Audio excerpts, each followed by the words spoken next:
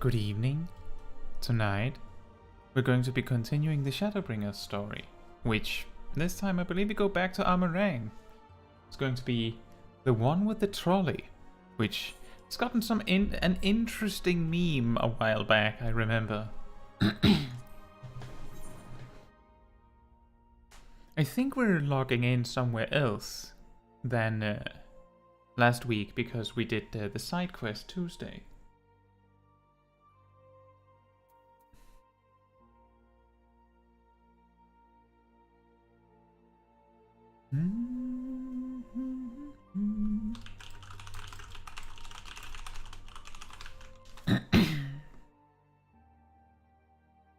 Hey Alif.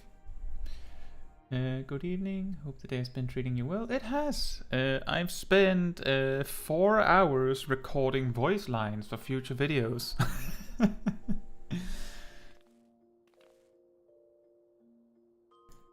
I hope yours has been nice as well.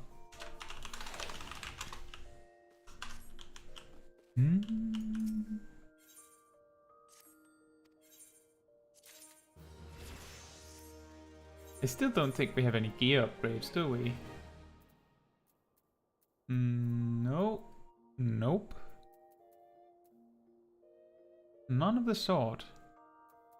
Apparently we got some boar hide from that. And some bronze pieces. So we got like 700 gil. That's not bad. Just go and do the same thing again, I guess.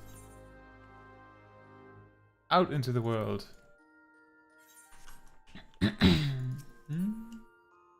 Hey Mali, how are you doing? Since we have to teleport anyway, it might be beneficial to make a stop at the Doman Enclave to hand them some money. I wonder if there's enough to make it worth it.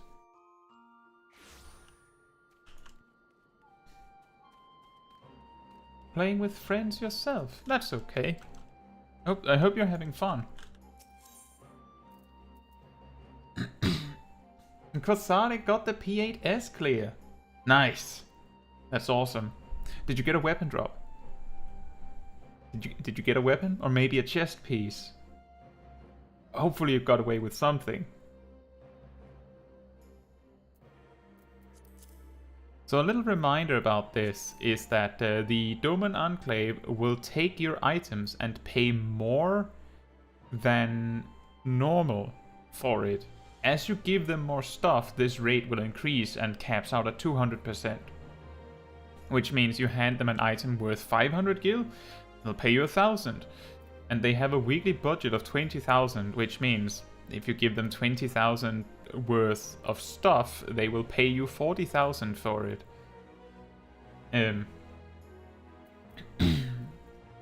And so this is a decent way to get rid of items in your inventory.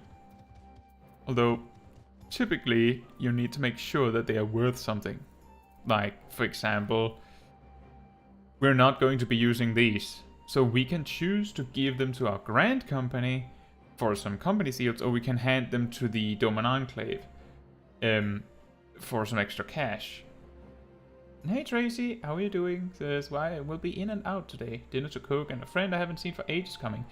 That sounds like a great day. Don't make me take that away from you. Make sure you're there for your friend. I hope you have a wonderful day. Or evening, depending on when they come. Grasadi says, I did not get a weapon or chest piece, but I got the Orchestrion roll. I think I'll get it next week. You know what, the Orchestrion roll is useful for longer. The gear is only a gear upgrade for like 2 more months. Then a new raid tier comes out and then it doesn't matter. Then it's just glamour at the end of the day. But the Orchestrion roll stays uniquely special. That is not something that you can just get anywhere, and it's unique, right? It's the song from Phase 2, I'm guessing. So let's hand them any gear that we will probably not be using anytime soon. Or certainly will not be using anytime soon. Anything that lands on... Actually, I don't think we'll be using that either. Or that. I'm thinking, like, Dark Knight stuff might be useful eventually. General tank stuff could be useful. But specifically, any ranged physical stuff. Scholar stuff is probably not useful either. But ranged physical stuff we will probably not be using in the near future. Ninja we won't either. Can we put more items in? Nope, we have to finish those. Oh. On behalf of the Smol Caetsu, I thank you for your support. I'm pleased to inform you that we have made great strides in our efforts to rebuild the Enclave.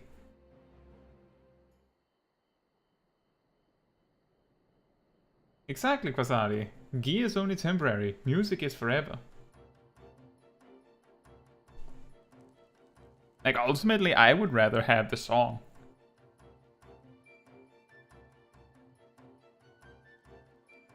The way that I get my long looping background music for my videos is typically to record myself standing somewhere, preferably with an orchestrion. So if I have a song, that's typically grounds for me to be able to use it like that. It is the easiest way. Owing to your many contributions, the 10,000 stores have seen further development. They now are 0.01% closer to being exactly 10,000 stores.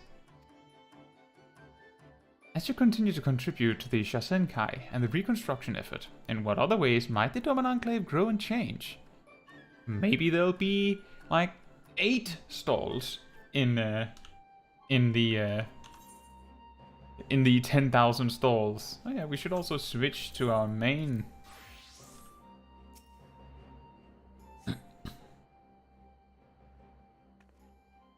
On behalf of the Shasenkai, Kaitsu, I thank you for your support. Again? As you may recall, several Paducah tribesmen offered to provide introductions to Saila traders in reunion. Subsequent negotiations went well, and we have at last begun to receive shipments of foodstuffs and other goods from the steppe. Mitsuba can tell you more, and I expect she would like very much to do so. And Kosari says, it's the Phase 2 music. It's perfect to my taste. I love the Phase 2 theme from P8S. It's really good.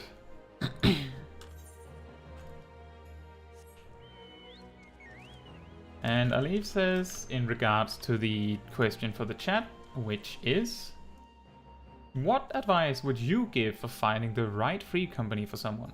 Alternatively, so if you don't have an answer to that, what is the worst advice you have been given for finding the free company for you? And Alif's comment is, I would say take your time to find the most suitable free company you feel that helps you to learn and play the game. There's no rush. You can leave an FC if you don't want to stay in it anymore. I don't know actually, that's the advice I've received. Did you feel that that advice helped you, Alif? Or do you feel like it was like, I know. Obviously, that's what you'd need to do. Like, did you find it helpful to be given that advice yourself? Like, since you say that that's the advice you received, I feel like that's a significant point to consider.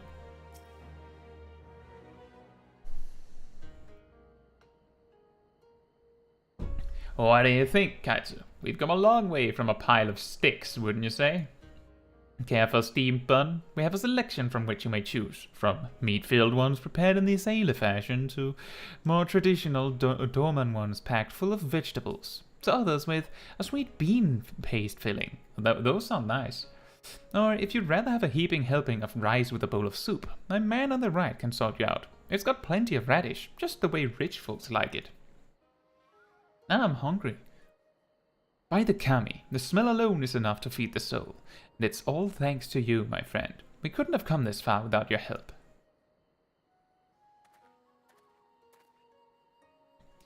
Begging your pardon, but are you Mistress Mitsuba, the one in charge of the stalls? I'm here on behalf of the village of Isari. Aye, I'm Mitsuba. You've business with me then? Let's hear it. Well, we were hoping you might consider entering an agreement, whereby we would supply you with local goods. Not just for fish, mind. Shellfish, seaweed, if it's in the Ruby Sea, we can deliver it to your doorstep, as much as you're willing to pay for. That's quite the offer, and one I've little reason to refuse, but it's quite sudden and surprising. I wasn't aware of any seasonal surplus. Oh, there's no surplus. Our catch is the same as always. Rather, we've got more, helping hands. A certain collective, you might say. It's the Confederacy, mistress. They're eager to trade the bounty of the sea for that of the land. Vegetables, meat, spirits. Mostly spirits, I'd wager. Ah, so that's the way of it. Even a pirate grows tired of the usual fare. Especially when the usual fare is kelp or something wrapped in it.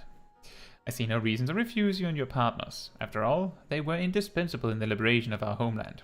Giving them a taste of youngsters is the very least we can do to repay them. The bounty of the sea, you said? I can't stop thinking about what we could serve. Boiled or blackened or served raw even, if we get it fresh enough. You've got octopus, yes? It's been too long since I had octopus. I could have a barrel of Usuginu octopus delivered here today if you like, and judging from that ravenous look on your face, I gather you would.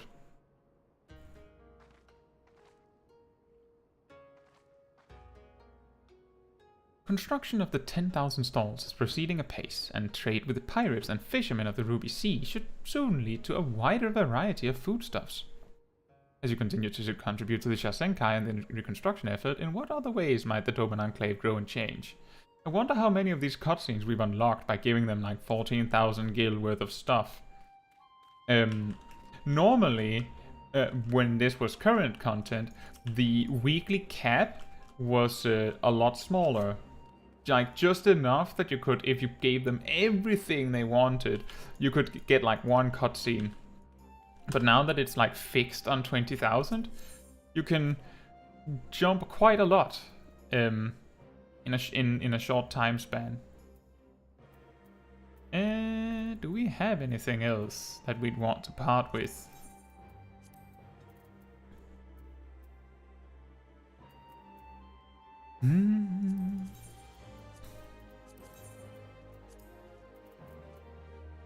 Oh, actually, all earrings are totally up for grabs. We're not going to be using them.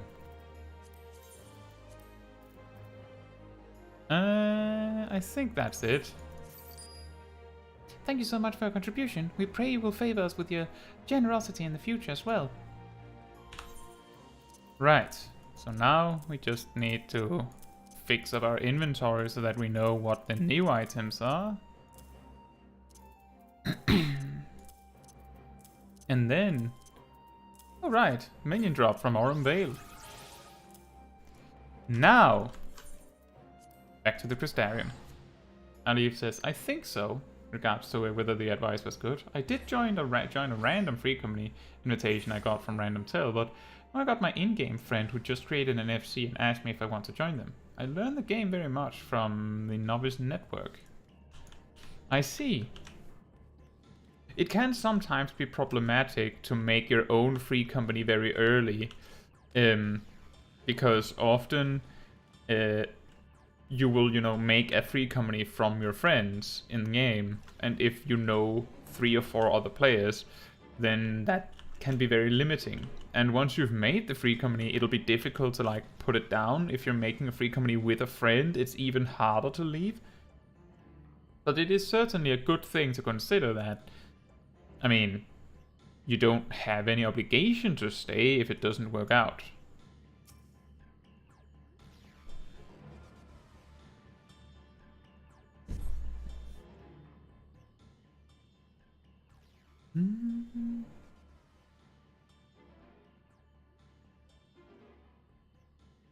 Few townsfolk are about, and you spy none who appear to be in distress. Caetsu! Hello. I've only just returned from Amh Araeng, yet I find the Crystarium moments from being beset by sin eaters. Where are they coming from? This shouldn't be possible. We restored the darkness. Well, this is a fortunate coincidence. Yushtola Raoul asks, is it a bad idea to watch the MSQ now without having played it? Well, on one hand, you will have seen this in advance, which may spoil you to some things. On the other hand, this is like, unless you're like spamming through the cutscenes, in which case we could probably argue you don't care that much anyway. If you're watching the cutscenes and taking your time, this is hundreds of hours into the game. If you're starting to play like over a month from now, for example, as you said you were on Discord, and then also you have to progress through A Realm Reborn, Heavensward, and Stormblood to just have a chance of seeing this, you will probably have forgotten this by that point anyway. It will be especially difficult to keep track of these things that have happened without the context that led to it. So, on that note, take that as you will. Do you feel confident that you probably won't remember anyway, as I suggested? Then it doesn't matter that you watch now. If, on the other hand, you want to be absolutely sure that you don't get spoiled to anything, then it's probably not as safe to watch a stream of some main quest story. But that is up to you. I would say if you're in like Heavensward or like even early Stormblood, then you need to pay extremely close attention for all of this to spoil you when you get to it later.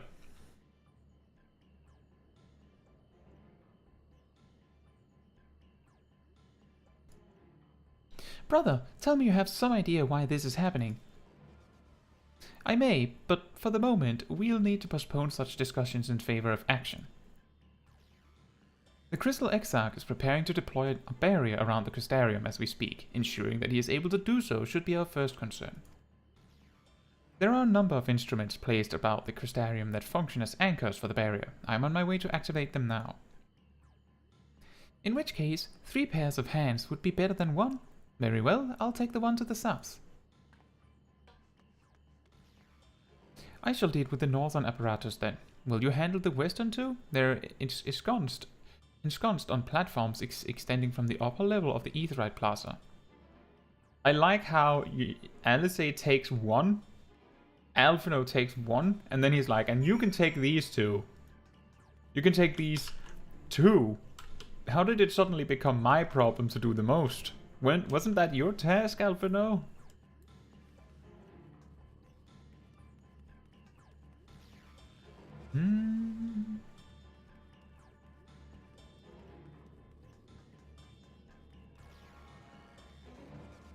Oh, there's someone that just got to here. Attuning to the Aetheryte.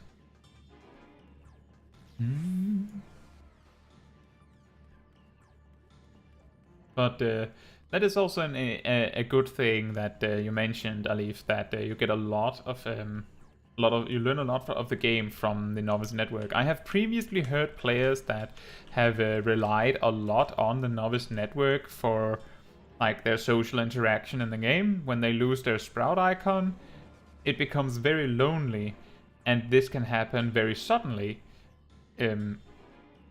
My advice on that is that you might benefit from, like, if there's some people in the Novice Network that you see repeatedly, you talk a lot with, talk well with, consider talking more with them, you know, get them on your friends list and stuff like that. So that you don't lose contact suddenly.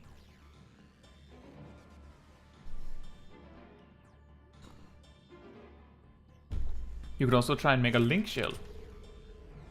Despite having very little idea as to how it functions, it appears that you have activated the device successfully.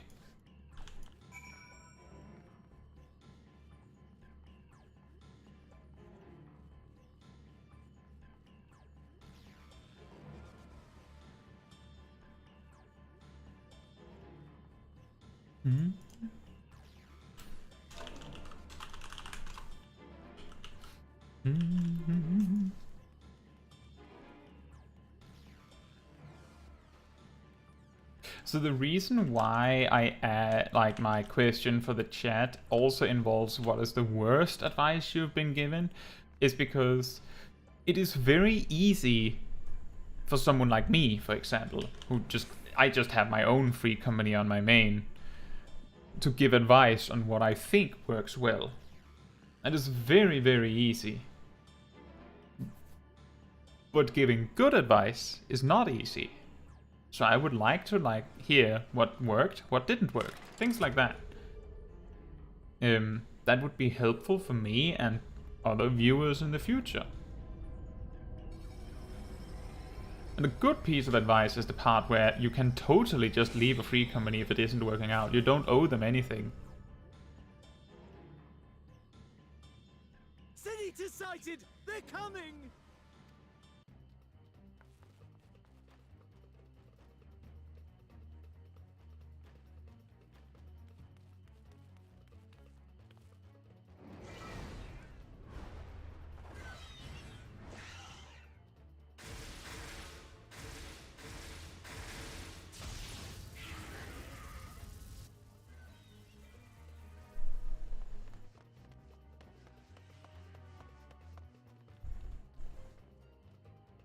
Excellent.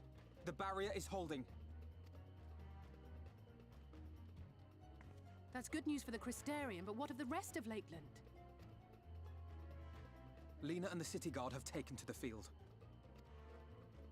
Thancred and the others have already joined them. Let us do the same.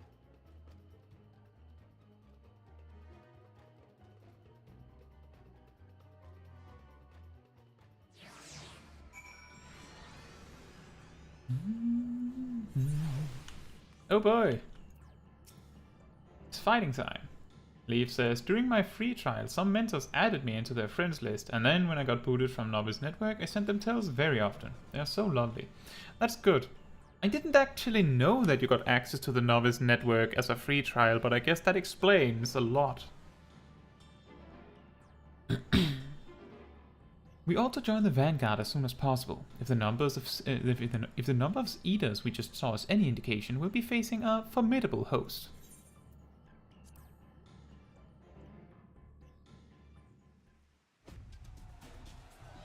Naleif says, this solo duty is so fun. Awesome. I can't remember it.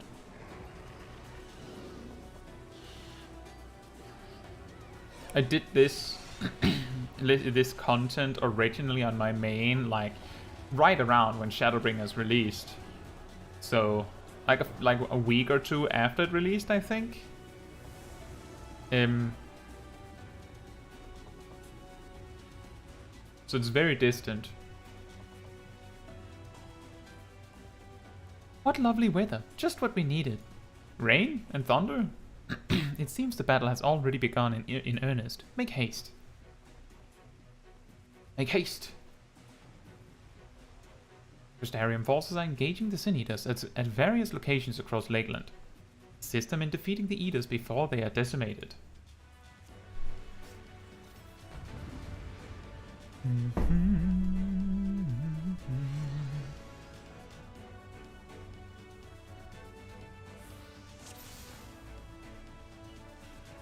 What's our item level? 400. We're actually not getting that much downscaling, if any. Give it our all. Nope, we're not getting downscaled.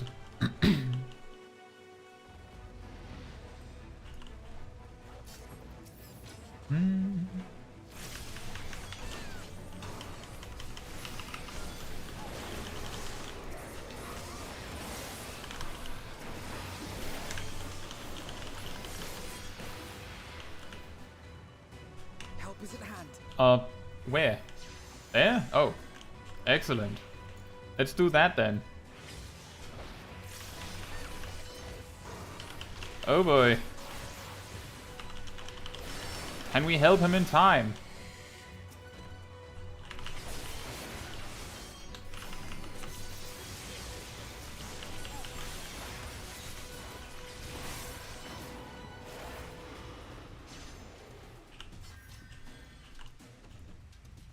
Good job, Alphino. You're safe now.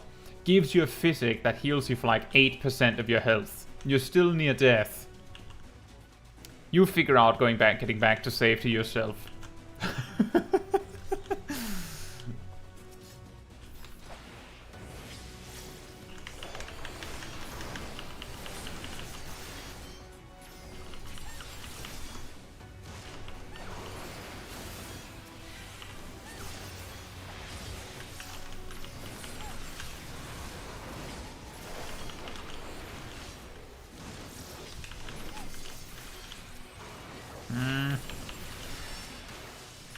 The cone shape of my attacks are causing me some small problems.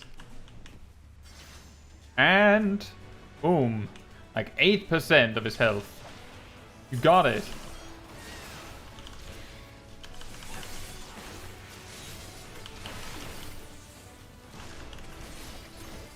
And how much?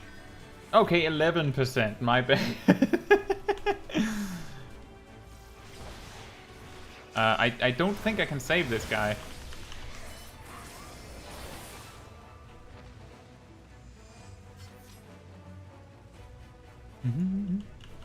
Oh look! The Scions!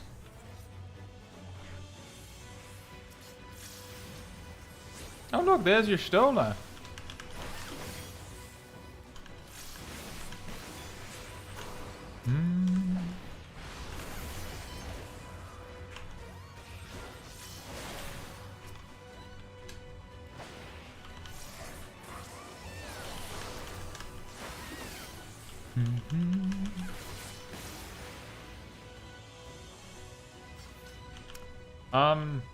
Oh, that way.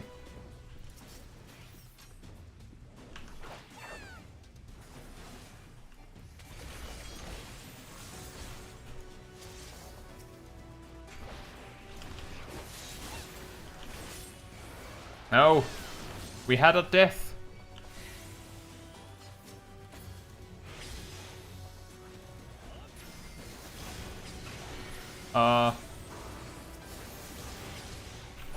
Both sides. And a bear.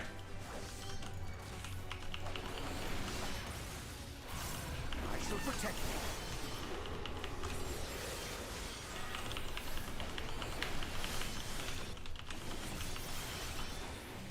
you. You will rue the day you crossed my path.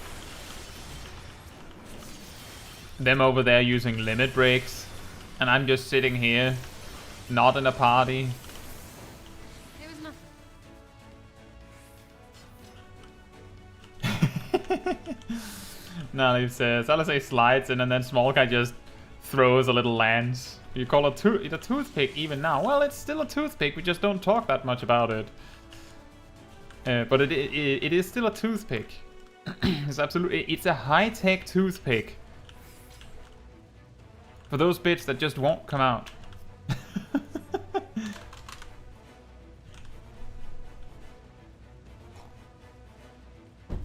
Oh, fancy meeting you here.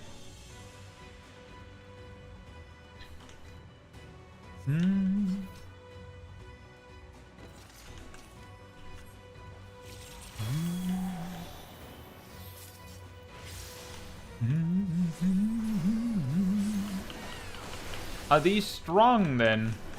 Or is it wasteful of me to use cooldowns on these?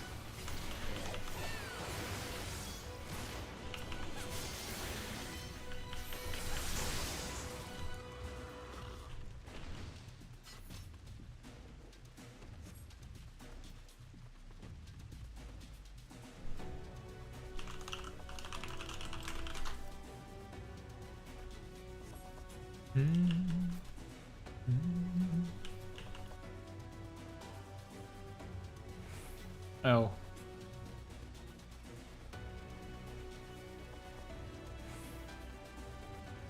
We go to the imperative.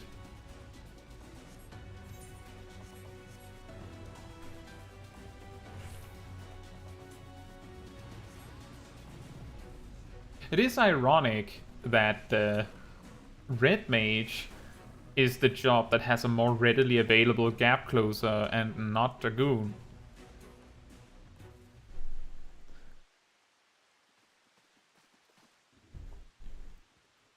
It is as we feared.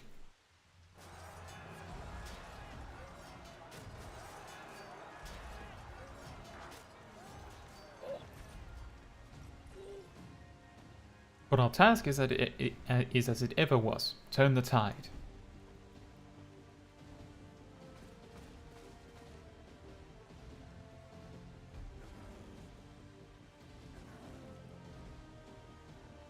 Drive out the Sin Eaters. And when we mean drive out, we mean from this specific circle.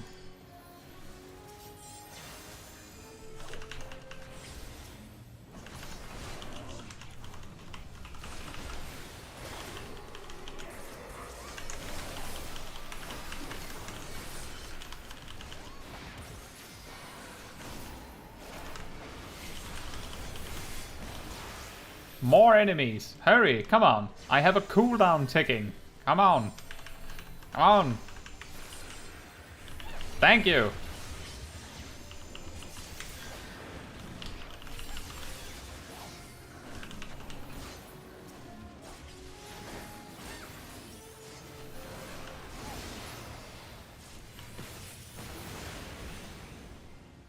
On your feet. I am!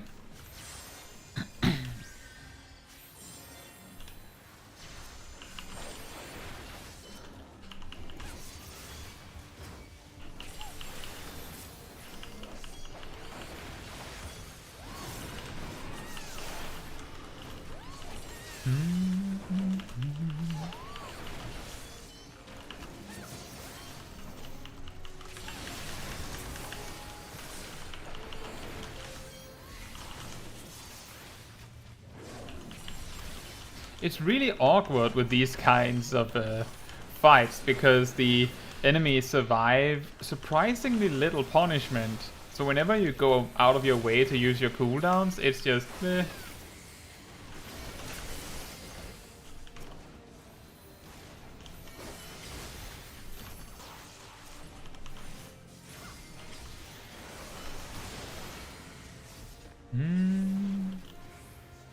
Ellie says, I don't know if this duty will be scaled based on what job you're using. I don't know either. I don't think it is adjusted in any way based on what job you're playing. I don't think it is. However, an advantage that a healer or, say, a paladin would have is that they can choose to heal the guards, which may prompt them to hop back into action when it's very clear that they're just kind of hanging out now, right? I know that there are some specific encounters throughout the story where if you're a healer, you may be capable of interacting with it slightly differently. But in most cases, it's just that, well, it'll take longer if you're a healer. Oh, there's a stack marker. Theory implanted.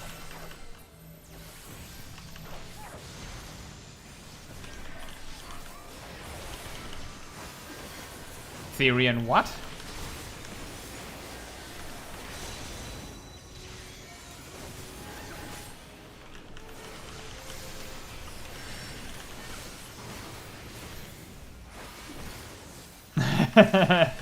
And Sip has a good point there.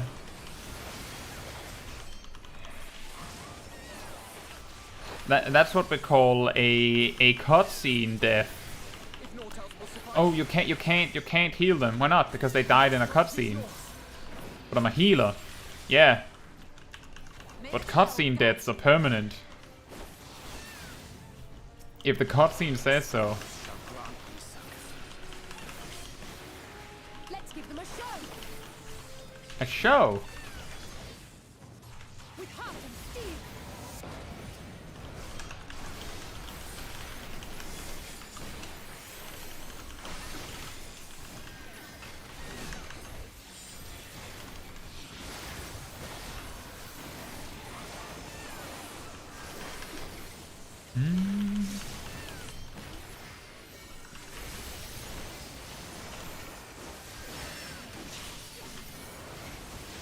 Oh, we did it.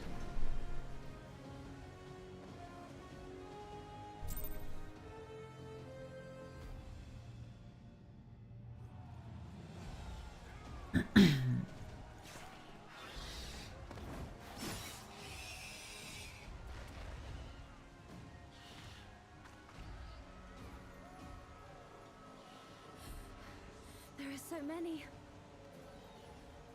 Ah, God damn it!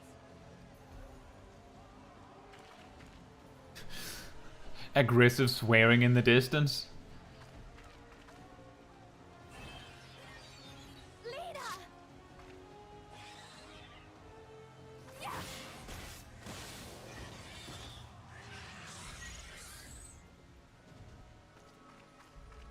Lena, hold on.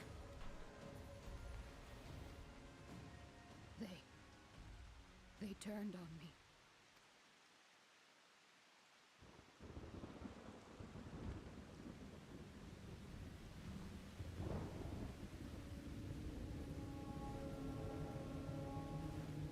Didn't we just kill that one?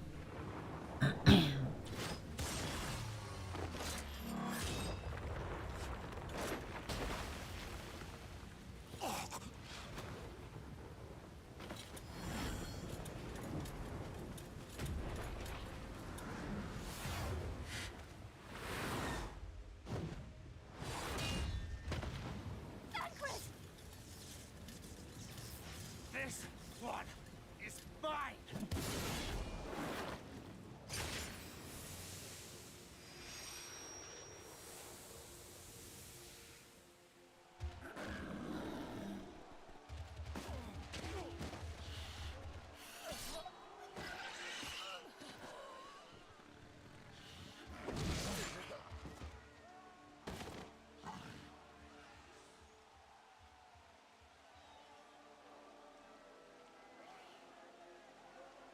We need only hold out a little while longer. Reinforcements are coming, remember? The captain said so. We're going to be all right.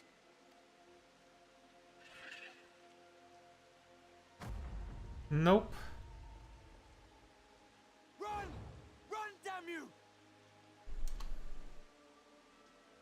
The Warrior of Darkness has returned. The Bloody Knight has returned. So stay with me, eh? You can't go dying now. God damn it! Please let this work. Please let this work.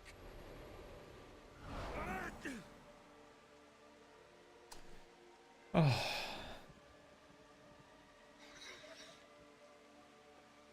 No, no, no. Stay back. Stay back. Help! Help!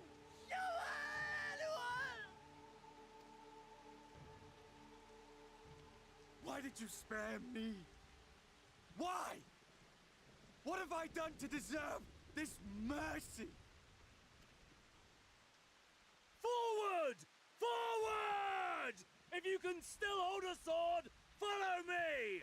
Wounded to the rear! Weapons at the ready! Let's make this count! Oh, and we're like 1 minute too late. Fight and struggle. Seek salvation by your own hands. Though the losses be grave, endure them. Though the victories be hollow, claim them.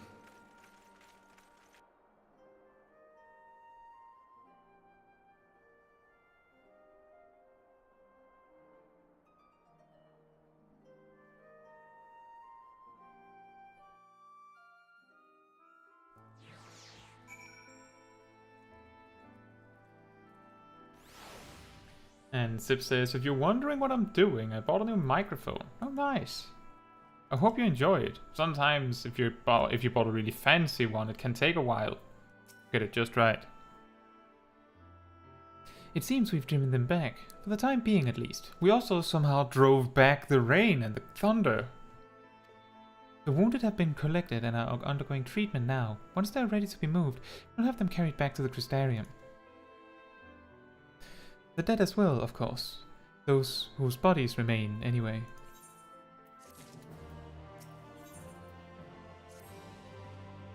The others are helping to treat the wounded. I'm planning to assist in moving them, but even so, we simply don't have enough hands. I'm sure you're fit to fall over. I'm sure you're fit to fall over after what we've been through. God, no, I am, but if you could see to a few of the other patients, it would be an enormous help. Captain Lena is about somewhere. So you might also consider asking her if there are any other outstanding areas of need. We'll talk later.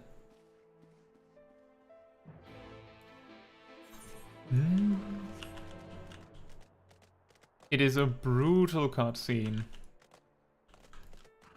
Imagine just being able to see it and not be able to do anything about it. And you know you can't. But you still try. Because you want it so badly.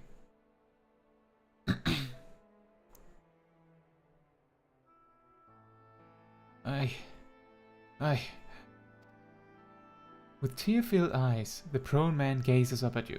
His fingers twitch, as if to reach for you, but he lacks the strength to raise his hand. I don't feel like I aided him.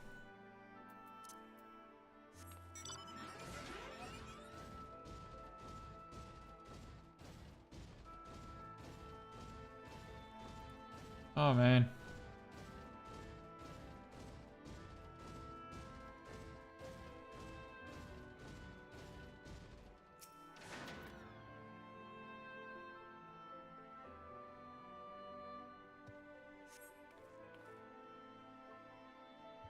Thank you, but it's too late. One of them, it got me.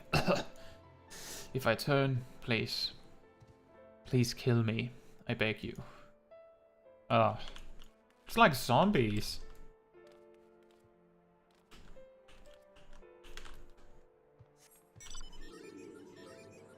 This reminds me of when Ralga's Reach gets overrun. And all you can do is try to pick up the pieces.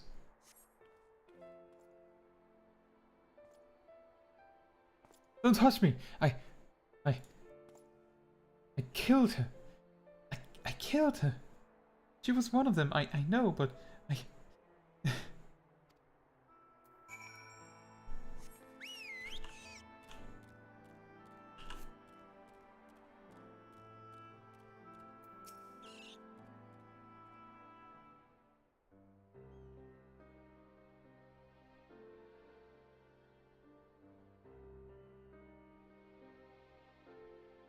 Oh, I did not see you there. Is there something you need?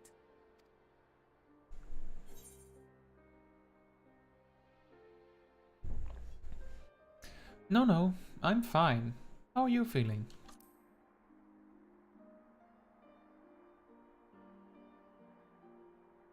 Injuries are part and parcel of battle. While there's breath in my lungs, I shall see my duties done.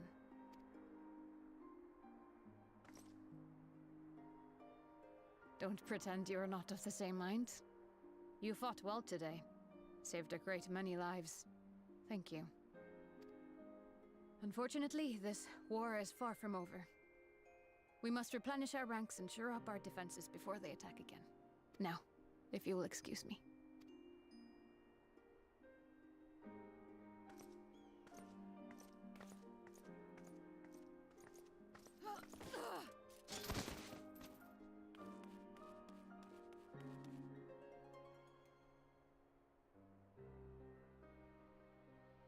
I am fine. Completely and utterly fine. Better than fine. Hale and hearty and still alive to mourn those who are not. Who I failed to protect when they needed me most. Oh. We've come so far, so goddamn far. I could have sworn the end was in sight, and now they will never see it.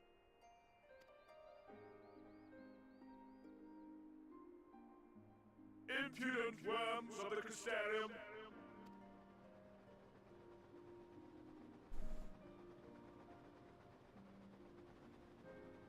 The tragedy that has befallen you is of your own making.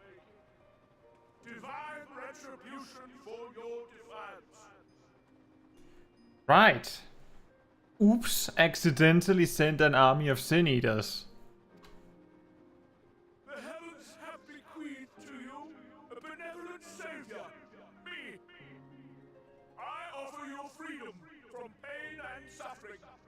A paradise where man and Sin Eater might live in peace and harmony.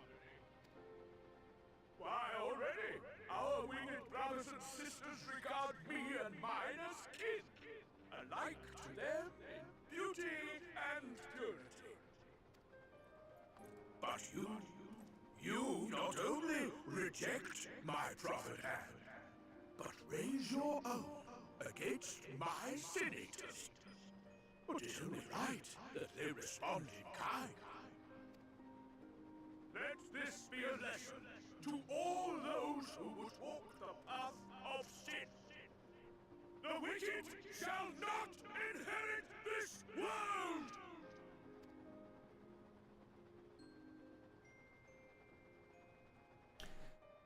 Anyone got a sniper or something? Just shoot a hole in those.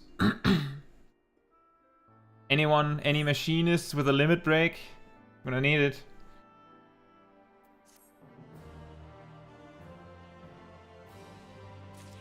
I mean the PvP limit break. Santo? Yeah, welcome to the stream. I hope you're doing well. As for the question, I really don't know. I got invited on both my North American and EU characters, European characters, to a free company after someone sent me a tell asking if I want to join. That's how I joined my first free companies as well. The first time someone actually asked before they shoved an invite in my face, I went, maybe it's not so bad, and joined it. And that has turned out decently well in both cases. Gvasadi says, hold on, I need to check something. Let us know what you discover. Vortri's ship is already gone. How flattering that he came all this way just to give his little speech. I apologize for my earlier outburst. Rest assured that I have no intention of allowing any of my wounds to affect the performance of my duties, especially not now. If I may, could I ask that you seek out Thancred and Minfilia for me? They endangered themselves on my behalf, and I would feel better knowing that they are well looked after. Thancred, in particular, sustained quite an injury from that Sin Eater. I would not be surprised if he were in Spagirix still. Please, give them my thanks. Oh, they're there. Excellent. They just went home. Save the day. Peace. Port to Crystarium.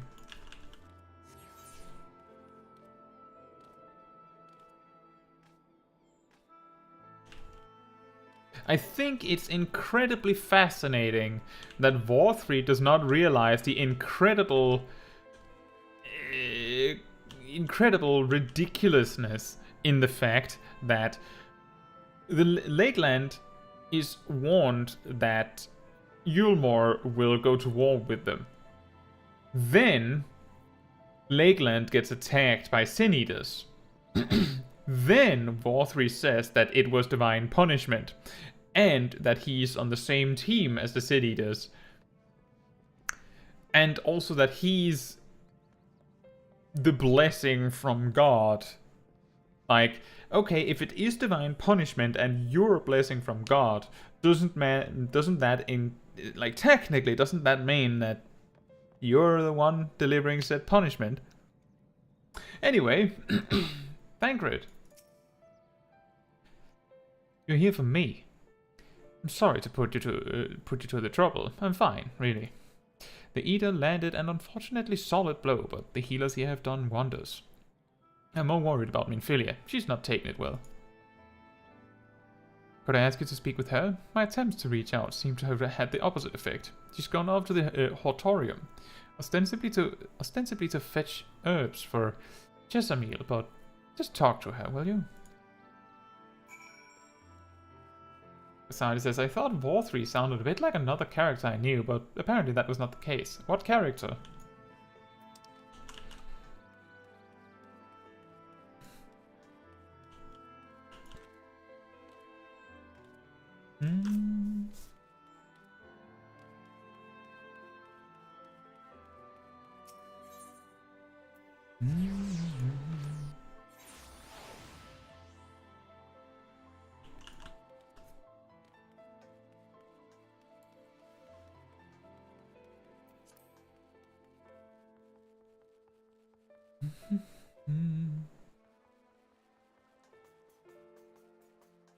Hey, Minfilia. Oh. Minfilia appears to be lost in thought. Perhaps a gentle poke will get her attention. I wonder.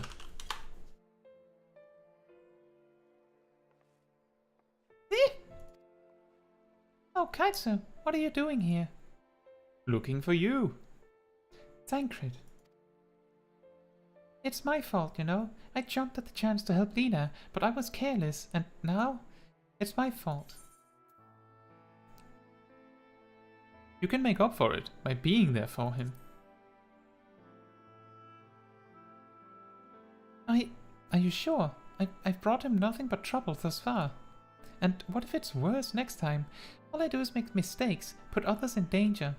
I'm sure that he'll resent me for being this weak. Maybe he already does.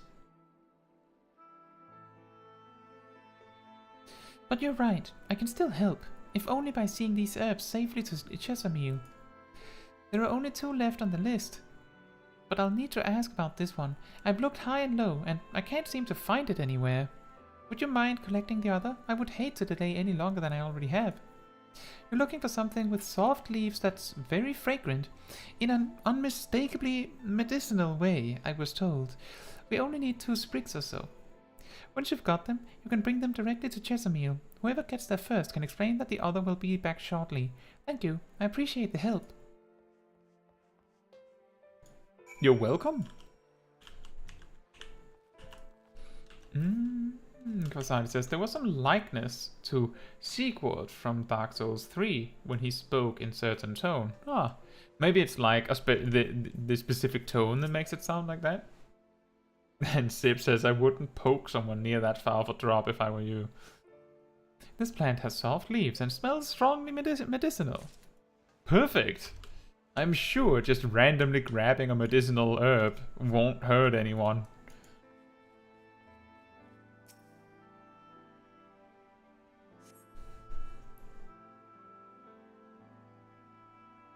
This plant also has soft leaves and smells strongly medicinal.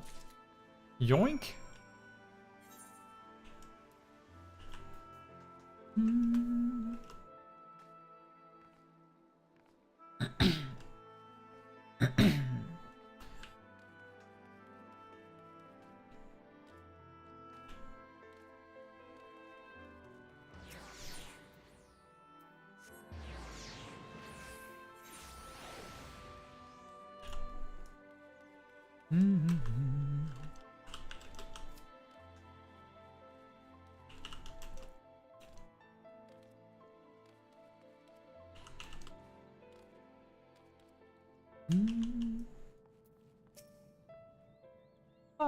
Minfilia told me you would be bringing the rest. A potent medicinal herb that very much smells the part, so named for its potent pointed leaves.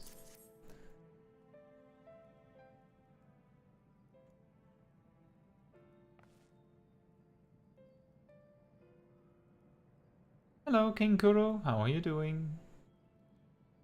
Marvelous. With this, I can replenish our store of medicines. We're struggling to keep up with the number of wounded that are being brought in. I wasn't on the field, but it doesn't matter. The patients' faces make plain that it was a horrible battle. And we're still fighting it, I suppose, though with bitter medicine rather than sharp steel. But we'll win, I promise you that.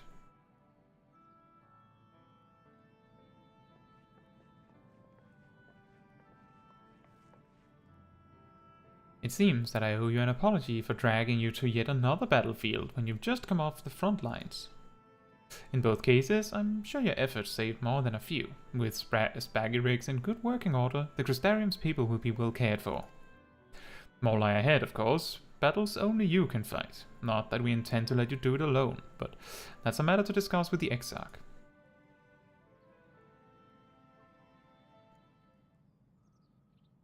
You know the Exarch?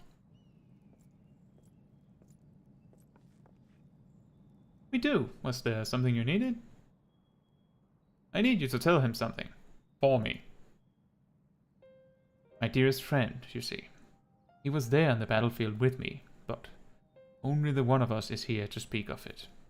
At the end, before the wound killed him, I heard his dying words.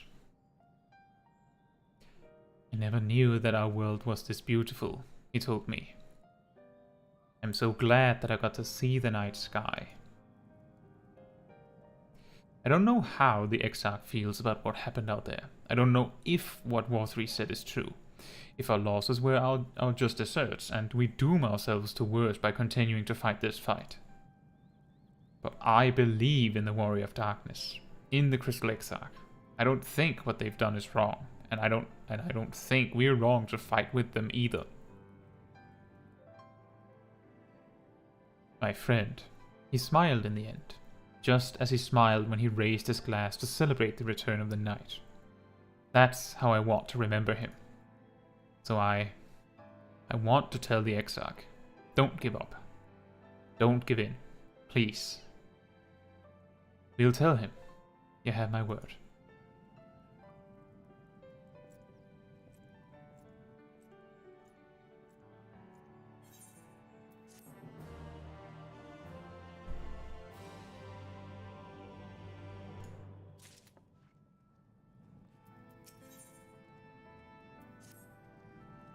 If you're ready, why not go on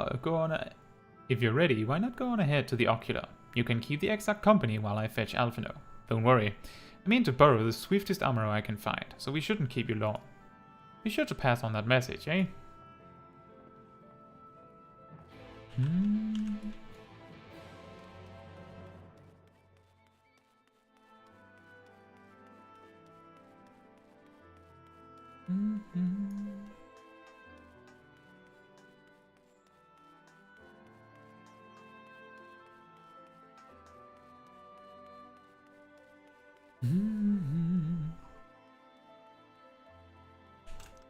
And we continue. Do we have business with the Crystal Exarch? Just say the word, and I would be happy to escort you to the Ocular.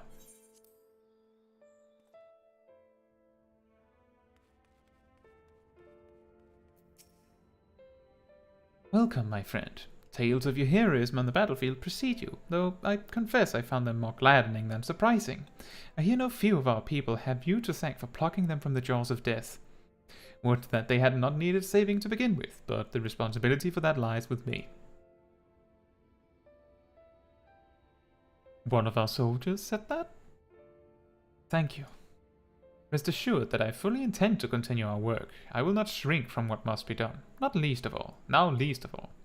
Though I mourn the lost, I will not lose myself to grief, and even should regret be my constant companion, I will follow the path I have chosen to its end. We have some time before the others arrive, if you'd like to talk.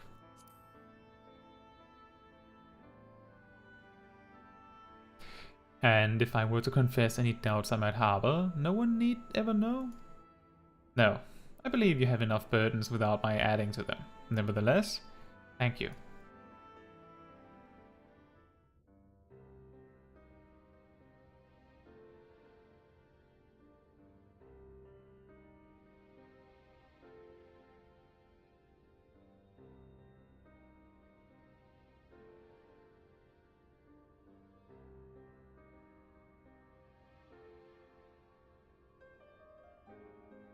My friends, with your aid, we have weathered a brutal assault.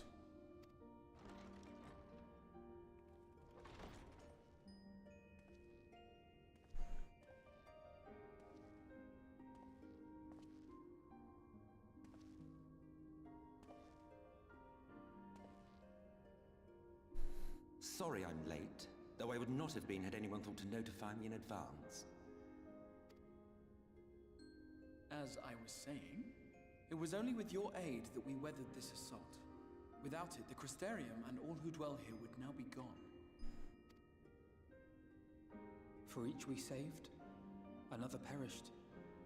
If there is anything else we can do to help, anything at all, you need only ask. This is our home too, and we want nothing more than to keep it safe. Thank you. We are blessed to have you with us. As for the attack itself, Warthree may call it divine retribution, but Sin Eaters are creatures of instinct. A coordinated assault is unprecedented. Moreover, in the absence of a Light Warden, there should have been no compulsion for lesser Sin Eaters to congregate here en masse. All of which points to a single, unavoidable conclusion. That these minions of light answer to a higher power. He who did claim kinship with them, who did boast of control, not in idleness, 'twould seem, but in earnest. Lord Vorthry. Indeed. What I mistook for bluster was in fact the truth. The Sin Eaters are his to command. But if he imagines this show of force will convince us to bend the knee, he is sorely mistaken. I take it your meeting in Eulmore did not end well. You could say that, yes. But I am wiser for the experience nevertheless. For anyone that didn't see that meeting or can't remember, that was when Vorthry shot a laser beam out of his hand to try and kill the Crystal Exarch right then and there, where it turned out that it was convenient that the Crystal Exarch had shown up with an illusion, rather than showing up for real. It appears he has mastered a technique which allows him to enslave the minds of others, a fact I discovered when he attempted to use it on me. Presumably said laser beam? That would go some way towards explaining the peculiar reverence afforded him by his subjects. There may feasibly be a handful of true believers among them, I suppose, but it would not surprise me if the vast majority were in his thrall. Had I not anticipated his treachery, I might well have joined them. But seeing his invitation for what it was, I sent a glamour in my stead. I rather doubt such tricks will avail me a second time, however. Did you have any luck tracking down the Light Warden in Calusia? Sadly, I have nothing to report on that front. What of Amh Araeng? After a fruitless few days scouring ruins, I resorted to asking the locals. While no one I spoke to had seen any sign of the Warden, I did uncover a possible lead. An abandoned mine in western Amh Araeng. From what the Maud told me, it would be a perfect place to stay out of sight. Of course, I could never hope to explore such a labyrinth quickly or safely on my own, so I returned here. Even should we all join in the endeavor, an exhaustive search could take weeks, and with no guarantee of finding anything.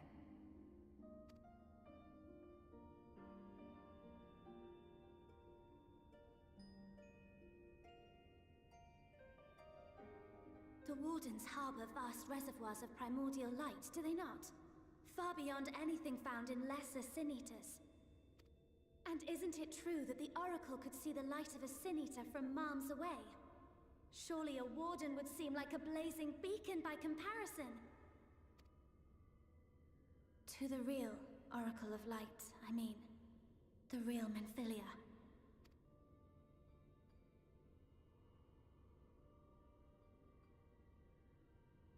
If we travel to Amh Araeng, to the south where she halted the flood, I could summon her back. What do you think?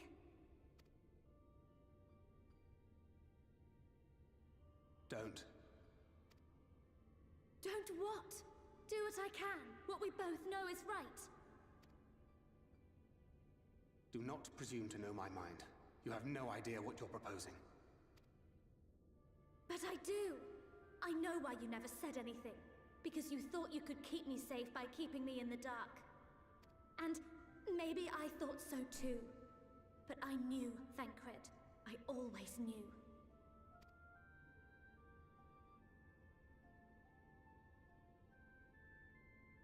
Oh, I see.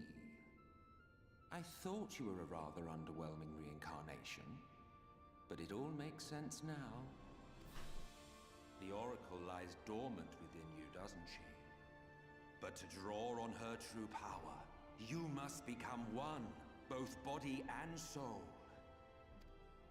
To wit, one being must consume the other. Who shall be the lucky winner? This doesn't concern you, Ascian. But it plainly concerns you. Which is why your heart is ready to burst out of your chest. Despite the raging tempest in your bosom, however, You have never once opened up to your young charge. Now, why would that be?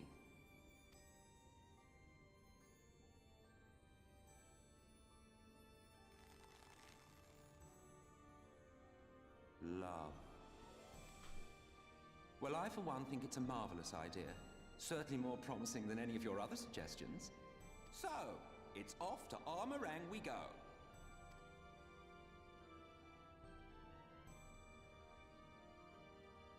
I'll meet you at the gates.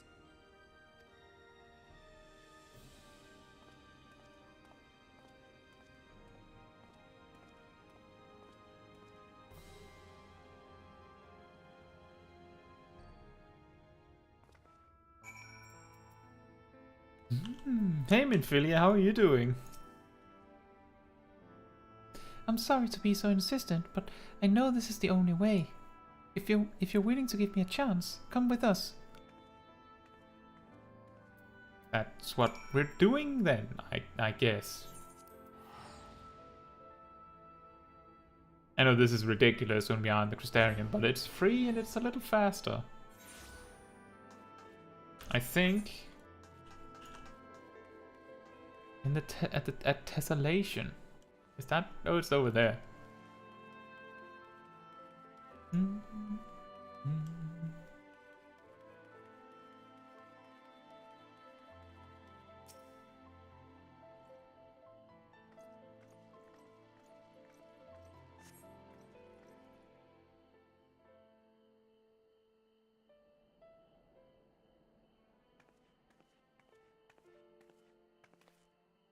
Sorry for the wait. I'm ready now. And you're sure you want to do this? Completely sure?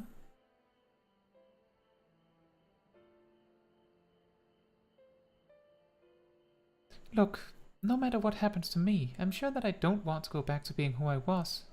I want to be stronger, strong enough to face my destiny, and I want to believe that I can play a part in saving this world. I hope you can find it in yourself to believe it too. When you put it that way, how could we not?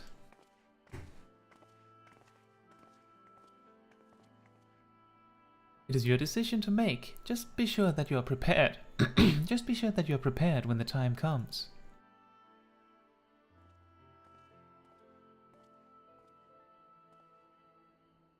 If all are assembled, shall we depart? We'll follow your lead. What route would you have us take? About that, there's something I neglected to mention. I saw Eulmore an airship coming in to land over Amh Araeng while I was on my way back to the Crystarium. No doubt the same vessel that bore Vorthri's forces to Raktika. Meaning we can expect to encounter armed resistance on our journey through the region. Right, now, Amh Araeng lies in the southern reaches of Amh Araeng, and there are two routes we can take to get there. You can take this one where you know where you're going, or you can take this one completely in the dark. The first one is the eastern route, which would lead us past Mortsuk. The other is the western route, which would require us to pass through the Hills of Amber. Minfilia and I took the eastern route last time. Yes, that's the more well-trodden path. It also makes for easier traversal of the Nabath Severance. But we can't use it. If we did, we'd need to cross the Severance from a point nearby the inn at Journey's Head. If the Eulmores caught wind of our approach, it could very well bring them into contact with the inn and its patients, and we can be sure their activities would not meet with Vorthri's approval. It will make the journey more arduous, but I believe it would be safer to take the western route, which brings me to my proposition. While we make for the Hills of Amber in the west, I will draw the Eulmore's attention elsewhere, to an area in the east that I know to be uninhabited. That way, you'll have a chance at reaching Amh Araeng unopposed and without risk to civilians. I cannot deny that it's a sound plan, but nor can I allow you to go alone. My skills will make your task at least somewhat easier, will they not? I will accompany you as well. It will afford us a chance to have a proper conversation. Smart. And if I go with the others, I'm likely to say something Thancred will regret.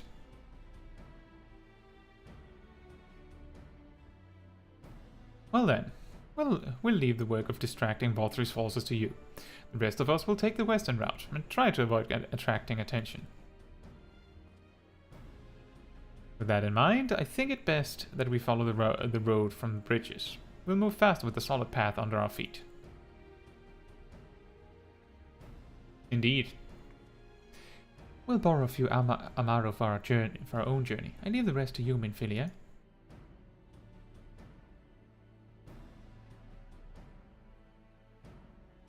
Thank you. I'll try not to disappoint.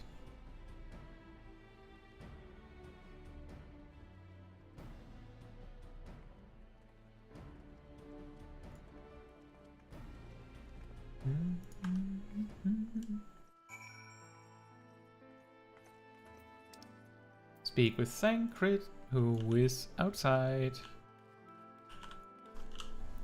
Oh, look, a Reaper.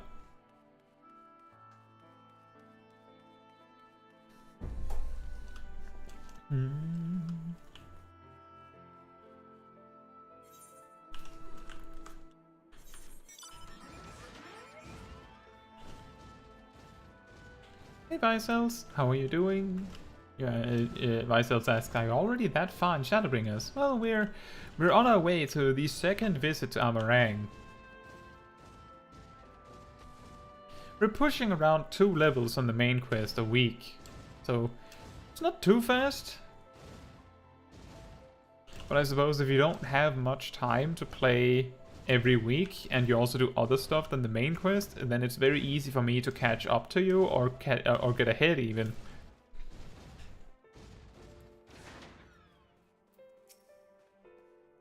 There you are. The gate leading to Amh Araeng is just up ahead.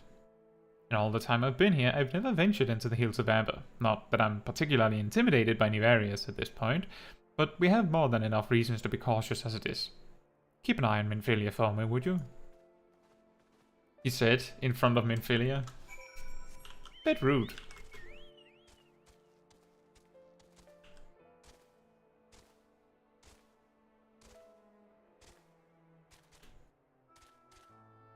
And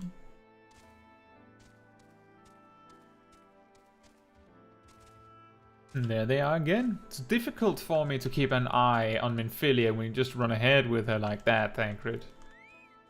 Hello, Hardis. Off so soon, Mistress Chaiji. You've barely had time to recover from the battle. Well, if you're certain, I'm hardly in a position to question you.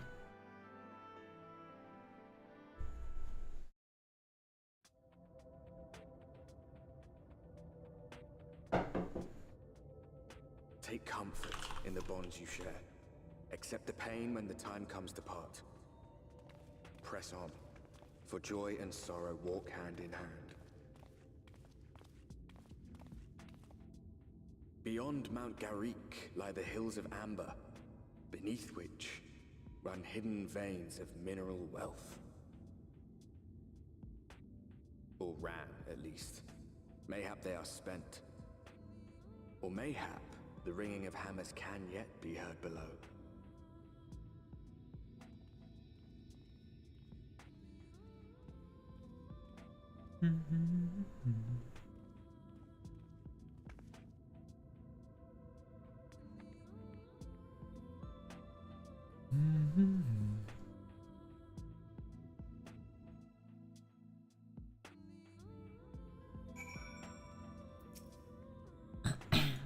This place has been scarred by the flood too. Who can say what lies ahead? But whatever else this road may be, it is mine to travel, and I don't plan to take a moment of the time I spent upon it for granted.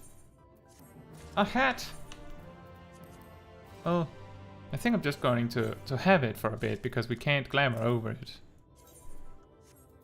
I need my glasses, you see. I take it you're seeing what I'm seeing? Finding a village when we're hardly 10 paces into the hills is a surprising stroke of luck, especially given our recent fortunes, but you won't hear any complaints from me. Let's see if the folk who live here can tell us what to expect from the road ahead. And Vaisel says the flood, blinding everyone. Oh, flashbacks. It's very bright. It's very bright.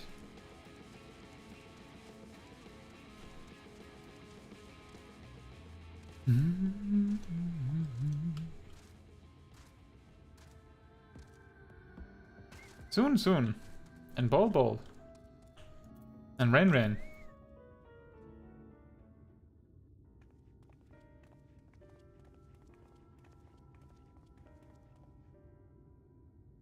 You sell? No, no. You are no merchant. But then why do I know your face? Oh, I remember. You spent Verbot gold. Ah, yes, it's me. Such a coin purse cracking. You are already a legend among more traders. You're a traveling merchant then. Can you tell us anything of this village? Of course. Anything for valued customers. This place is Garrick. Before the flood, it was home to many miners. After, not so many. Now, none. So, Master Gengen borrowed the village, made it into a trading post. Very convenient location. In which case, you all must be familiar with the local roads, correct? We're on our way to Amh Araeng ourselves. If we continue south from here, will we have any difficulties reaching it? Oh yes, great difficulty. The flood rent the stone and crushed the mines surrounding Amh Araeng. Only steep cliffs and collapsed tunnels remain. Oh no. But surely there must be some way. Do you think any of the other Mord might have some sort of hidden route? Perhaps, you ask. They tell for free even, to friends of our best customer.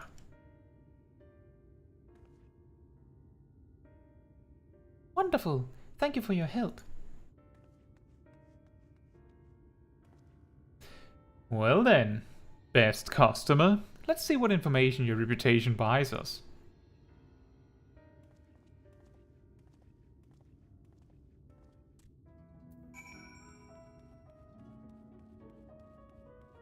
Alif says, I remember a particular unpleasant experience when I got to this part. Well, there's a bit ways there yet. I believe that the trolley side quest here is very unpopular, but well known.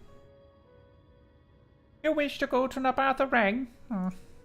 There was a way once, a gondola down from the cliffs, but it was built for those who had left something behind that they wished to retrieve. Now there is nothing left, and no one to use it. You may search for it if you like, but I doubt that its rusted wires would bear your weight.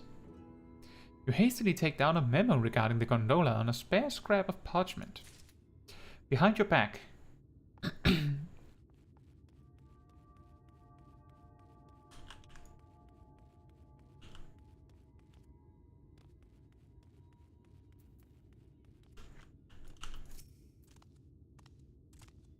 For Amh Araeng, airship is best. Nothing is faster than an airship. The Eulmorans have one, I hear. You can ask them to take you. Though it seems somewhat superfluous to do so. You dutifully make note of Gongon's words. Thanks for the tip. Never occurred to me that I could just ask them. Hey, Vortri, have a request. You won't believe it, but I'm in need of an airship. Oh, that is a surprise. Not many bound for Amh Araeng these days.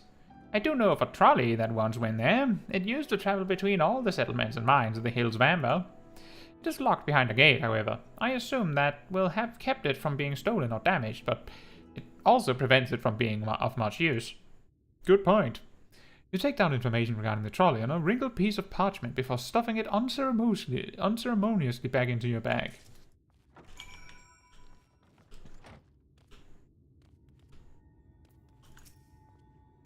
Ah, Caetsu. I'm afraid I've learned little of use about how to reach Amh Araeng. The Eulmore presence, though, that's another matter. Apparently, though their army is definitely in Amh Araeng, there have been no sightings of Eulmorans at all in the Hills of Amber. Perhaps we can take that as a sign that Alisaie's plan has borne fruit. Did you have any better luck finding us a route forward? A bit of paper with gondola from cliffs, potential death trap scrawled upon it. A bit of paper with Hills of Amber trolley behind gate scrawled upon it. A bit of paper with airships, Eulmoran presence confirmed scrawled upon it. I like the potential death trap part. So these are our options. Well, what do you think? We can try the gondola. Might die, but can we get an airship anywhere? Not from War 3, obviously. Gate aside, the trolley seems most feasible. Yeah, that's the one. It does seem to be the least risky of our options, and I can't imagine one gate is enough to thwart you. I'd like to know a bit more before we dash off in search of it, though. Perhaps Zun can offer some insight. And hopefully you can do it soon.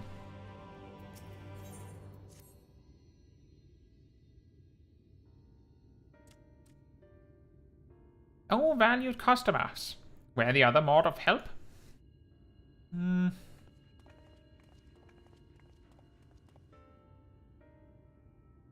Of a fashion, they told us of a trolley that runs to Amh Araeng at least. But am I correct in thinking that there was a reason you did not do so yourself when first we asked? Yes. The gate, you see, it is impassable. Before, there was a hulking thing of stone, the Talos. It opened the gate, they say. But none operate such a thing now. I do not even know if it yet exists.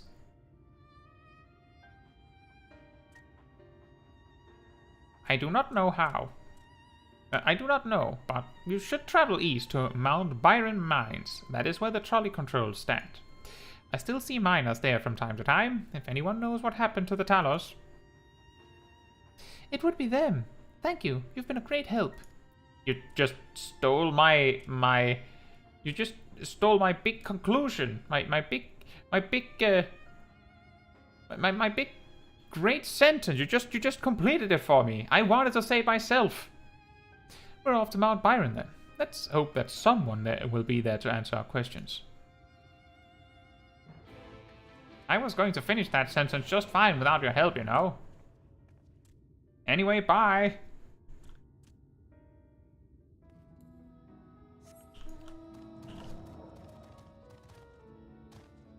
I kind of like this quest line because you're just like running down a winding road, progressing onwards to the south. We know where we're aiming for.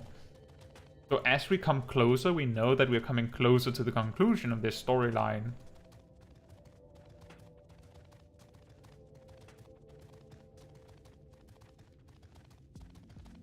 It reminds me a bit of the Heavensward part where you're traveling to meet Grace Velga. The scale of the track is impressive, I'll give them that. Now we only need to follow it until we come to the mines.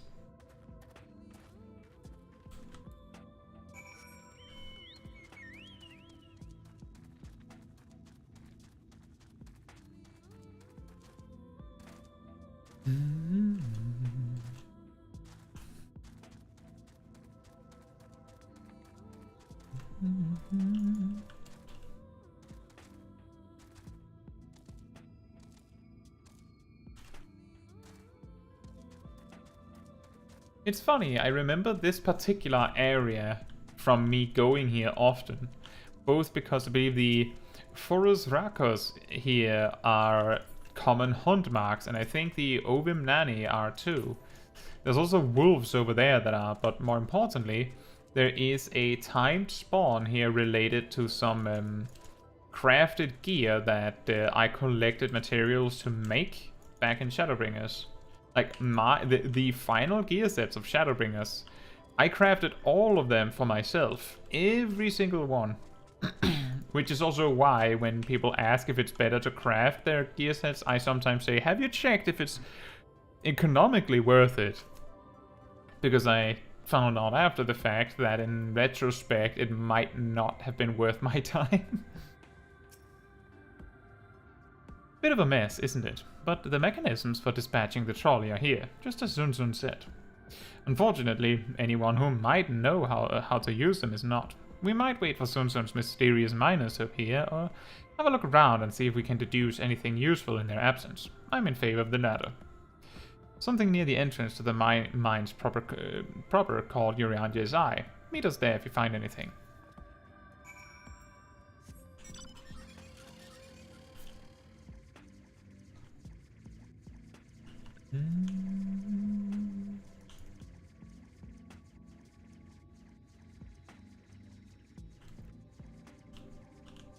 Is there something here? Was this it? This is it.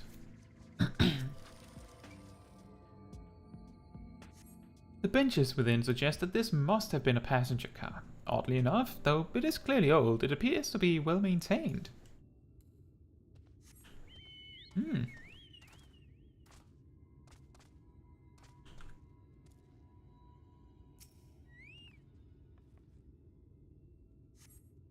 Flecks of rust adorn the rails, but they nevertheless appear sturdy enough to bear the trolley without issue.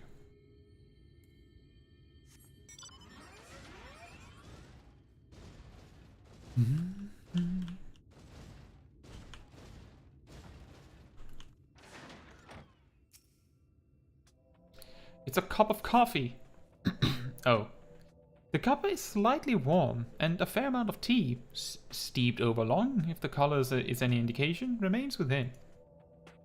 Ooh. Someone's been here recently.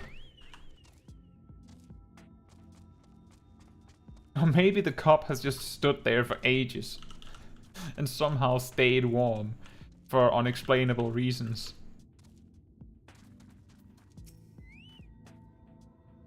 Ah, Caetsu. What hast thou discerned?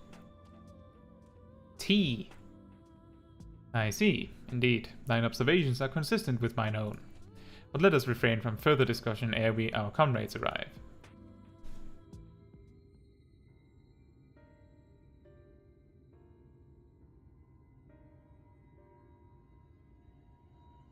Ample evidence of recent maintenance, and lukewarm tea besides. The levers for switching tracks looked like they were in good condition, though I couldn't move them myself. No ordinary person could, I think. It is my belief that no person is meant to.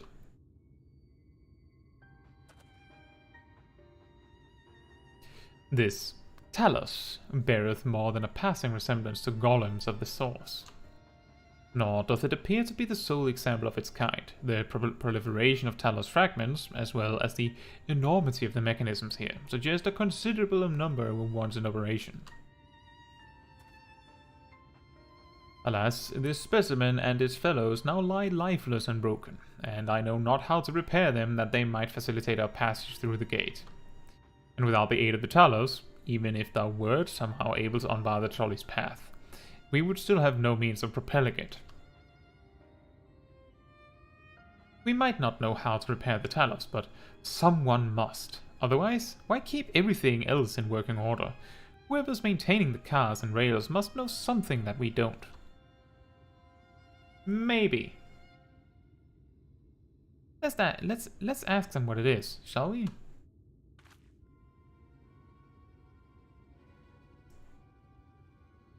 Caetsu, I do believe you will find a person of some interest skulking in the shadows behind the warehouses on the northwestern side of the tracks. Oh yeah? Well, you two have a friendly chat. The rest of us will gently encourage those to the south to come out of hiding. Defend yourselves as necessary, of course, but do try to keep everyone in one piece. Off we go then. Maybe you shouldn't draw your weapon like that as you run forward. You could have made it a little less obvious that we knew.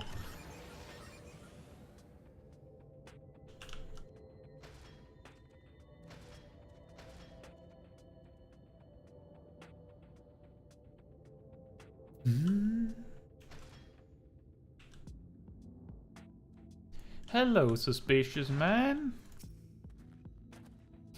Wicked White, where did you come from? No, never mind that. You have no business here. Of that I'm sure. Oh yeah? You don't either, do you?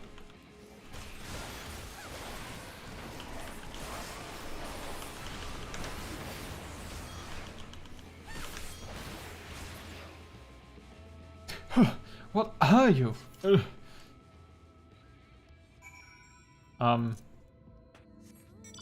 Well, not as impressive as you are. You just faded into nothing.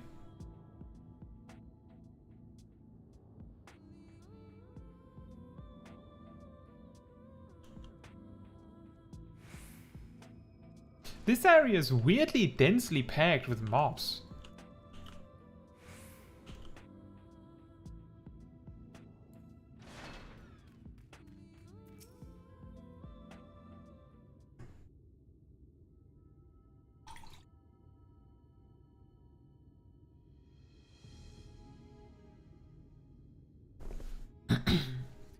Good to hear. These two weren't much trouble either. Let's see what they have to say for themselves. Us, we're not the brigands come to take what isn't ours. Do we honestly look like we'd need to steal, what, some rusted bits of iron? Don't be absurd. We're not here to rob you. A likely story. You look... well... yeah?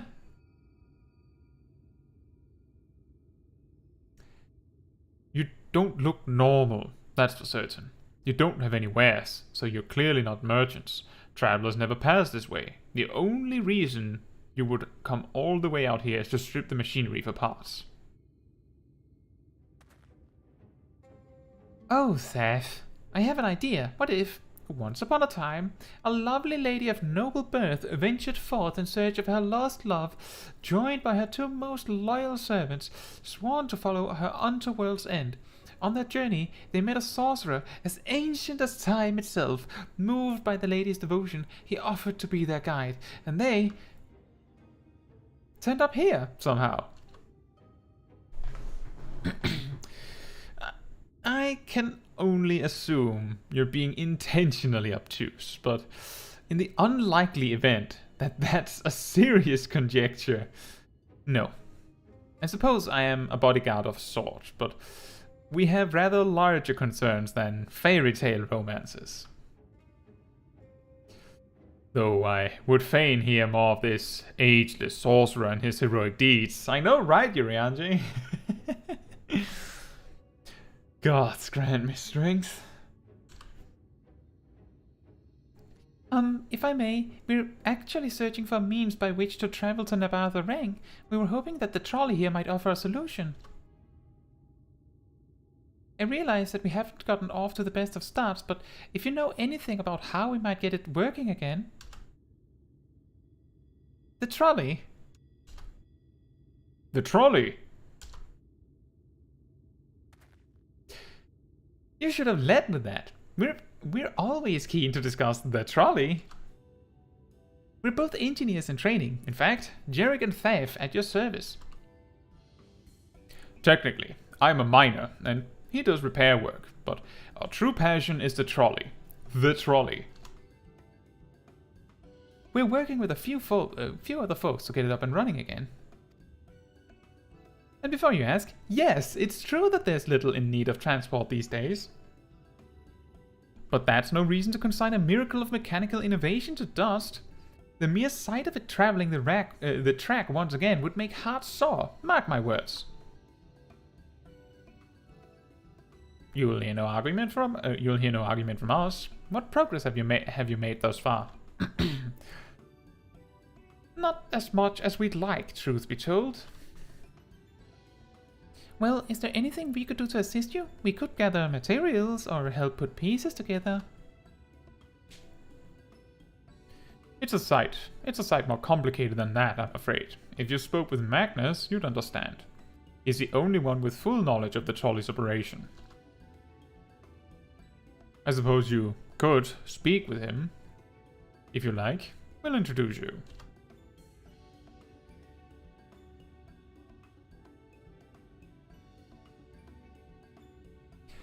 Very well, our options are limited, and if this Magnus can explain whatever is preventing the trolley from being restored, I'd like to hear it.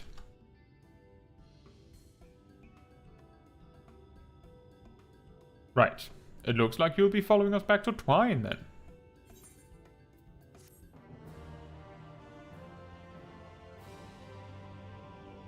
And Alif says, I kept getting aggro too, I had to run around before getting to the quest. Yeah, exactly. And Sip asks, what are your thoughts about having Papaya playing non-stop in your estate? I don't spend that much time in my estate, but if I spend a significant amount of time there, I usually just set the music myself. But given that you and Arya are doing stuff in the estate, it's only fair that you change the music to something you like while you're there.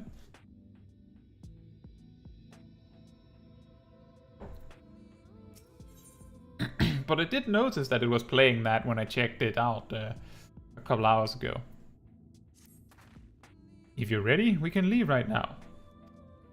No, you haven't seen another fellow around here, have you? I thought he'd have come out by now.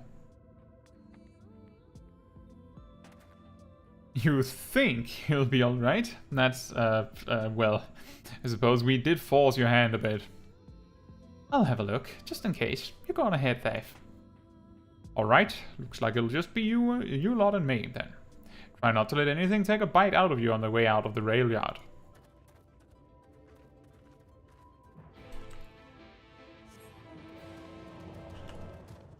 Rust and ruin.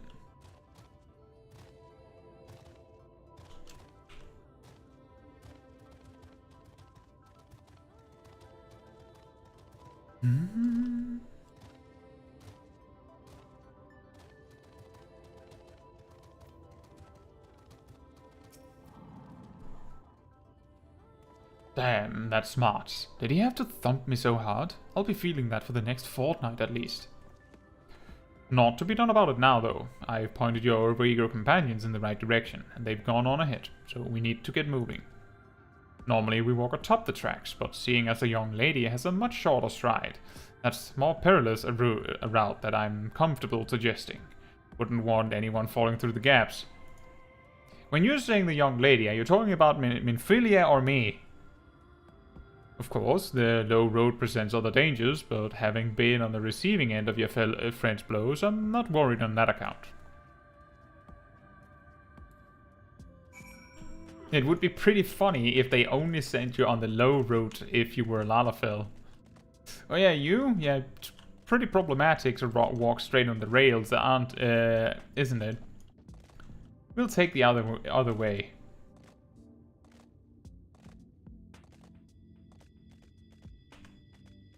Hello again. Wait a moment, I think I hear something. Oh, that's something, all right. Run! What?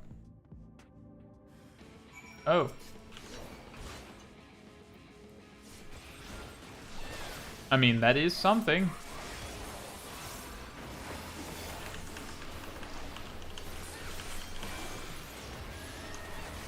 And now it's not something.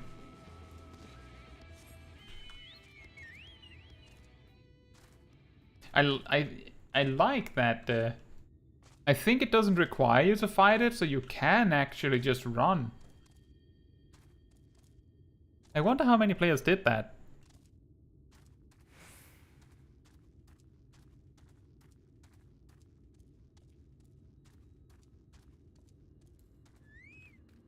Oh boy.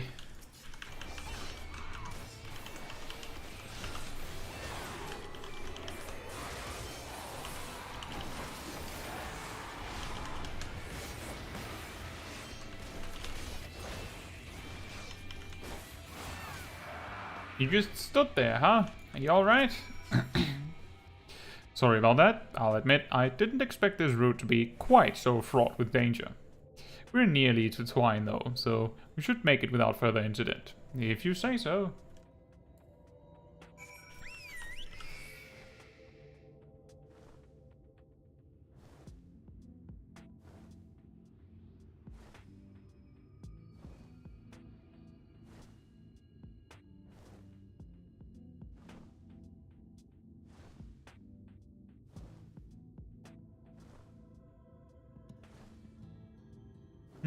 Oh, look, an etherite.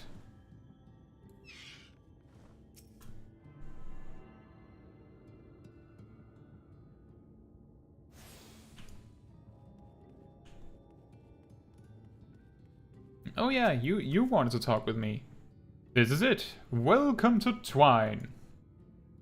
The original dwellings were built to house those laborers tasked with building the track. Over time, miners came to seek their fortunes, and that's what made the town grow to what you see before you today, but it was still the trolley that brought them here. As you've doubtless noticed, the track goes to the very heart of the town. It was the heart of the town, back when the trolley still carried everyone home at the end of each hard day in the mines. Now, there is no trolley, nor much work to be had in the mines, for that matter.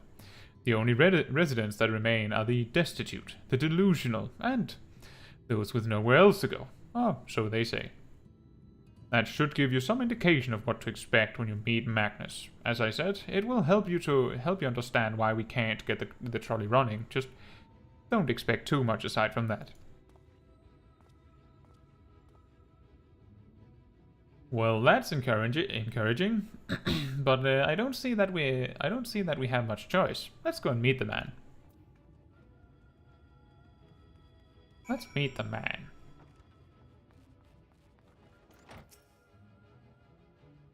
The Hrothgar man. He's had a lot to drink.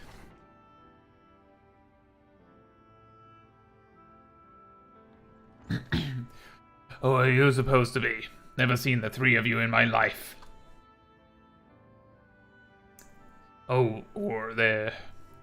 4 of you. Wicked White. If you're going to bother me, at least have the damn courtesy to stand still. Methinks this one is deep in his cups. Yeah. These are my guests, Magnus. We ran into them at the mines. They are looking for a way to reach Amh Araeng, so they came to ask about the trolley, you see. What? There's nothing in Amh Araeng. Not anymore. And especially not for frail little girls. Give it up. No, we must reach Amh Araeng. I must. Ah, so you have your heart set on it. The world doesn't care. The place is a ruin. Nothing more. And you're not getting there in the trolley. The thing doesn't run on hopes and dreams. We're not fools. It's necessity that drives us to Amh Araeng. If you insist that the trolley is not an option, at least tell us why. No. I'm sick of people asking me about the blasted thing. Leave me be.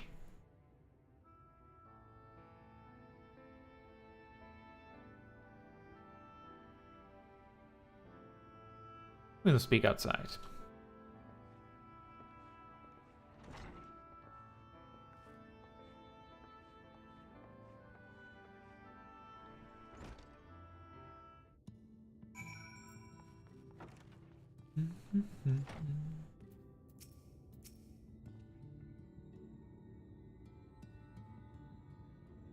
He only said that because he thinks I'm weak, and he's right, but I can't be, I won't be forever. There has to be some way. I must find it.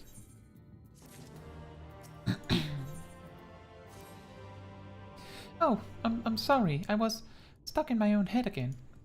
It's clear that Magnus has no intention of helping us, but perhaps we should ask the other residents. They may know something of the trolley. I'll take the north side of town. Let me know if you learn anything.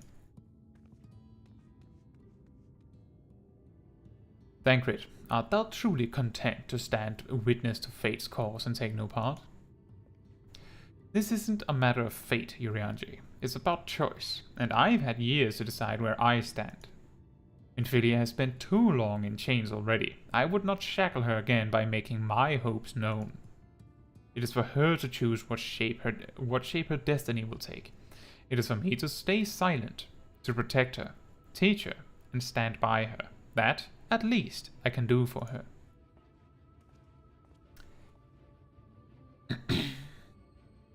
So be it.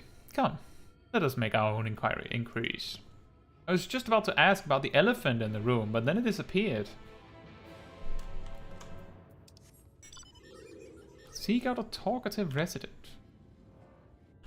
Like Jarek. Jarek! Get over here. Tell me about the trolley. I like your scarf. Oh, there you are. You'll be pleased to know that I got our friend back home with no trouble. And he's just fine. He was a bit shaken up is all. And you? What did Magnus have to say? Not much. I did have a faint hope that your need might prompt him to action, where our interest has not, but I suppose that was foolish of me. I'm sorry that we couldn't be of help, though. I could at least show you the trolley car we have here, if you like. You could give it a stroke or two. It has some very smooth wood. You mean to say you're not giving up? Even knowing that Magnus is... Magnus? I don't see much point in your being stubborn about it. No, perhaps stubbornness is exactly what the situation calls for. Can't forge iron without an anvil, after all. I can't imagine that anything you try will work, but if you're certain, you can help me make preparations in the event that it does. To that end, take this toolbox. We're going to inspect the rails. I'll have a look along the tracks for anything that's in need of repair. You bring the tools and be ready to hand them to me whenever I stop to work. Excellent! Oh, right. New gear. And we're somewhere where we can climber it. That looks pretty cool, actually.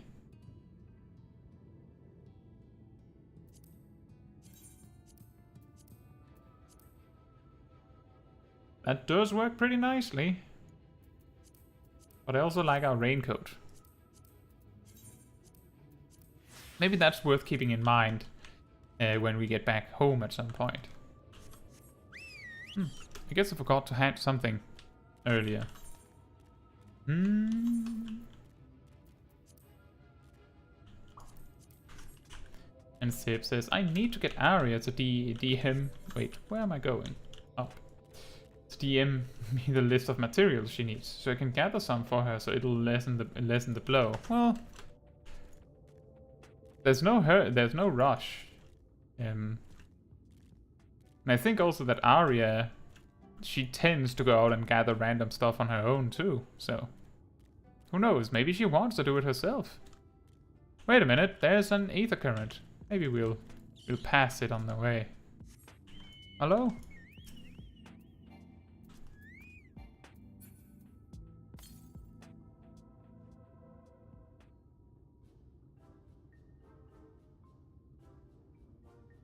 Elise says, oh, this one. I fell down from there and had to cycle back around to start over. Sheesh.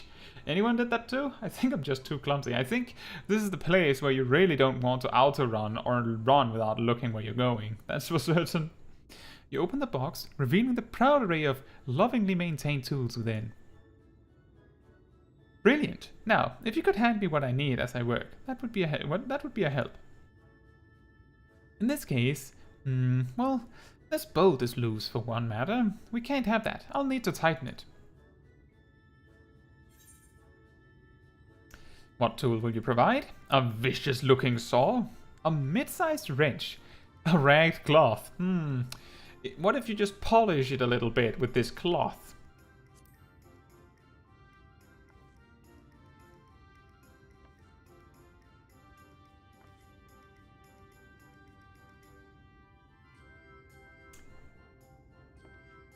Thank you! This one will do nicely. It's the tiniest wrench in the world. Now, give me one moment and...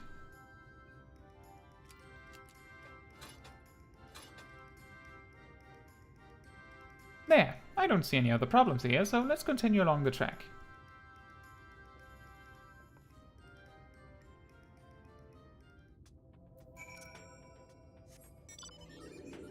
I'm more concerned of whether you could fall through the holes, but it seems like you can't. Which, brings me to this.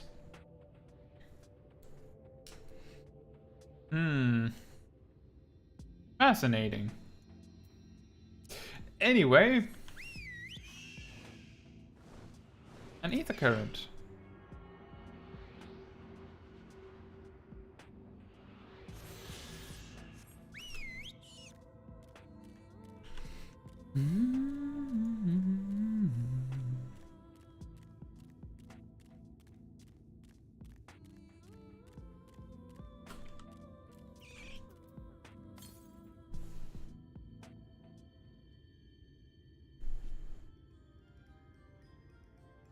You set down the toolbox, the muscles of your arms enjoying profound relief, and open it once again. You're quite handy to have around, you know? I'm going to need a really long arm. As to the lamp here, these aren't often necessary these days, but if we're going to do this, we might as well do it properly. And if by some miracle the night returns, as it did in Lakeland, well, it's a nice thought.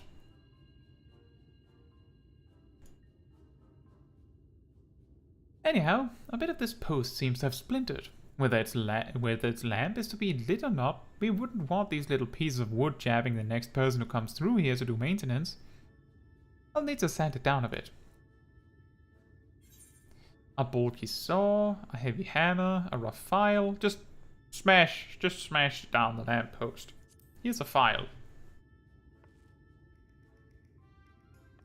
I like how it recommended the saw 2 times.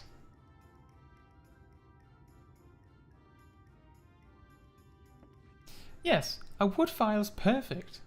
Let me even this out.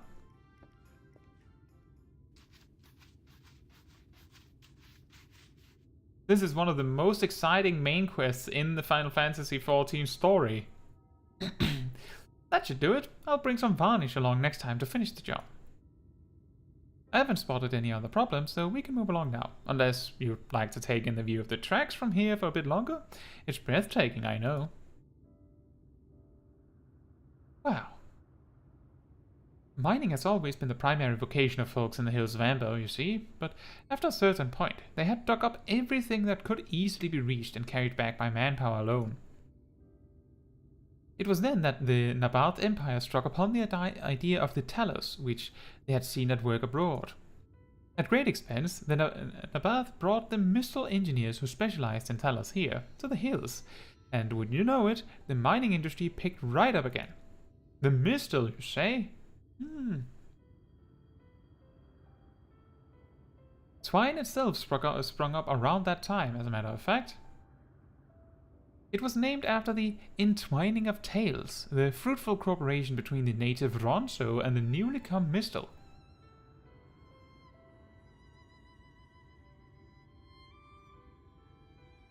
But that, like so much else, fell apart in the wake of the flood. The Mistal left, taking their knowledge with them. It was 15 years ago that the last of them, the folks from Daedalus Stoneworks, took off for Eulmore, and now no one remains that can repair and operate the Talos. But there's no use in lamenting what can't be changed, and there's one more thing we need to do while we're out here, so we might as well get to it.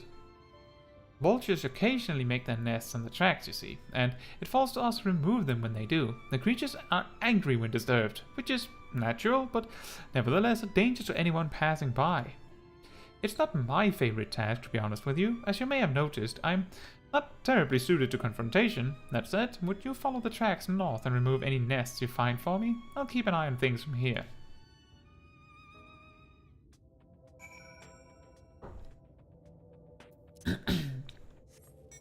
Aleve says, I fell down the middle part there with the 2 railroads. Here?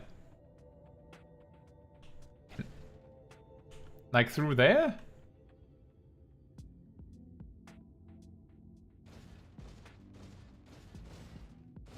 Oh, there. I could see how that would happen.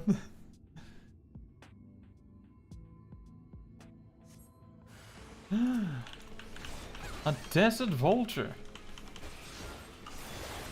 Not to be confused with the desert vulture.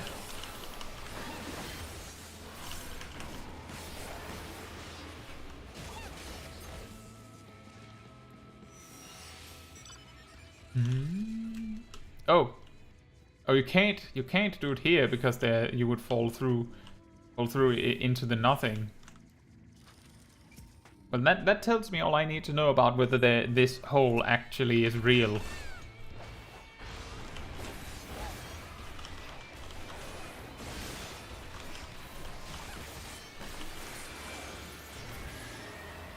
Wham!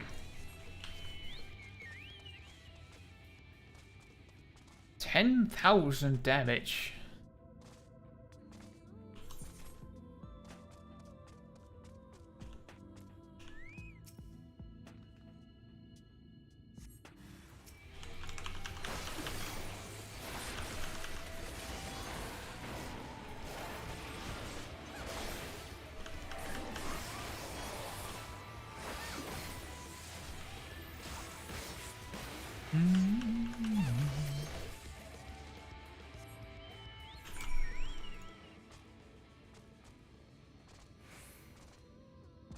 And back we go to Jarek.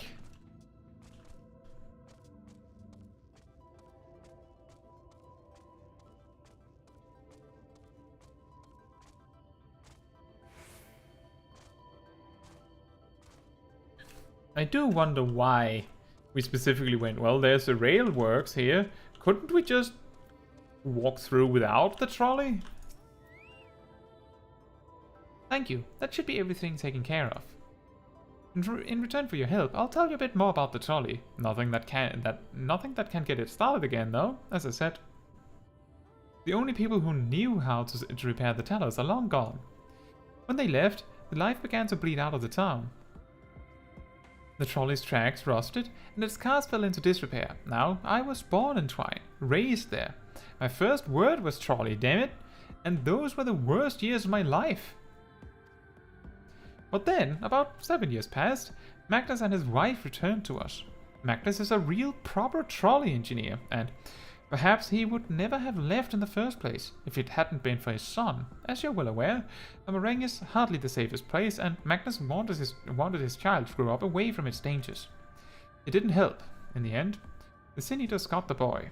Isn't that always the way?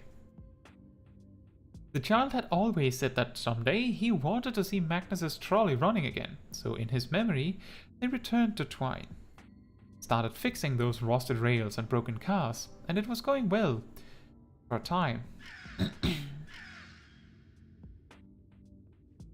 Wicked White, vultures, are they back for revenge? Never mind that, I don't want to find out. Whoop, whoop, whoop, whoop, whoop, whoop.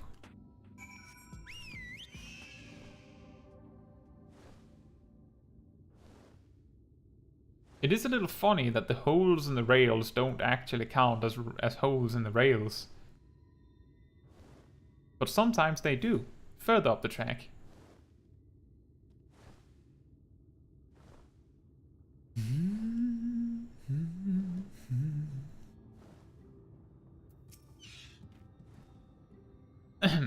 Nice work out there. And now you know the story of the trolley. Won't do you much good without the tellers, though. If there was even a single one that still functioned, things might be different, but, well, here we are. And here you go, have some pants. Now that... not that it'll do you any good, but we do have a tellers we've been meaning to repair. I can show you if you'd like. It would certainly be... It would certainly be nice to hear something other than Magnus's griping for a change. Look, pants!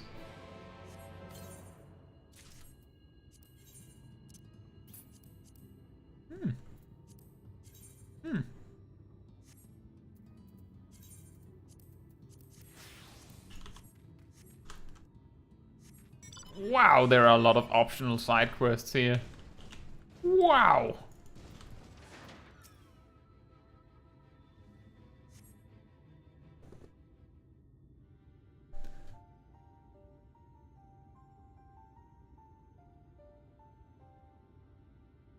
Truly a most vexing state of affairs. I thought mayhap a close examination might yield something of value.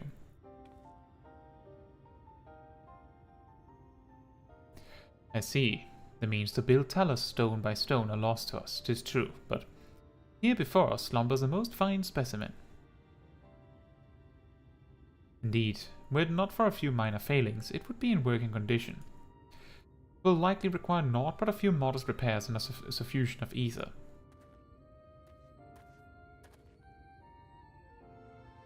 Well, if you think you can get the thing up and running, far be it from me to stop you, but what exactly do you reckon is the problem?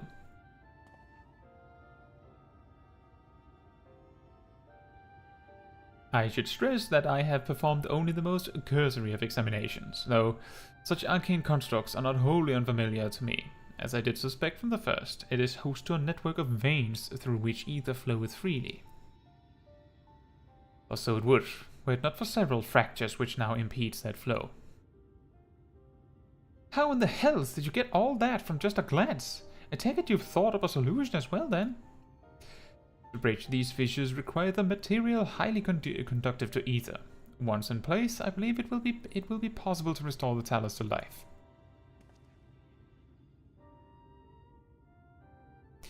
Might I prevail upon thee to acquire that which we require? Not far beyond the walls of Twine dwelleth a creature of living stone, the Dibitage. Full sure am I that stone from such a being would prove most suitable to our needs. Sure. Very good. I shall have Thancred and Minfilia attend me in the remaining preparations. Despite but 3 obstructions to the flow of ether in the Talos, and thus would I ask you provide 3 stones of the Debitage. All else will be made ready upon thy return.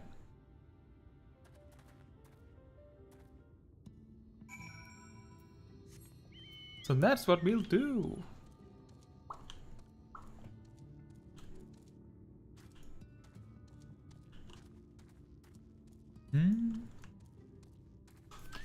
Hello there. Might I prevail upon you my request? For some stone.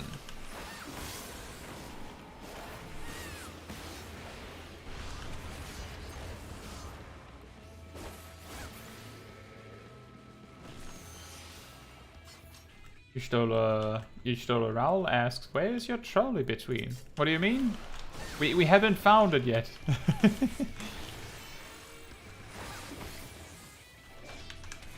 We're almost there. Oh, did you mean something else?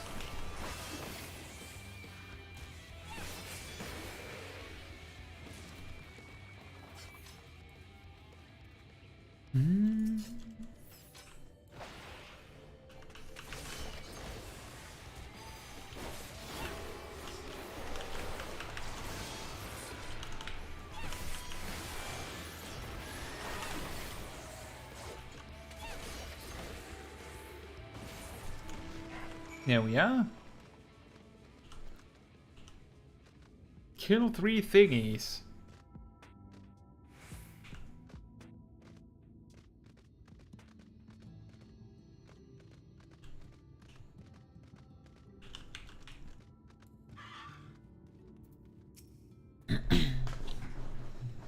Thancred and Minfilia will return ere long with the remaining supplies we require. Didst thou succeed in procuring stone from the Debitage?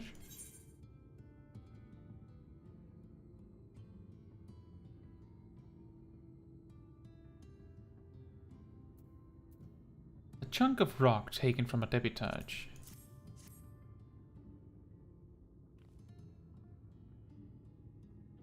Fine specimens, one and all. You have my thanks. We need now but wait for Thancred and Minfilia's return.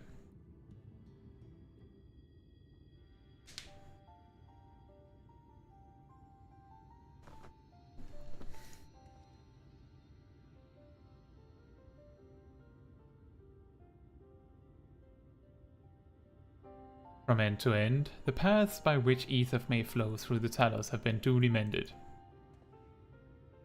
They but require sufficient endowment.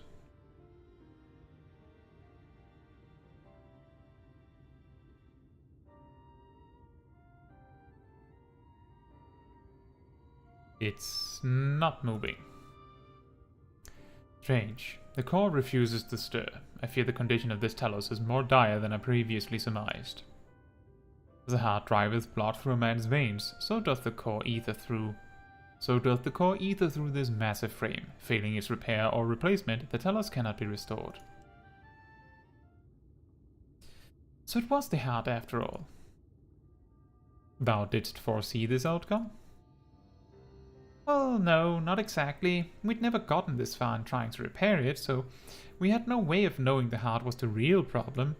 We tried to find another, in case things turned out as they are now, but... Jarek? This isn't really my story to share. Please, Jarek, if something went wrong, maybe we can help.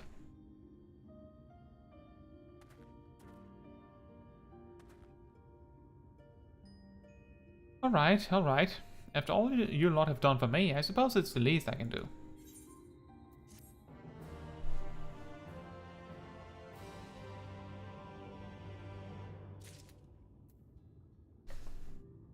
Stoleral says, do these circles mean something? 2 round circles around enemies. I'm not sure which ones you mean. Do you mean like these circles? Do you mean like these? Because they do have meaning if it's those that you meant.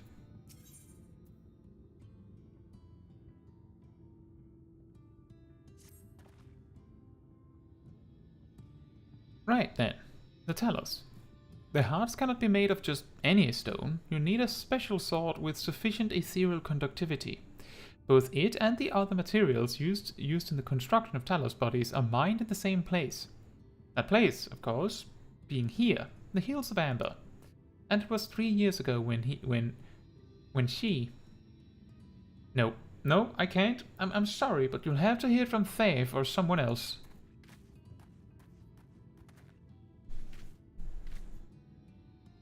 Yeah. Back to the tavern then.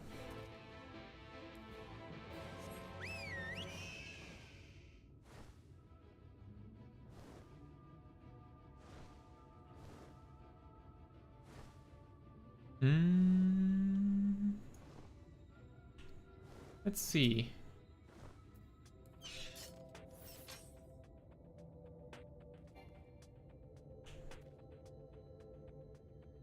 Do you mean like the spinning circles and then the circle on the ground? Or what do you mean?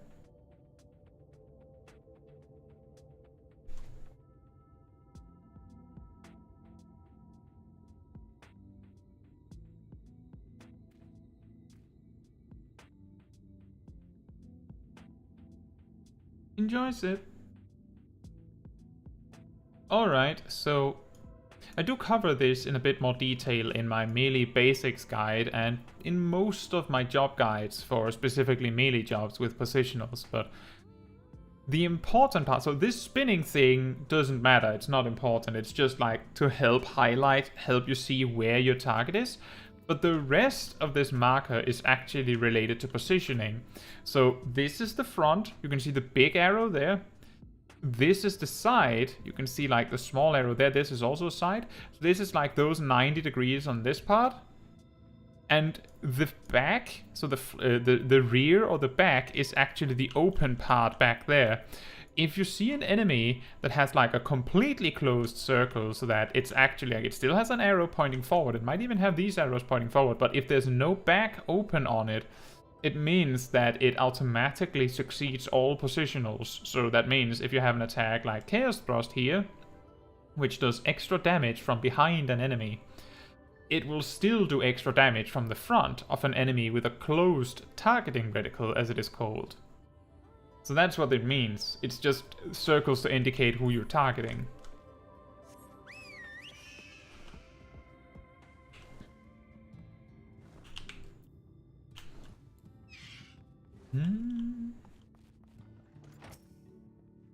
Still here, eh? You can ask again, but the answer's the same. Our trolleys are... What? Gosh damn it, Jarek. You could have at least finished so I wouldn't have to clean up your mess. Seeing how you made such quick progress in fixing that Talos and all, he was probably thinking you could help change things around here. And I think he might be right. Gather your friends and I'll tell you what you want to know.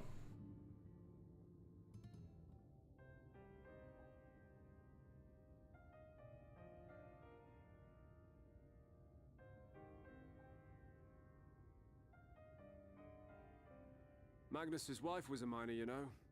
Greatest prospector there ever was. Oh, he has a voice actor. When the golem hearts started failing, she was the first to head out in search of more.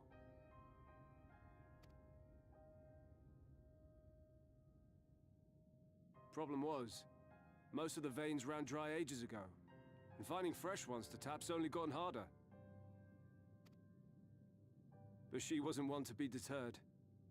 She just kept digging deeper and deeper.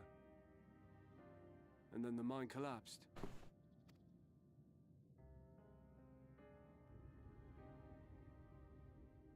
We labored day and night to clear away the rubble, but it took us 2 months to find her.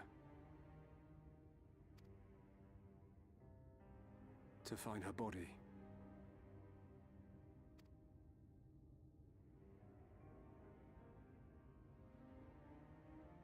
Magnus has never been the same since.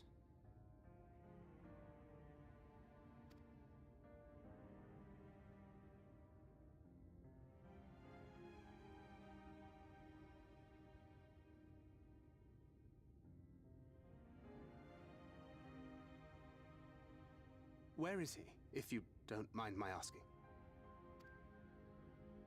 Ah, yes, well, if he's not here, there's only one other place he'd be.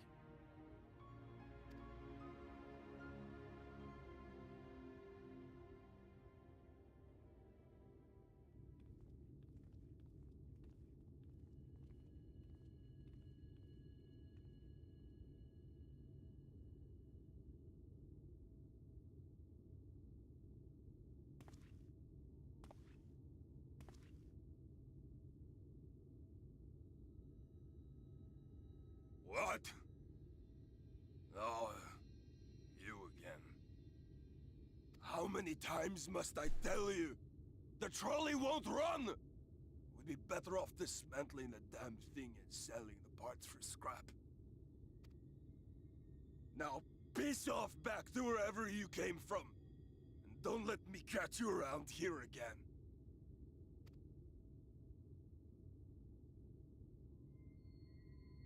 What were their names?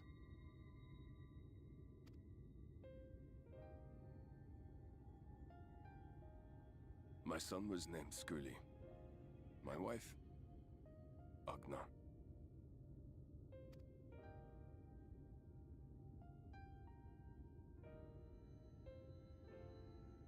Being here with them, it beats going home. Home stopped being home when I lost them. I thought to try and drown my sorrows. But somehow, the bottle's never deep enough.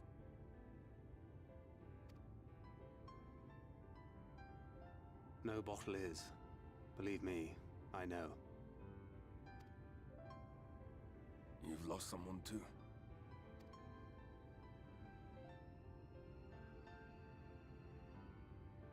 Not like you. Not my own flesh and blood. I grew up an orphan, so I never really knew what family meant.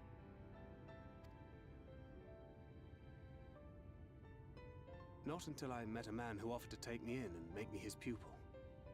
He was a kindly soul, always looking out for me, like a father. Not that I appreciated that at the time, or anything else for that matter.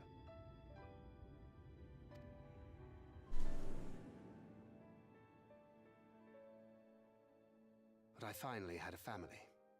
And then I robbed a young girl of hers.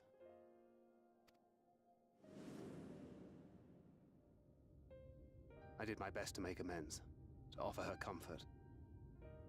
But the more I look back on it, the more I realize just how inadequate my efforts were. I let her down. That is why I refuse to let her legacy die. In the end, all we can do is press on, for those we have lost, for those we can yet save. And that requires your Talos. Please, Magnus. You are our only hope of reaching Amh Araeng. What rubbish.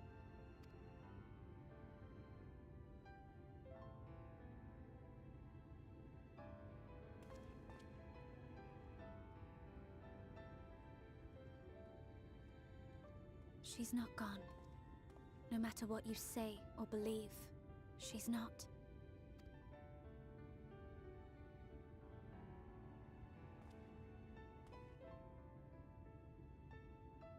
We can still bring her back.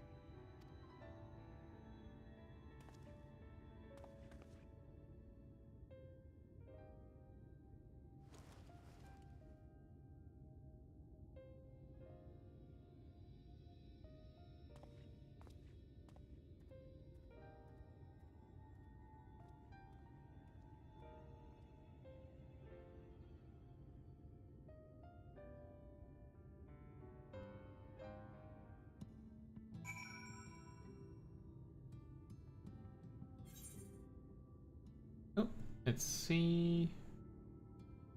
Leaf says Kai is so good at explaining. Thank you so much. And Ystoleral says I must have been a teacher in a previous life. Maybe. Well, I have taught as a TA on a university. I taught math and programming. And then Ystoleral went to bed. I guess I missed them. If I haven't, good night. See you very soon. And then Coco hops in. Says spoilers. Oh, you knew what you clicked on.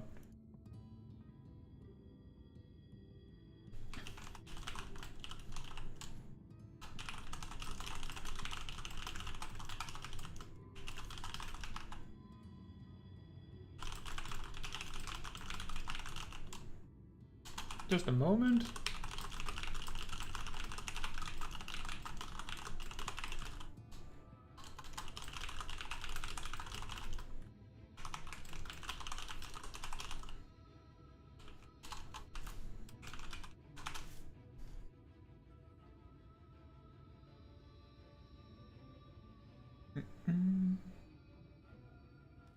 You want to go home? I get that feeling.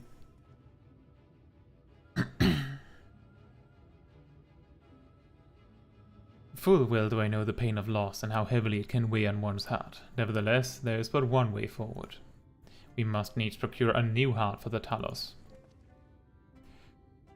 Thaif, knowest thou any location wherein we might find the stone we require? No matter how scant the possibility, we would seize it. I told you near all of the veins were tapped dry years ago. Though, I suppose, if you really wanted to try, you may find something at Nuri's leavings. It was opened well before Talos became commonplace, which is why the mining there was never quite as deep. When you get there, look for Guthjon and tell him I sent you, but don't be surprised if he tells you the same thing. Thine assistance is most appreciated. Caetsu, I think it best Thancred join thee in this search. Though he would be quick to deny it, his heart is in turmoil, and his thoughts clouded. 'Twould be unwise to ignore his distress.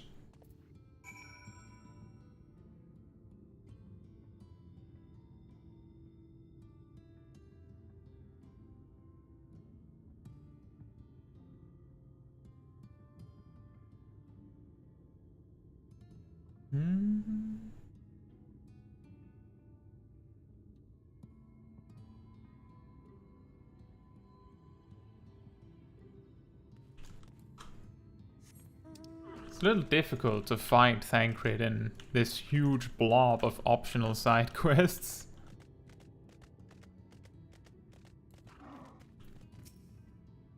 Off to somewhere, are you? At last, a lead on the stone we need to power the Talos.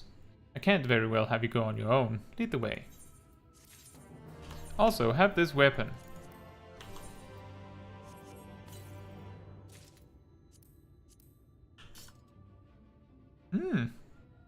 Interesting.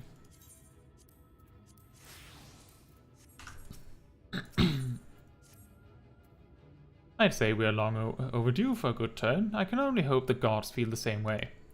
Now, Nuri's leavings was to the south, was it? Let's get going.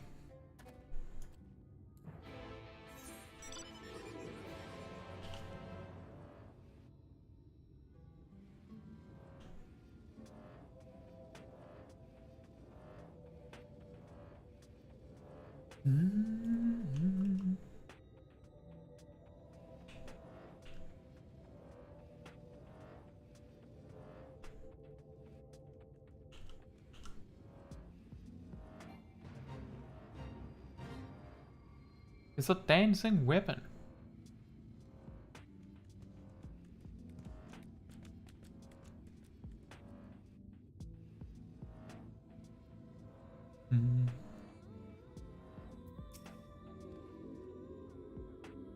The way you described it, I was expecting the place to be abandoned. Perhaps our fortunes are finally improving, though we should probably hear what Guthjon has to say before we celebrate, assuming we can find him, that is.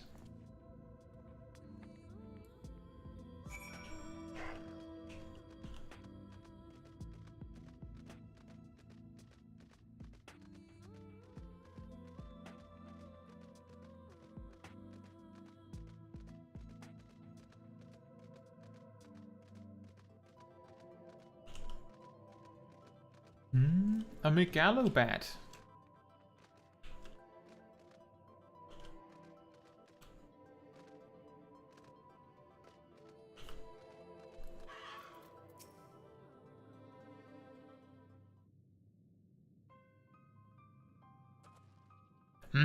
Who are you? And what are you doing in here?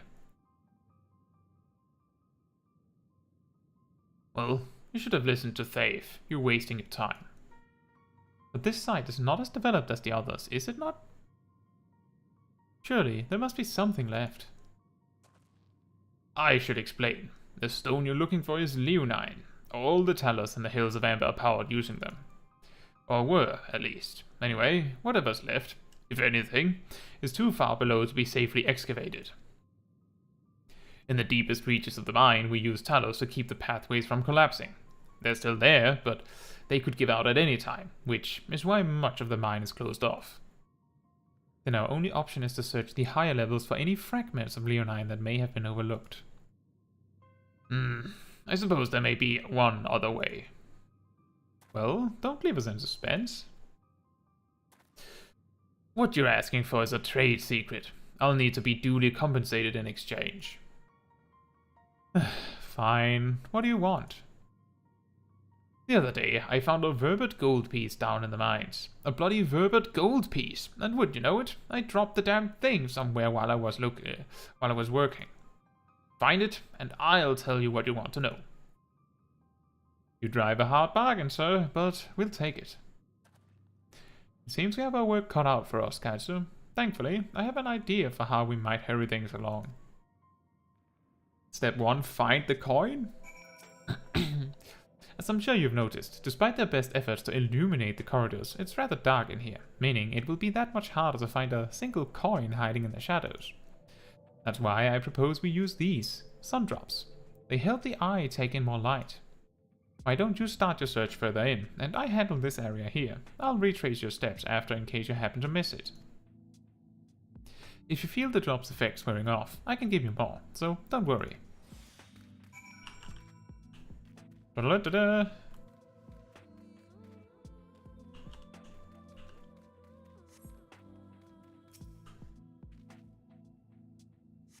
You search the shadows but find nothing. Perhaps the gold piece lies elsewhere.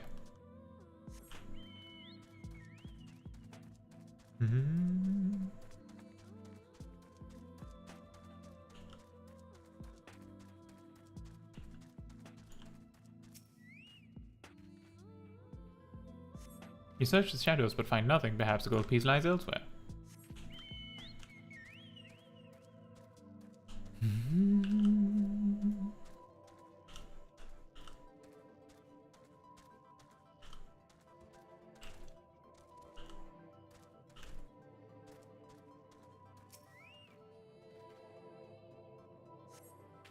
As you search the shadows, a glint catches your eye. You turn over a rock and find the verbate gold piece.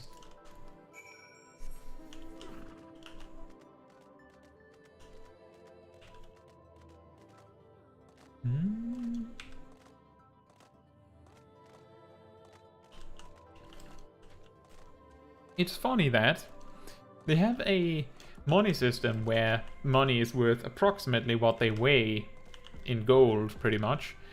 But a verbate gold piece, because it's so rare, it's like a collector's item, it means that it automatically becomes a lot more valuable. I was hoping he'd drop the gold piece somewhere closer to the entrance. More fool me for thinking Lady Locke was on our side.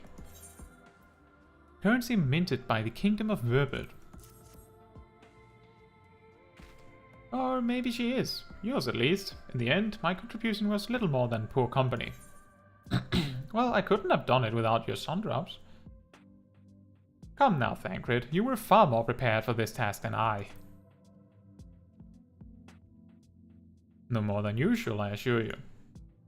I only managed to survive the Curthan wilderness and the Imperial capital by virtue of extensive preparation, a habit of mine since childhood, and one of my few positive traits which endeared me to Louis Soir, I imagine. It hasn't been easy finding ways to compensate for my condition. Every tool and trinket has proven vital to my continued success, such as it is. Had I chosen to pursue the arcane arts rather than espionage, well, I'd rather not think on it. So long as I have the means to protect those dear to me, and to see my duties through, that's all that matters. Now, let's hurry and see that return to Guthrum. The sooner we get back to Uriantia and Minfilia, the better. You're back. Wait, does that mean... Yes, it does.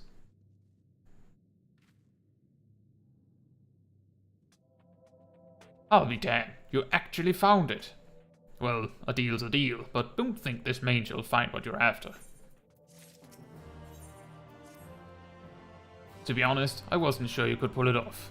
But you did, and I'm a man of my word. Come with me.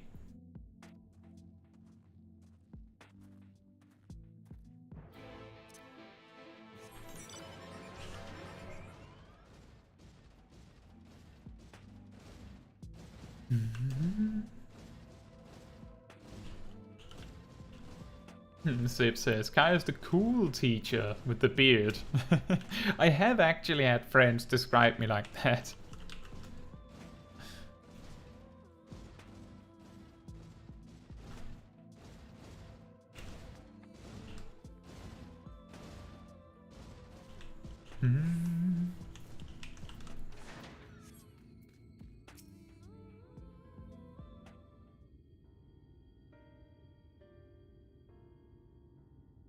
That's a little bright.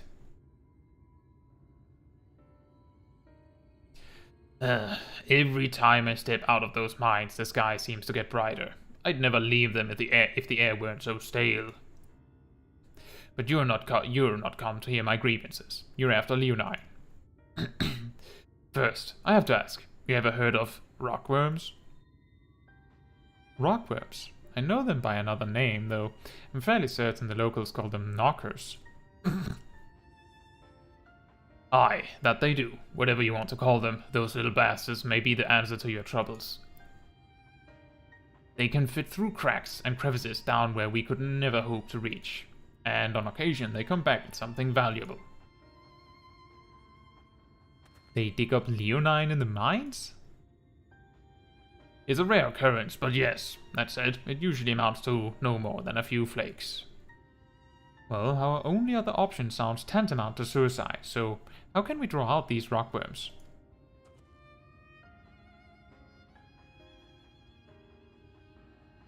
Over by that shack, you'll find a bag full of smoke bombs. Set off a few in the mines, and you'll flush them out in no time. Once they're out in the open, knock them senseless and check their backs. I should warn you, this method of mining, if you can even call it that, is used as a last resort on account of what little they're likely like to bring back. You'll want to cover as much ground as you can if you hope to find anything of value. Assuming you do find something, bring it here and I'll have a look. Oh yes, this is nice, but it's not Leonine. You wouldn't know that because you don't know what Leonine looks like. It's definitely not Leonine. I guess you'll have to keep looking. We should split up if we're to cover more ground, as he suggests. If we can cover these 3 areas on your map, I'll see... If you can cover these 3 areas on your map, I'll see to the parts between them.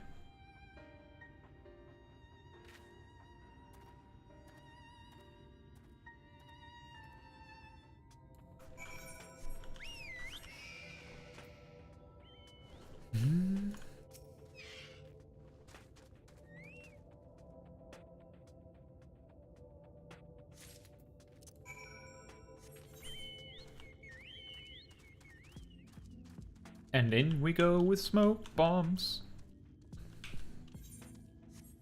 Well, we're certainly halfway through this set of quests in Amh Araeng, because I did make note that the halfway point is around when it says level 77. Well, that's inconvenient.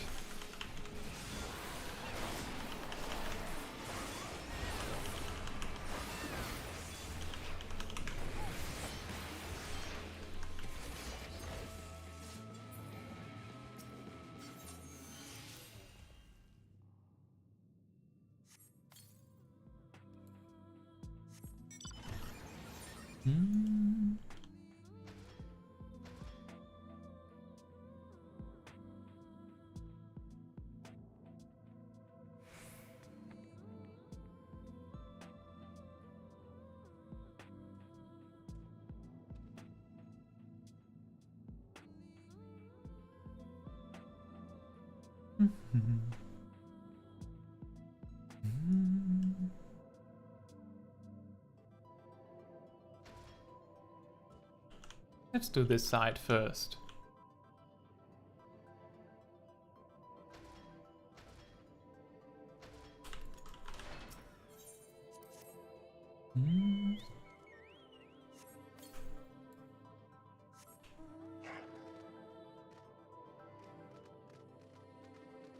And then back up again a bit.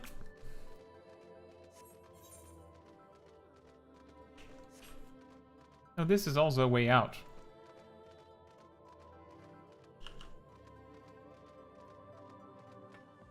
I wonder why mine would be made with 2 ways in like this, but I'm guessing it has something to do with airflow, logically speaking. The air in the mines grows thick with smoke. Nearby you hear the soft rumbling of stones. 7 of them, in fact, apparently.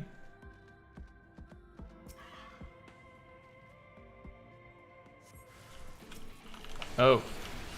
Maybe not 7 of them.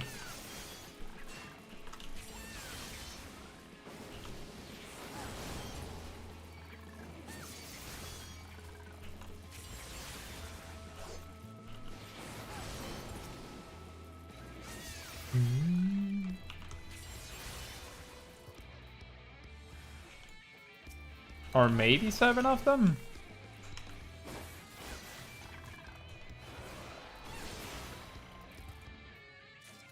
Oh boy.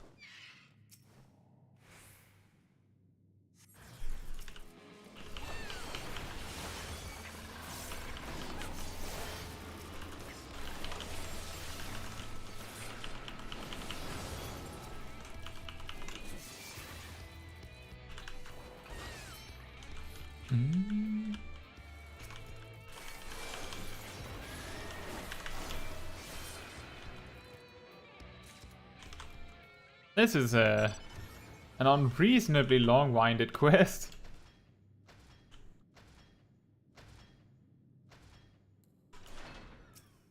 But I guess they sort of set you up for that, because they did say that it was going to be something like this.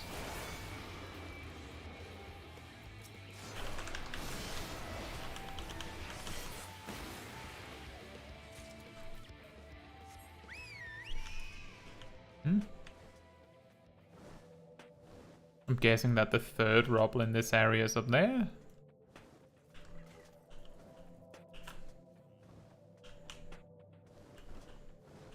Yep.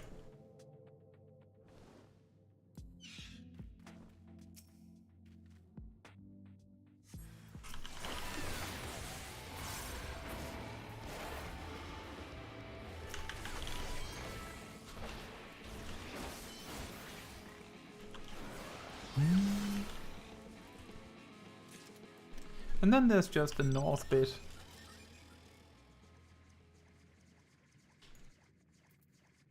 It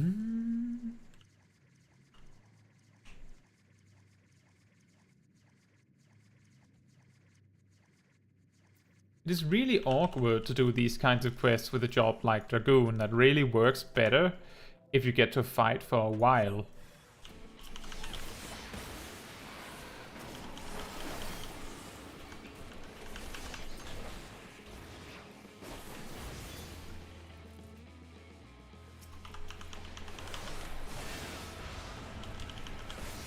It's like the fight is too short to get started properly, but also long enough that it feels a bit awkward to not use your cooldowns.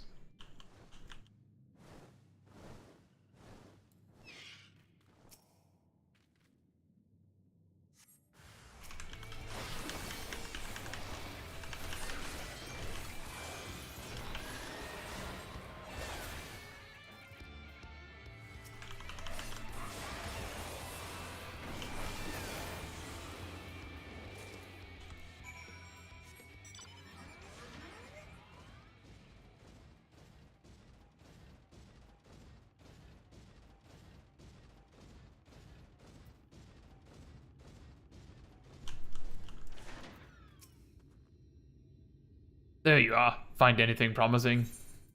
A chunk of rock taken from the hide of a knocker. Between the two of you, I'd say you've got quite the haul. Best get comfortable, friends. It's going to take time for me to sift through all this.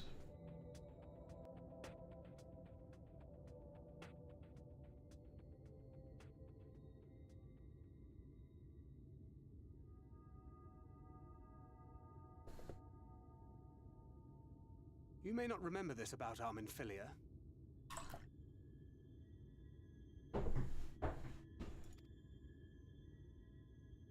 But prior to founding the Path of the 12, long before the Scions, she was something of a miner.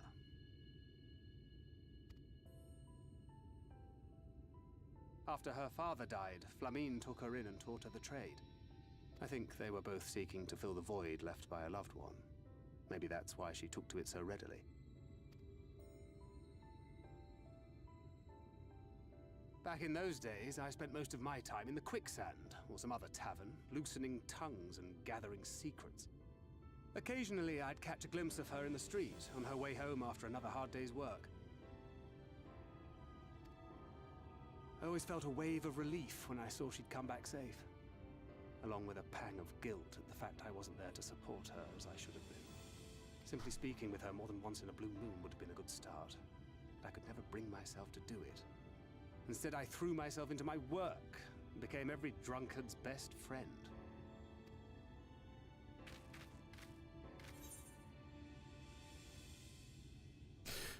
Not your finest hour, to say the least.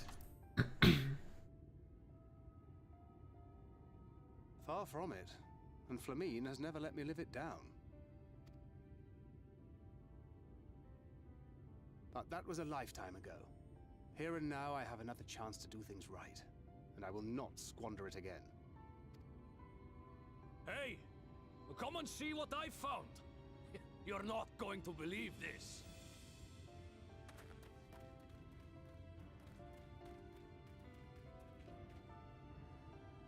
Tell me it's Leonine.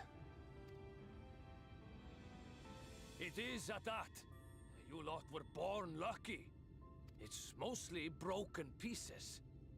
But look at this.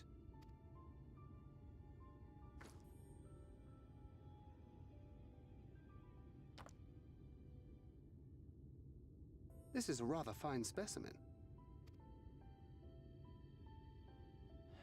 It's been decades since we found anything approaching this big.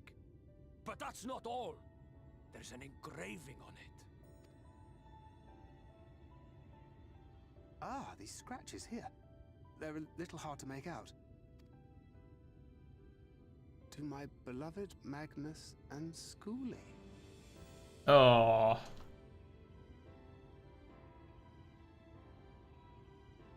Yes! Do you see? It was a gift to Magnus from his wife. She found it. She really found it. She must have spent her final hours carving this message into the stone, in the hope that he might see it one day. Those rock-backed bastards must have made off with it before we could clear a path to her.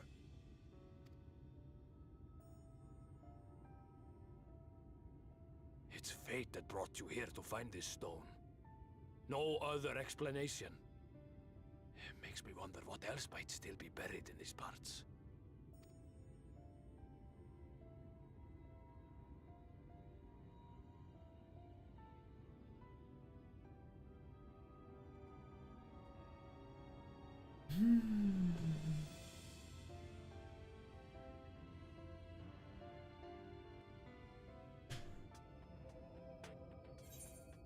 Welcome back, Tracy. Yeah, I see you just barely caught us in the right time, perhaps. But I think we're just about to get to the trolley part. And Zip says he's right. Minfilia was a miner before she was a scion.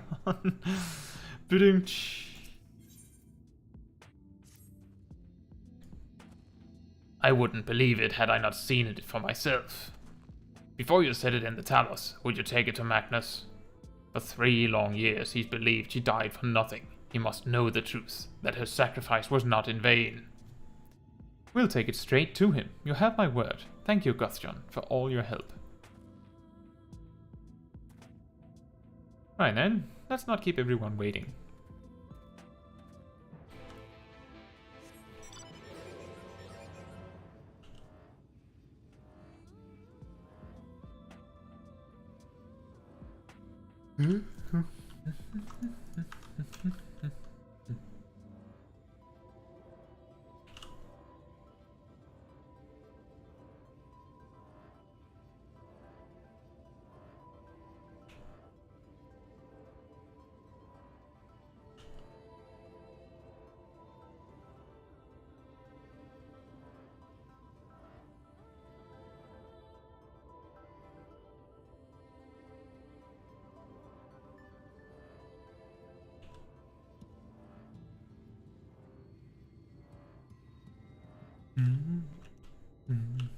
Did we talk with this ether right? We did. Good. It would be awkward if I left without attuning to it.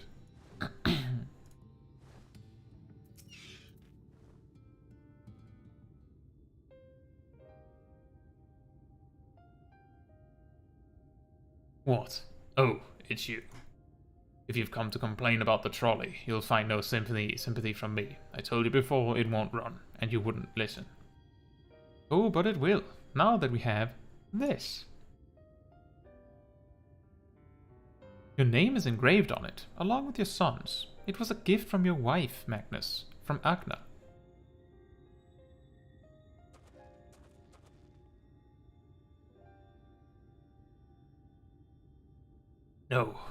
No, she couldn't have. Agna.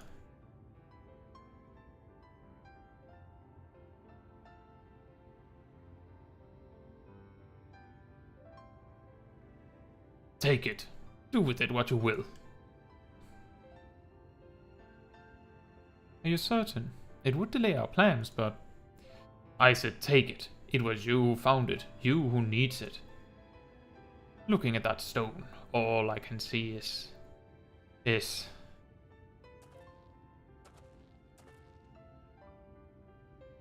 Please, just leave me be. I hope you'll be there when the Talos stirs to life. I'm sure she'd want you to see it.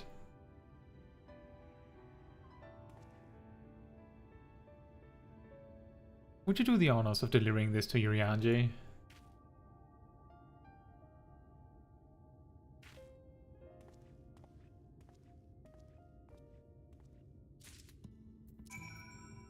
I'll go ahead and be there first, but I want you to deliver it.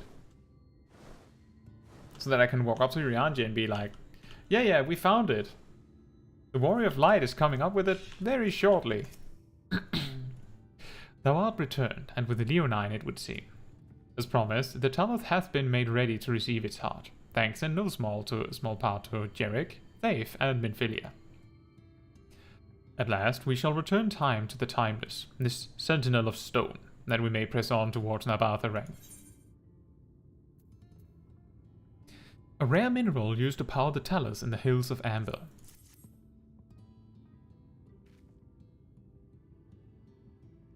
Very good. Now, let us begin.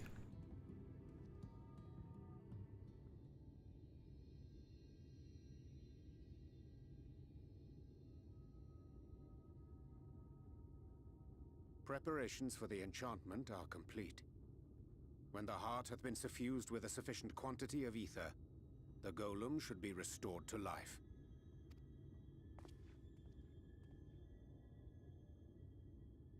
All right then. Whenever you're ready.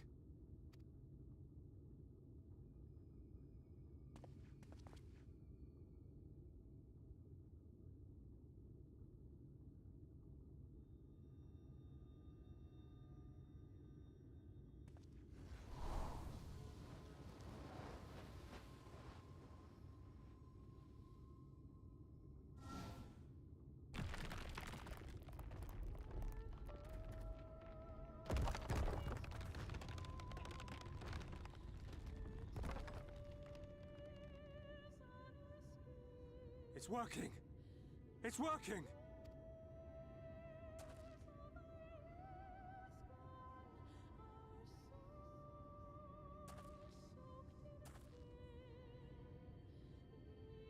Magnus!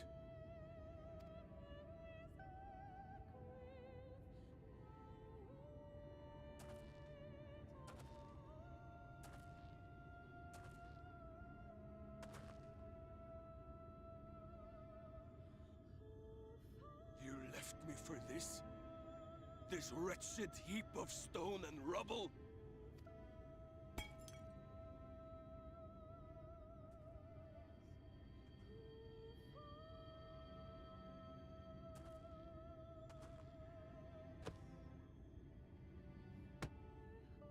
This worthless pile of earth? And yet, I can't. I can't.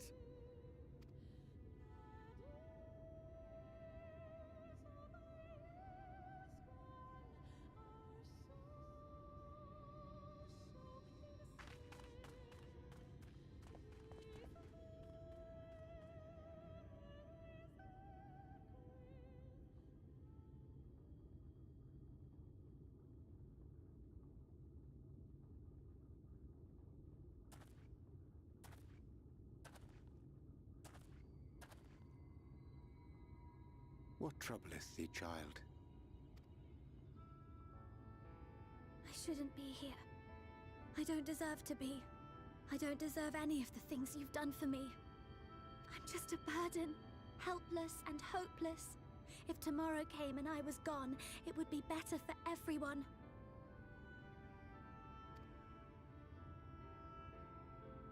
Thancred most of all. He'll never admit it, but I can see it in his eyes. I wish he'd just say it. Just say that he hates me, that he wishes I was dead so that she could return.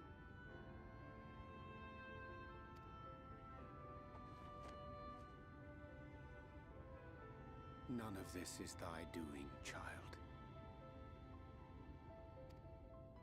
'Twas I who set the Oracle on her path unto the first. I who condemned you all to suffer these torments. 'Tis my sin alone, and one that will haunt me unto my dying day.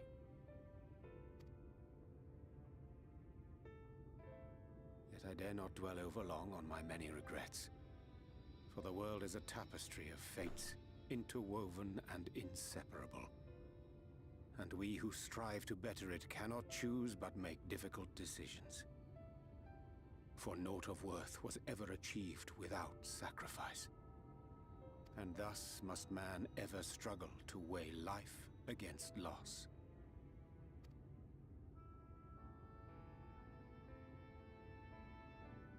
The one for whom thou mournest beareth no grudge. Were she here, she would not suffer thee to languish in sorrow. She would tell thee to seek thine own path, thine own purpose. It is a truth which I myself was slow to learn. Yet a truth it remaineth. Thou needst but have faith,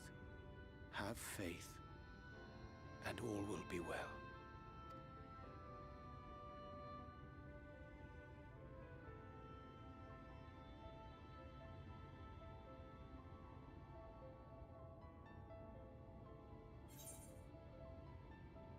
Go to her.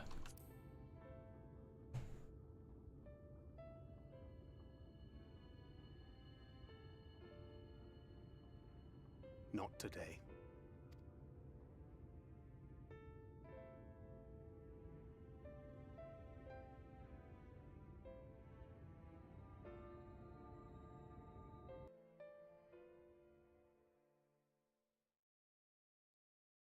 Meanwhile, in the Crystarium.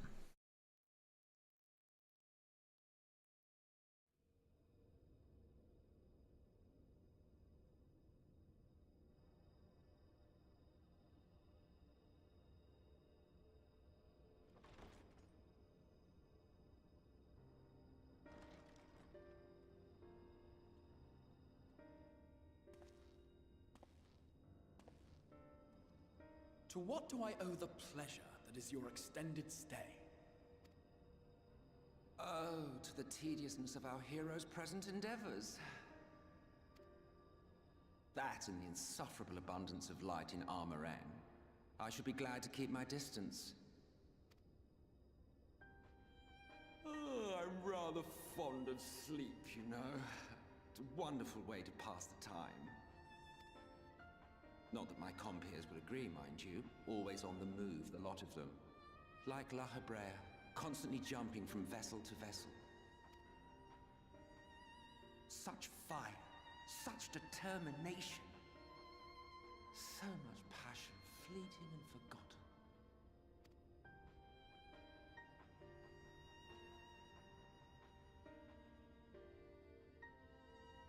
Come to think of it, Exarch, I don't believe I've ever seen you retire to your chambers for so much as 40 winks. However do you keep your eyes from closing?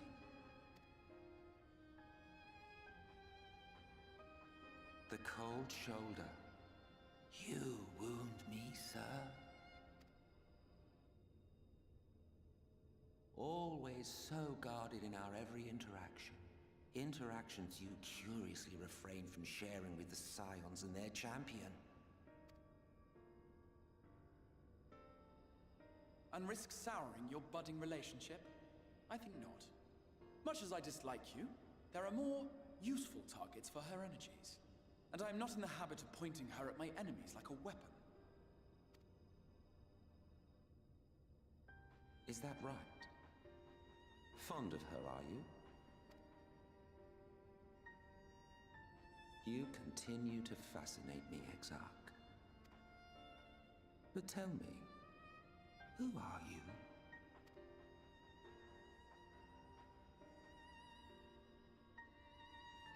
The once great nation whose ingenuity gave birth to this tower was shaped by my hand. As such, I know full well the wonders it can facilitate and those it cannot. There is nothing in these walls which could have aided you in summoning our dear friend across time and space. Much less in possession of her mortal flesh. Not even I could have performed such a feat. I see. You had a hand in Allag as well.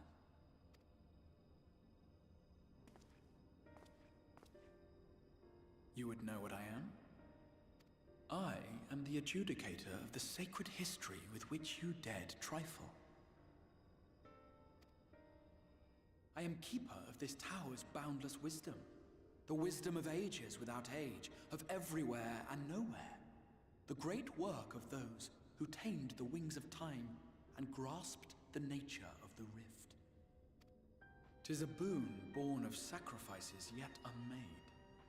The parting gift of brave heroes who will one day give their lives for a brighter future. I will not see their hopes and dreams squandered. The history which led us here will be unwritten. I promise you that.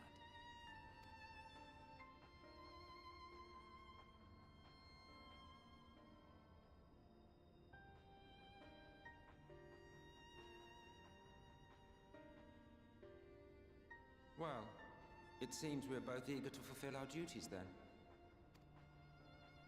On that much, we are in agreement.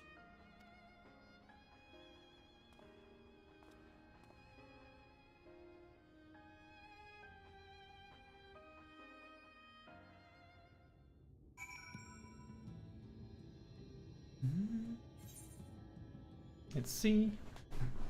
And Tracy says, trust me to arrive in time for the sniffy bit. And then Sip says, you know how summoners can control Garuda? Why can't you just use wind to propel the cart? God, these people are so ancient. And then Tracy points out that wind wouldn't catch the footplate for the gate. And Alif said they want to do it their own ways. And then Sip suggests to summon Titan to jump on the footplate. And Tracy then reminds that they aren't on the first. Except as Eggy. And Alif says, unsoaked if you want. My point here is that you as a player learn to summon the bigger summons at like level 90. Before that, you just summon a small Eggy to run forward and do the thing. And also, you do it extremely temporarily. On a completely different note, if you could use your magic to solve the problem, I'm sure there would be other jobs that could deal with it as well. Like, a black mage could just repeatedly summon flares behind you to propel you slowly forward. I think that part of the reason why they're going through this tedious method is because they can't assume that you have a solution, and more importantly, some jobs don't have a solution that can actually bring Minfilia forward. For example, Dragoon could totally just, you know, jump over where we need to go. But Minfilia can't, so we can't. Huh?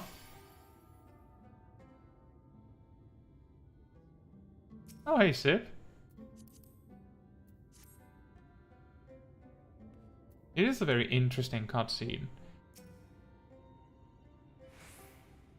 It says a lot about who the Crystal Exarch is, but if you don't know yet, it's still vague enough that you aren't sure. Mine apologies for the delay. Minfilia and I had a private matter to discuss. Which bringeth me to the question, how didst thou find Thancred during your search? He spoke of Minfilia, of his own accord. I see. 'Tis well that he did, and with such candour. I attempted to broach the subject before. Mine intention was to ensure no word remained unspoken between them, lest tragedy intercede. A regret I myself know all too well. Alas, in the end he refused to heed my counsel. A time will come when they must face the reality of their circumstances, but I have faith that all will be well in time. Now, let us not tarry any longer. The Talos and Amh Araeng await. Oh boy! It's trolley time!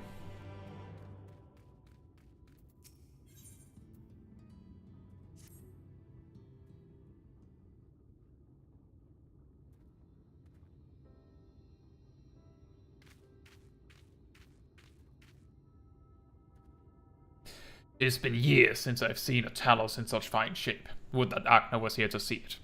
Or Haru-san.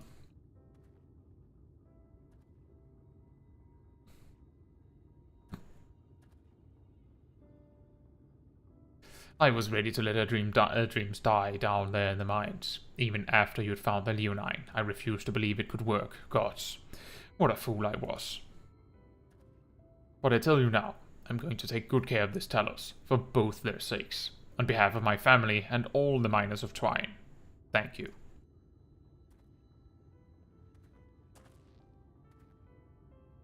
Well, enough chitter-chatter. Let's get you lot to Amh Araeng, eh?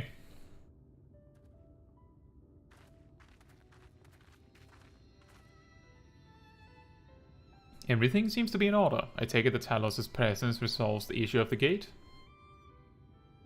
Oh, that. Yes. It's designed to open at the Talos' approach.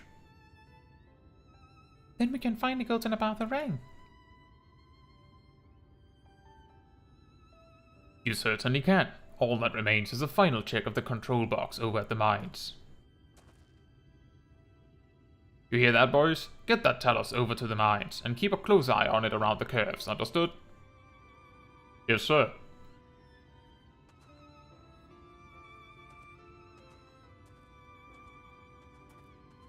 Let us repair to the mines then. Before we go,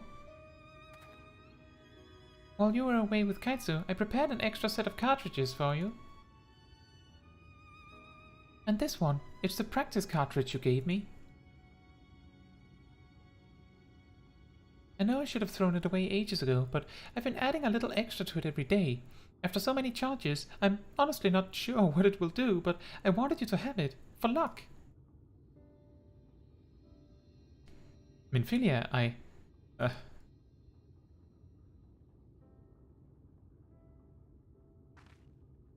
We should hurry. Magnus and the others are probably wondering where we are.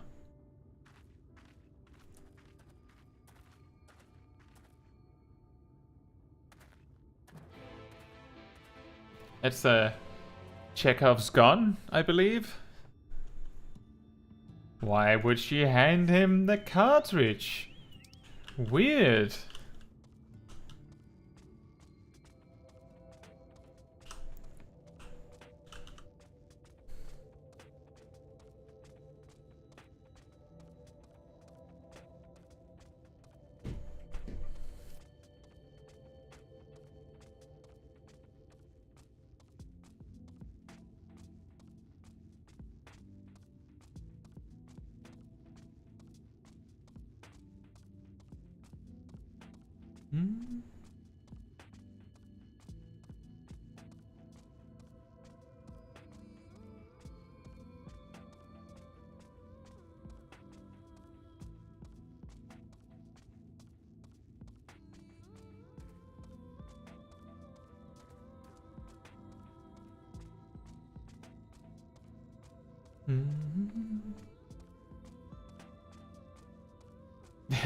That's fine, Alif.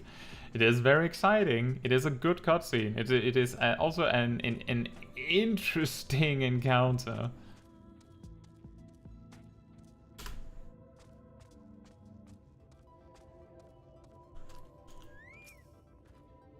So this is it. We're finally going to Amh Araeng. I've thought long and hard about what to say to her, to the real Minfilia. I hoped when the time came I would know, but with every step we take I feel more uncertain. That's no reason to give up though, not when so much is at stake. Thank you, all of you, for helping me get to here. Now, let's not keep Magnus waiting. Oh look! A battle! There you are. So, what do you think? A little primitive looking, I'll admit, but Daedalus Stoneworks has always favored a simple, intuitive design, and that philosophy has served us well enough. Much of the trolley network uses single tracks, making it easy for the Talos to navigate them as needed. And plotting a route is so simple even we can do it, which makes for fewer accidents in transit. Speaking of which, are you ready to board? Oh, no item level sync. Alright then, watch your step.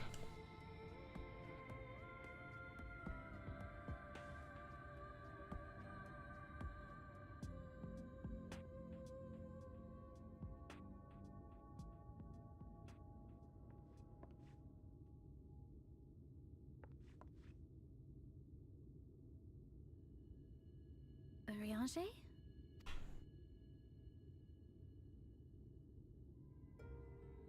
Thou must needs carry on without me. The path to Amh Araeng lieth open. Whilst thou travellest thither to the south, I would apprise Mistress Alize and the others of our progress.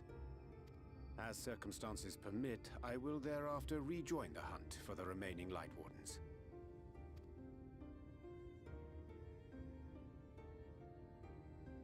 Magnus, will the gate close immediately after the trolley passes through?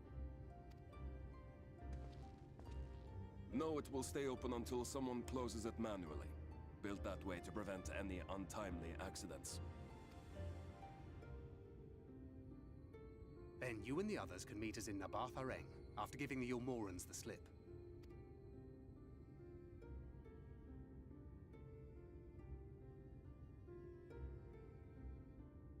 Ariange. Thank you for everything. Remember, thou needst but have faith.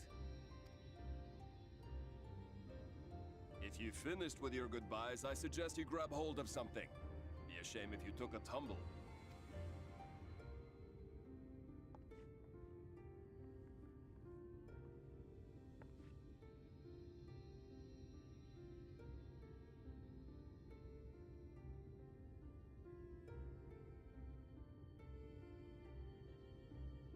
The tracks beyond the gate aren't in the best of shape, so the trolley can only go as far as Amh Malik. Godspeed!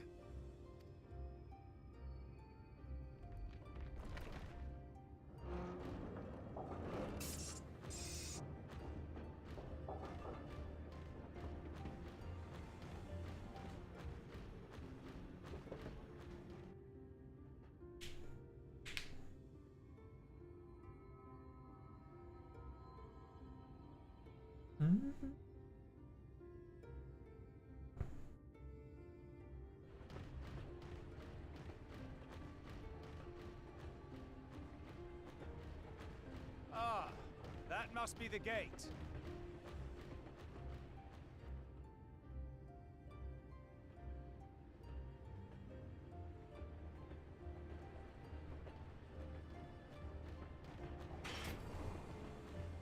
I'm pretty sure that's open when you are in the open world and not in the cutscene.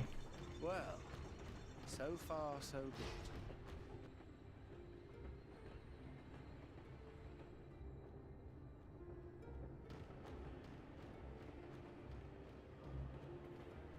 Oh, hi!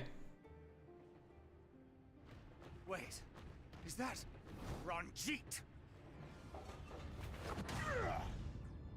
Wham, wham, wham.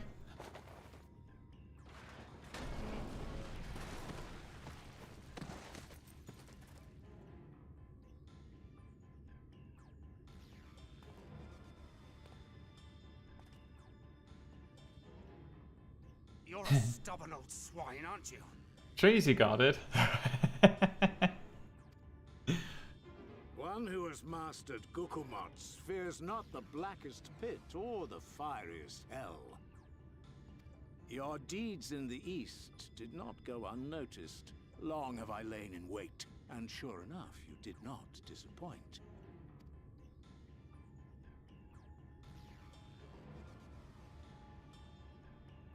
Had you only sworn fealty to Lord Vorthry, you'd have no cause to skulk about like frightened animals.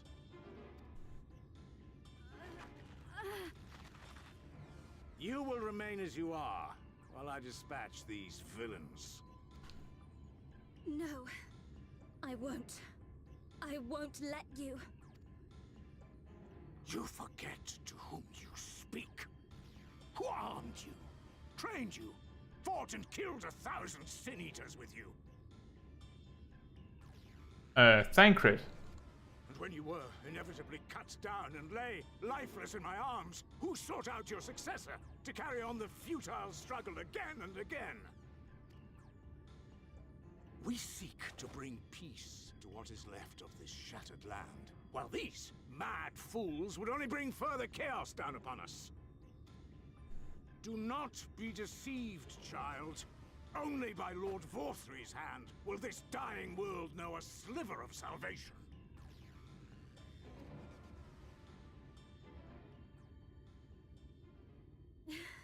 I don't know about the world, but I never asked to be saved. However much it hurts, and however hard it gets, it's my life, and I want to live it on my own terms.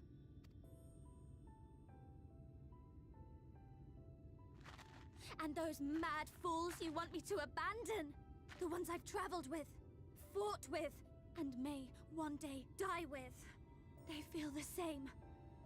So no, I will not be deceived, no matter what you say. I refuse to believe it's all for nothing. They're everything to me. All I have, and all I need. And I would gladly do anything for them. Let us pass, or kill me. I'm not leaving here without them. How dare you! Very well. If you would cast your lot with villains, then you shall share their fate.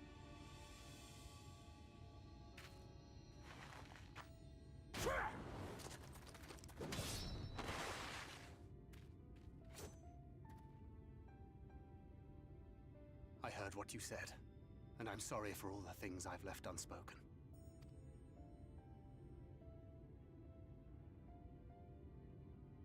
You have to go, now! Thancred, no! Go! Do what you came here to do. I'll not have you waste that newfound resolve on me. I leave her in your hands. Hurry!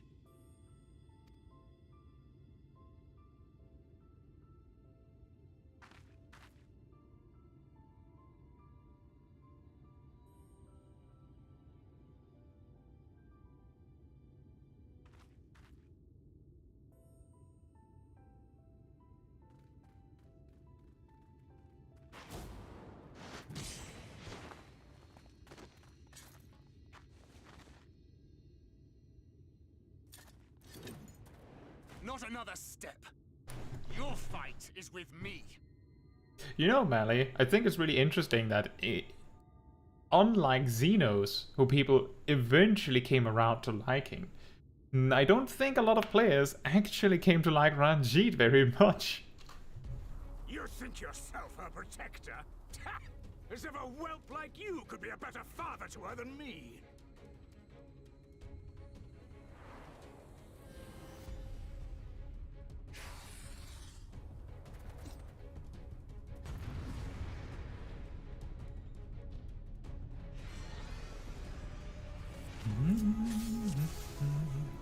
One, two, three combo.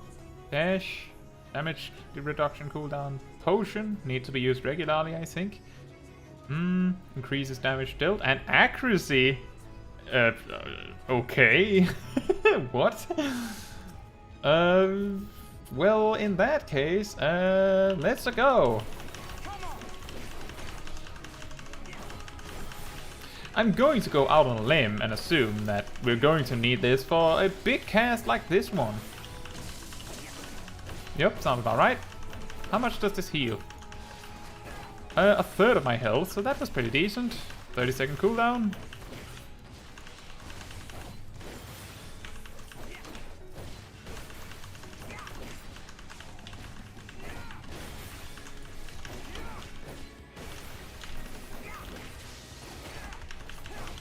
Careful to not get hit by the telegraph.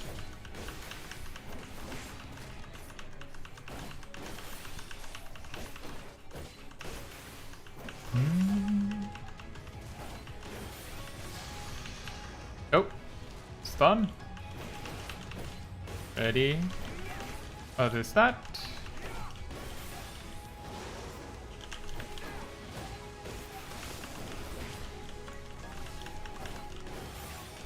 Let's see. It's leaving. Oh, nope, that is not what I wanted. This is awkward. Defensive cooldown. That's not enough to warrant the potion.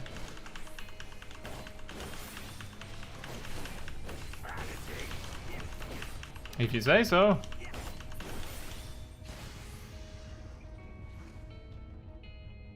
Beast of my blood, answer my call!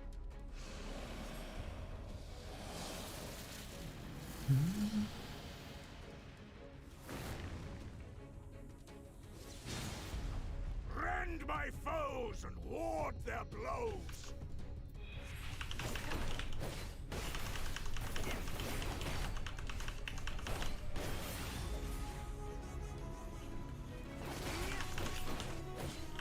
That was a warrior animation.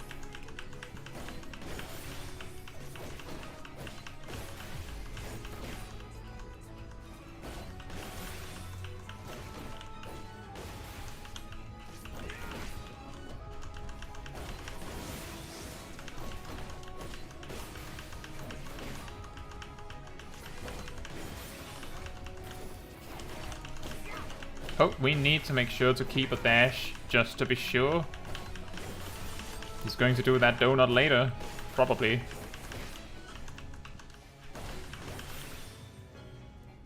Oh, this again. Merciless left.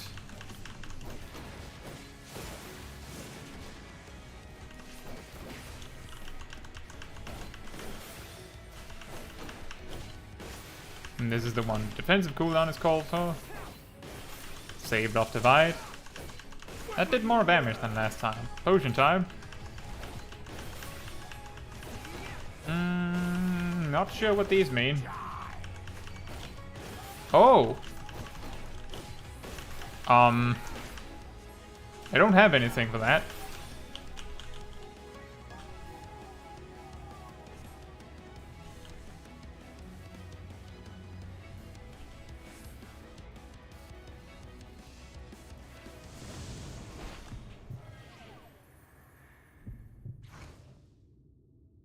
Not good.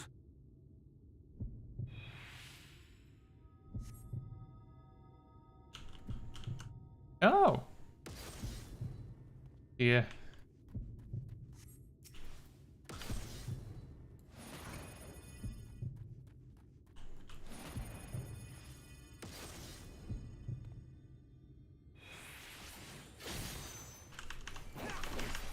Surprise!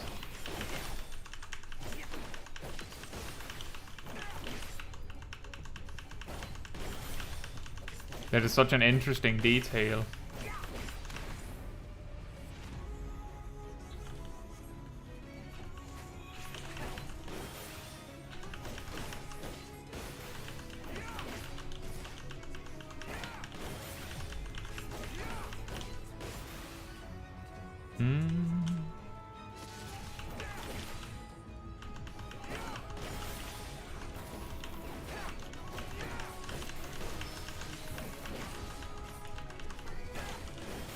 Merciless right.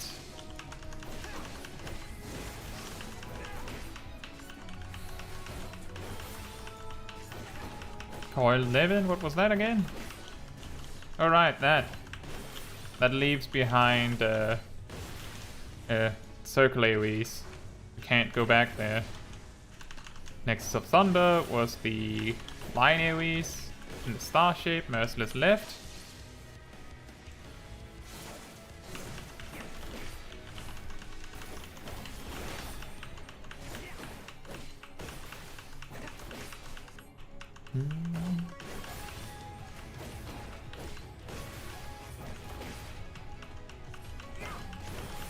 Shattered Sky, I don't have a defensive cooldown for that, but typically we can survive it just fine. Potion.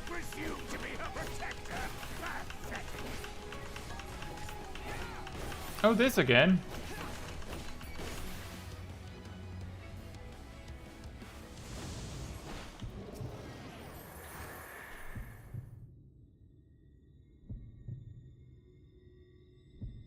Nexus is the line AoEs. The star shape. That is... That is a little close. Surprise!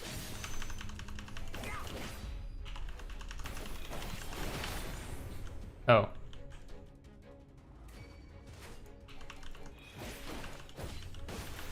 Coil 11 is the circles that stay. Not pursued is the chase AoEs. You kind of have to just run away for a bit. Coil 11 again. Okay. Where? Oh, in that side. That could be problematic. Nexus of Thunder is the line AoEs. Merciless left. That is problematic. We'll just have to eat it.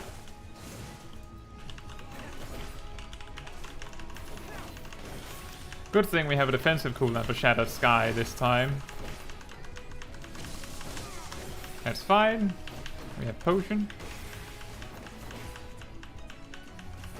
And then there's the Coil 11 again.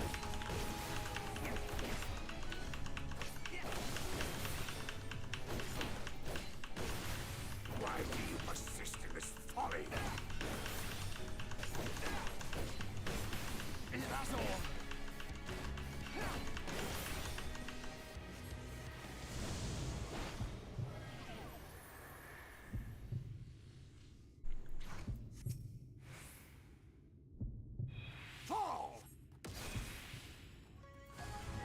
Uh-oh.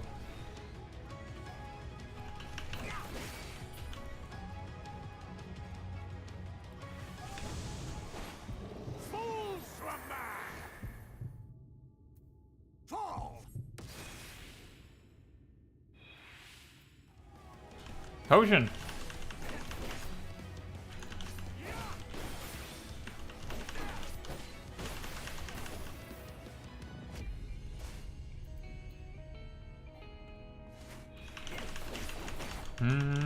Good thing I used a potion, because this is going to be problematic if he's going to keep getting stunned randomly. Can't remember if you get like a final hurrah. But getting random 6-second stuns makes it impossible to dodge anything.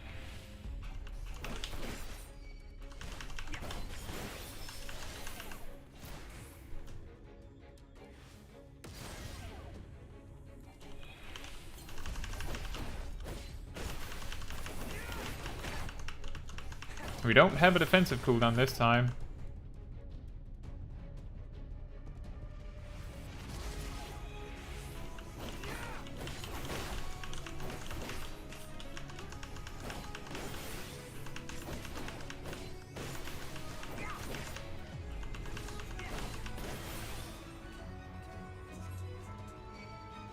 I'm deadly serious.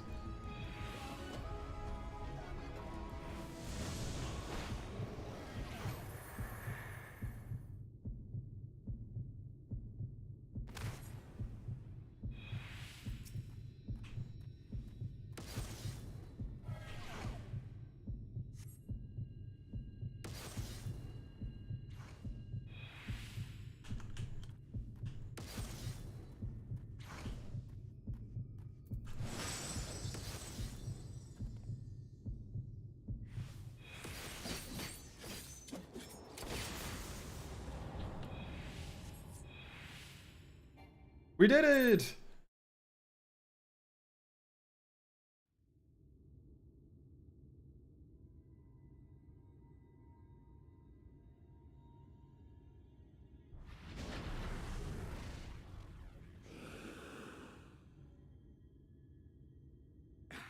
You would have her suffer and die. I would spare her that fate. That is not for you or anyone else to decide ever again.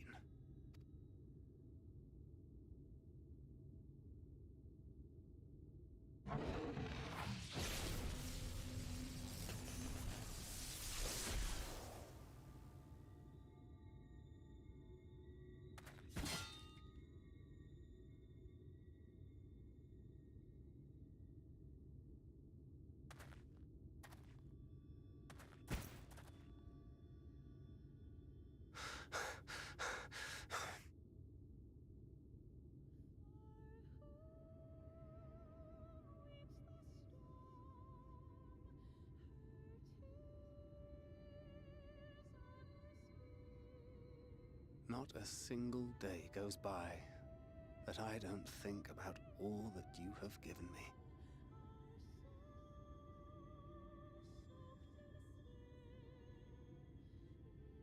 Countless memories and moments I took for granted. Gods, you grew up so fast.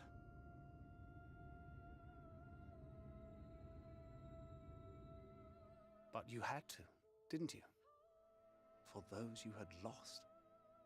For those you could yet save.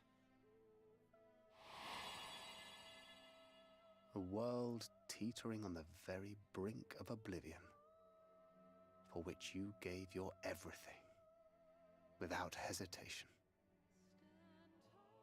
Your kindness, your compassion, your love. Then and now.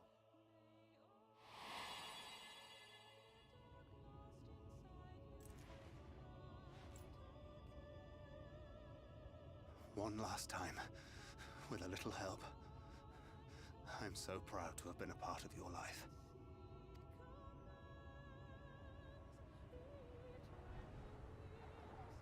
Oh, Minfilia.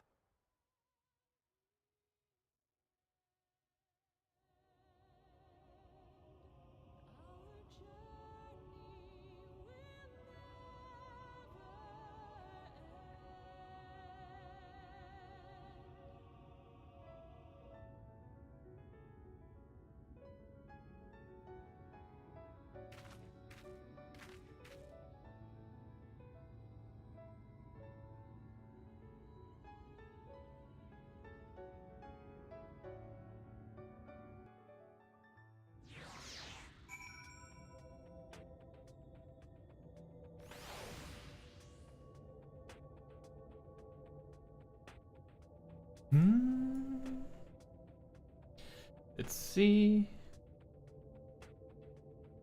Ziv says, people only liked Xenos because of the look he gave you. And Tracy said, I felt some pity for him, but never liked him. I'm guessing you mean... I'm not sure if you mean Ranjit or Xenos. I suppose either one could work. And Mally says, I like Xenos because I like how mad he is. And Alif says, roleplay!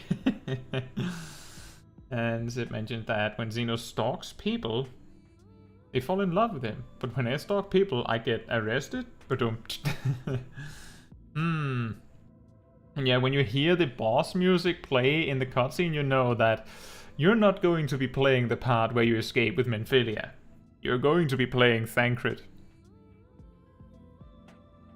And Sip says, whenever I play as a Scion in the main quest, it makes me so disoriented since everything feels so slow due to the normal sized player models. For me, it feels awkward because often they're given such a limited toolkit that you feel like I need to use this for something specific. Like, for example, with Thancred, you're given Nebula.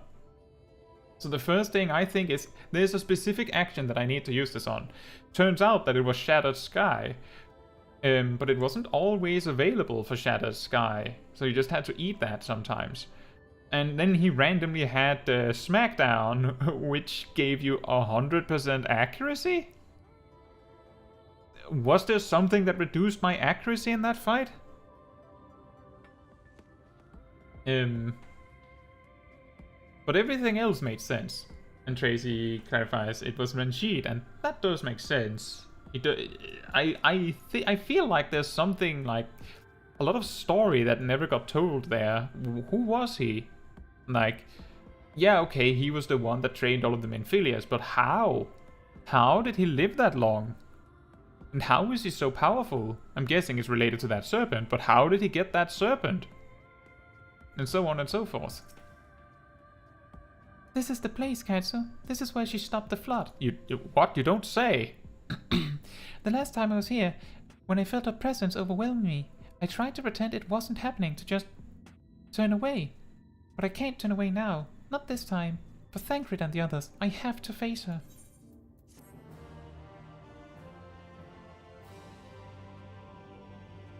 In the event that you leave the area, speak with the apprentice engineer at the Twine in Amh Araeng to return to Amh Araeng. I can sense her presence, albeit faintly. Come on, let's look over by the crystal wall.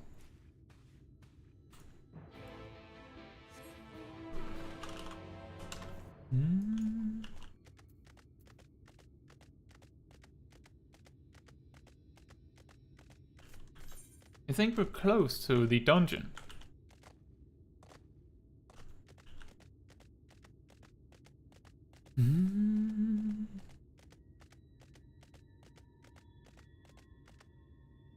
Oh, another dragoon.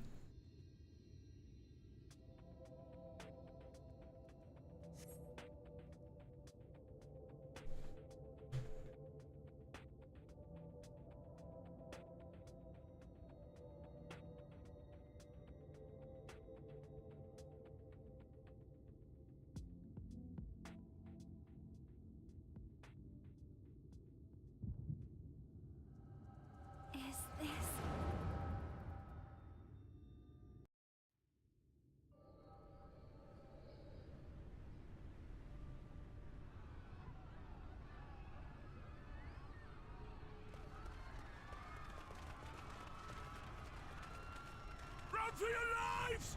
It's the flood! The flood! The end is nigh! Look! There's somebody up there! On top of the palace!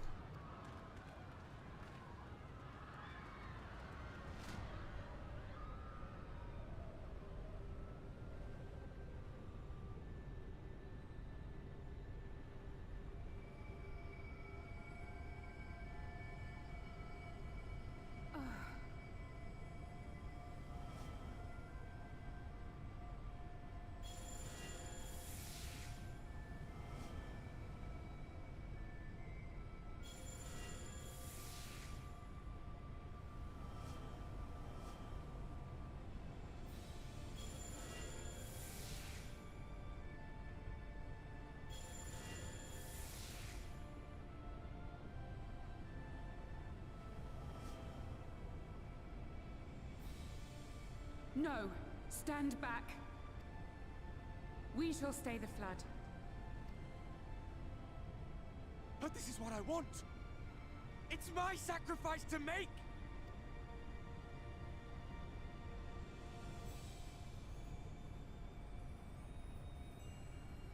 Your time has not yet come.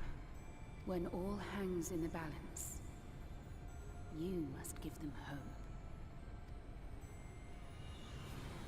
Menphilia!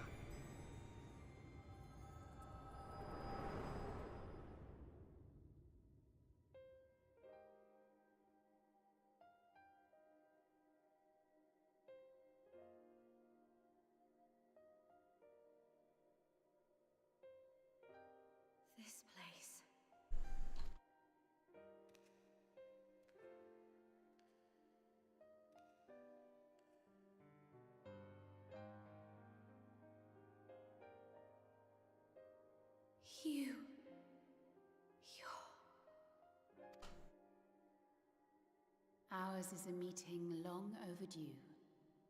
Full glad am I that we may finally speak.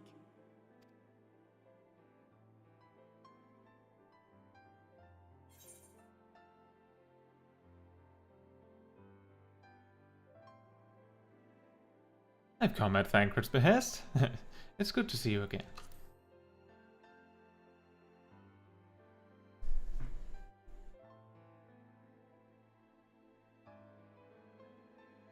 My dear, sweet child. Yours is a burden none should ever be forced to bear. Such pain and suffering you have endured. Yet still you came. For this and more, I thank you.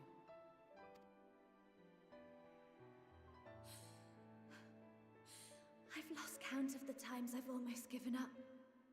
If people hadn't helped me every step of the way, I never would have made it. Yet here you stand, resolved. Now, tell me your heart's desire.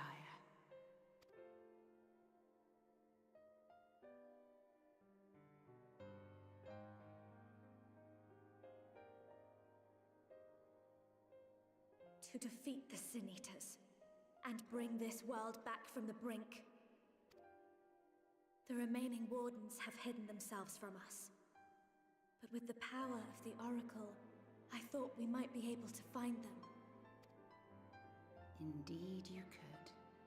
Their radiance would be unmistakable. But know, my child, that the power you seek will come at a price. We stand now at the crossroads. A decision must be made.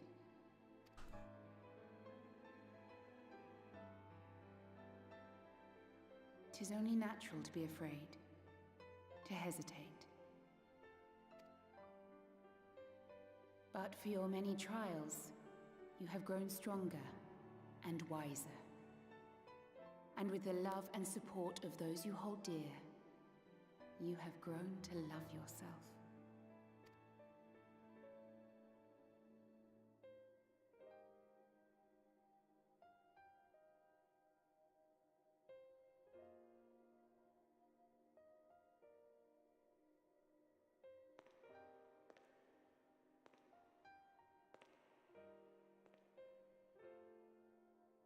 The flood has washed away so much of this world. So many people and places and possibilities, and all the heroes who fought to protect them. Yet here the Scions are, trying so hard to help those few of us who remain, and seeing how tirelessly they work, how completely committed they are to the cause. I can't help but believe.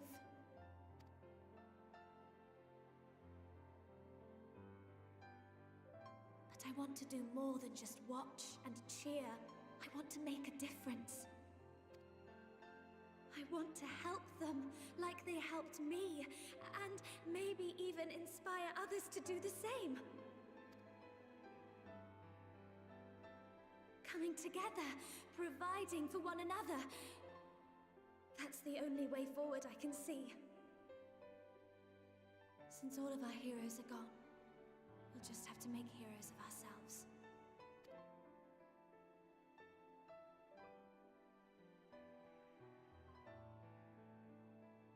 'Tis a beautiful, wonderful dream. One we share. Though my power was all but spent in staying the flood, I prayed this final act would give hope to those who survived. That self-same hope lives on in you. It gives me comfort to know that the future is in capable hands.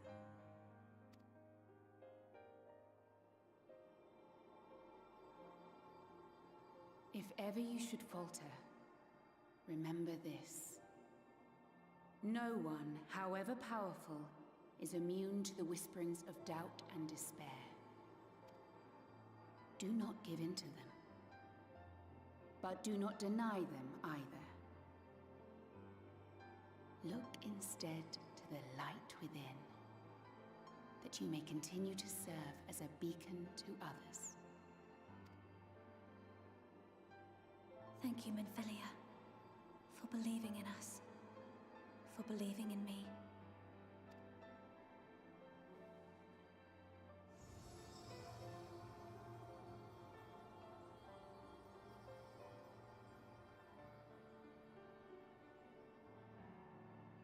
Dearest friend, no words can express my gratitude to you for keeping her safe in these tumultuous times. You are a hero to us both. But not even the most valiant heroes can stand alone. Only together may you change the fate of two worlds.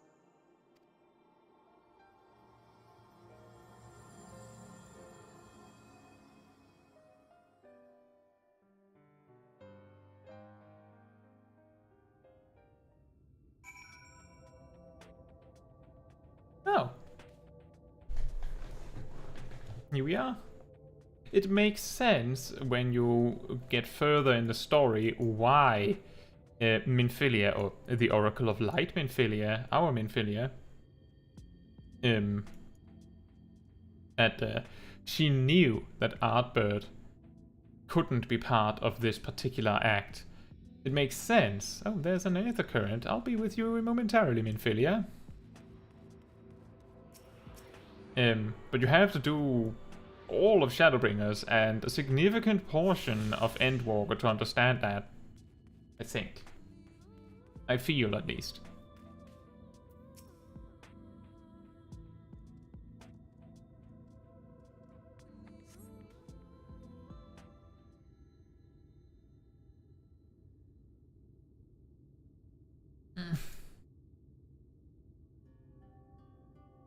What happened? I remember speaking with Minfilia, and then...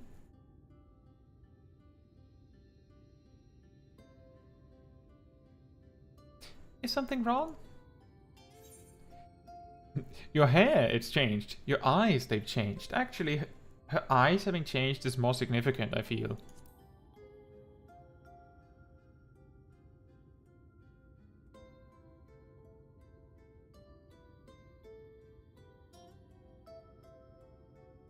A parting gift, I think.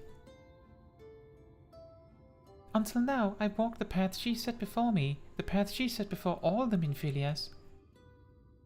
But she's given me a new path, a new life, that I can call my own.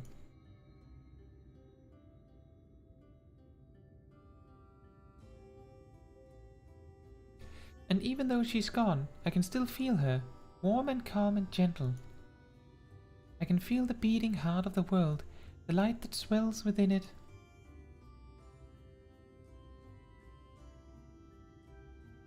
And the Light Wardens. There's one here in Amh Araeng. It's right next door. Let's hurry back. The others need to know. You don't think Thancred will be angry with me, do you?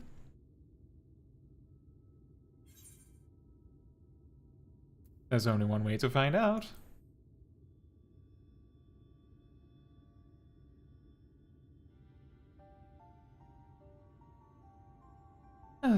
I know there's no getting around it, but...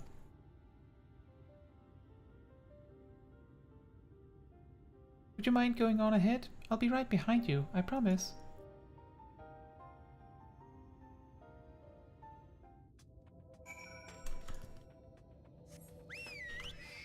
Sib says, I still don't understand the story, the overarching story, and I've done Endwalker. I just understand bits and pieces. And Tracy says, it's taken me 3 playthroughs and I still miss bits. For me, it's the fact that I have spent a lot of time getting acquainted with a lot of these particular details in the story. And now, this time around, as I am actively streaming it and really following the story extremely closely, it gives a lot more time, in a way, to sit down and really understand it. It makes sense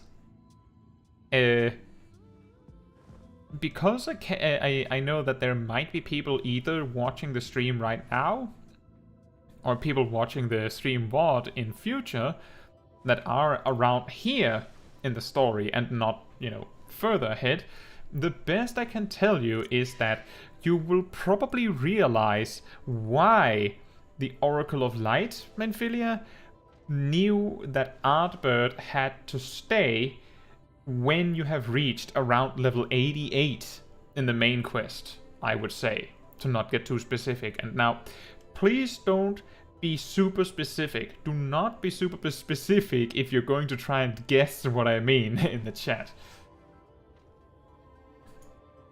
And Naleem says, relatable, I still talk with my friends discussing the main story. We have some parts we don't have a clue what's going on.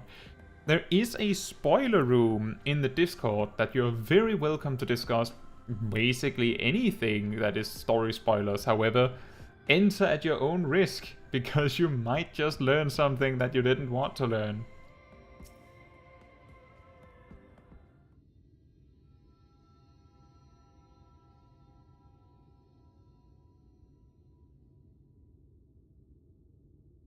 Ah, there you are. We were worried. Really? She wasn't the one that nearly got herself killed. It's a good thing Araeng called on us when he did. You were at death's door when we found you. But thanks to your timely ministrations, I was not obliged to walk through it.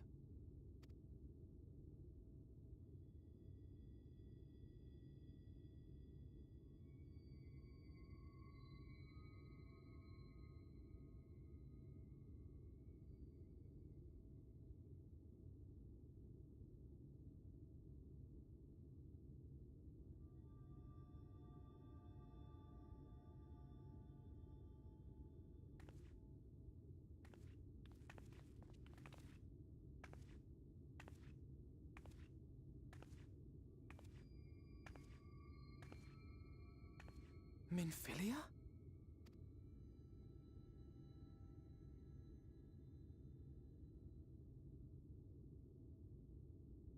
You saw her.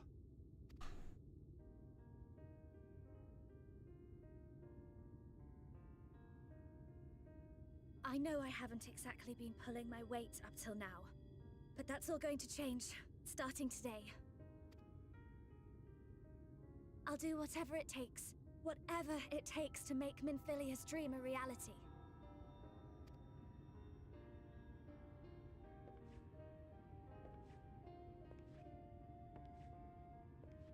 I can track the Light Wardens now, maybe even help you fight them.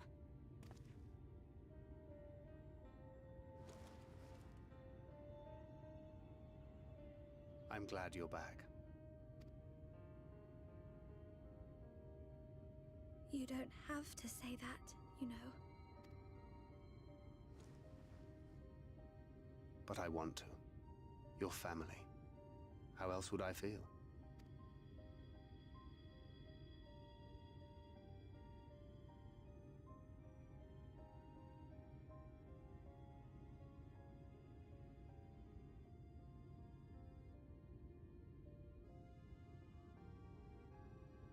She will need a name. A name? A name of her own. I would not have her walk in the shadow of another any longer. And I think it a fitting tribute to our departed friend too. At the mention of Menphilia, I would remember the woman who preserved our fellowship when all seemed lost.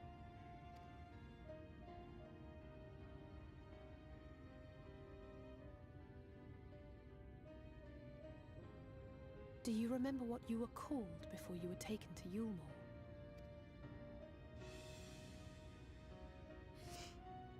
I'm sorry, I don't. I couldn't have been very old when it happened.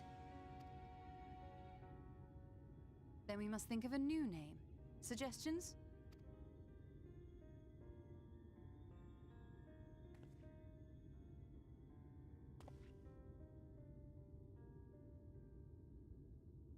If the lady herself has no preference, I think the honor should rightly fall to Thancred.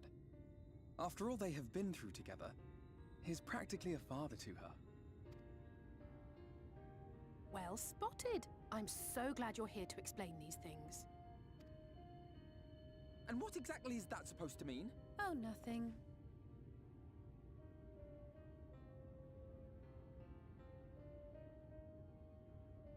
What about Reen?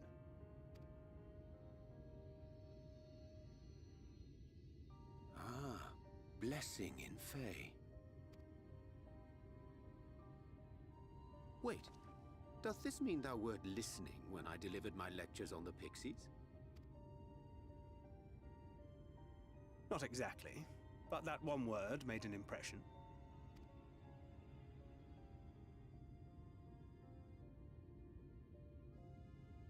Of course, if it's not to your liking, I can think of something else.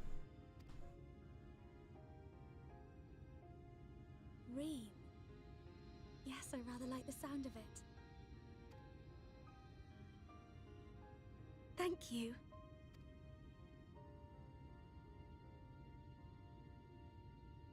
That settles it then. Welcome aboard, Reen.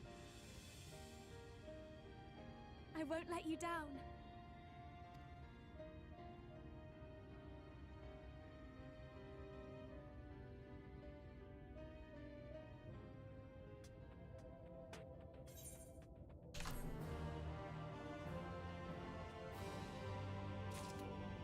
Tracy asks, are you doing well tonight? Yes.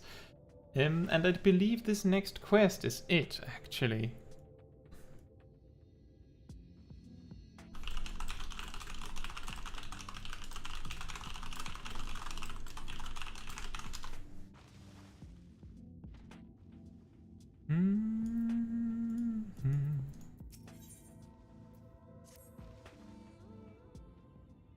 And Alif says, I was wondering why suddenly it got quiet. I paused the stream on accident. Oops. I honestly don't know how to repay you for all you've done, but I promise to do whatever I can to help. Are you certain you're up to fighting so soon? I can't imagine the power of the Oracle is something one learns to wield in the space of a few hours. Maybe not, but the presence of the Light Wardens is unmistakable to me now.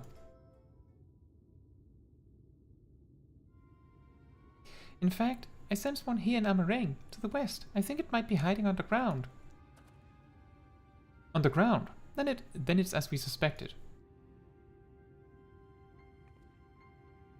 We thought it prudent to take a brief survey of the area prior to your arrival. To the west, we found the remains of a site known as Malikah's Well. If I recall correctly, the well was built in remembrance of one of the ancient kings of Amh Araeng, to serve as a source of respite from the desert heat. It fell into disuse after the flood, whereupon the miners of Amh Araeng thought to turn part of it into an excavation site. Judging by its size, the underground waterways are no doubt extensive, the perfect hiding place for a warden. Reen, are you certain you can track it down? Leave it to me. Then it's settled. We make for Malikah's Well.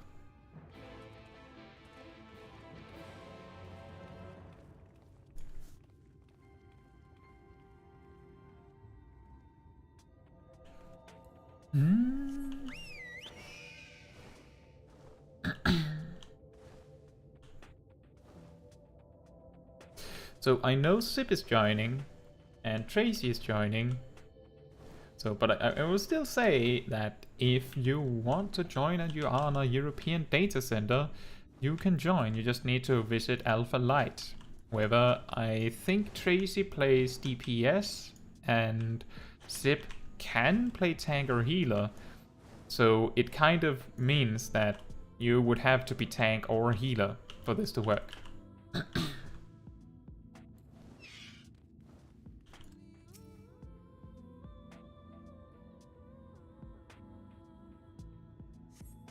I know you can do all three roles, Sip. It was more that Tracy is probably going to be DPS and I am too.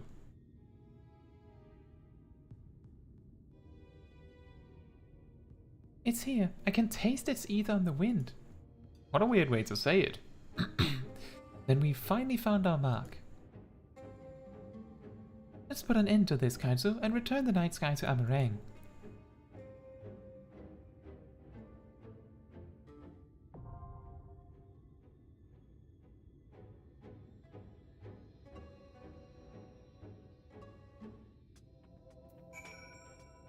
So many to choose from. I think I'll take my friends.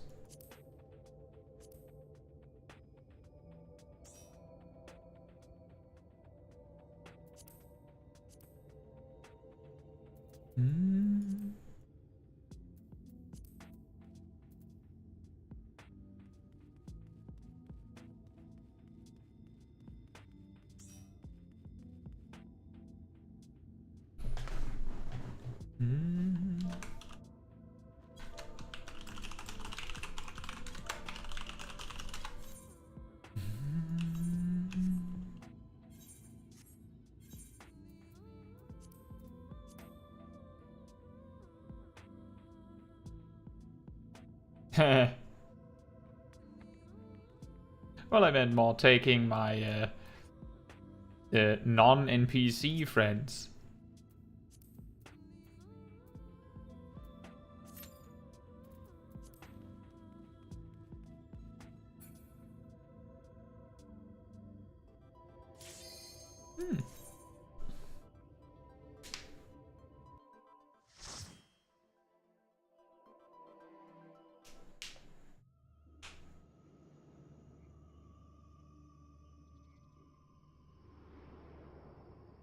It's not often we see Sib on Astrologian.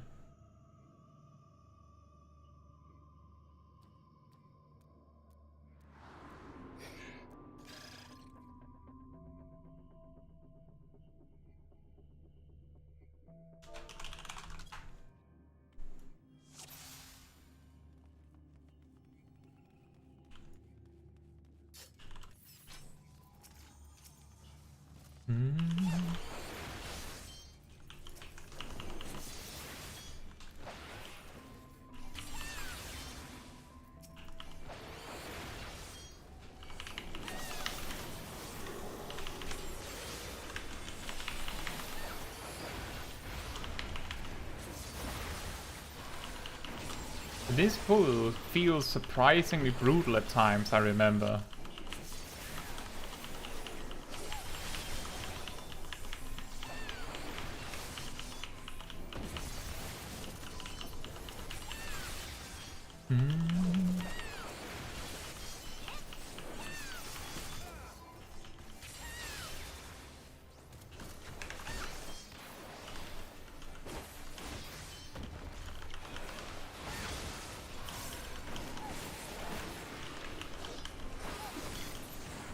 I did this dungeon a lot of times as a tank with duty support myself. Back in Shadowbringers, there was a rumor that there was a big, like, special reward for maxing out your NPCs in the duty support, or trust as it was called at the time. It turned out that the reward was a title. That was it. That was the entire reward. It also unlocked the opportunity to play through the, to do the story version of the Trust dungeons, where nowadays it's just unlocked by default. But back then you actually had to level up your scions to 80 to unlock it. And this is no longer necessary, and it's just unlocked immediately. So it's just the title.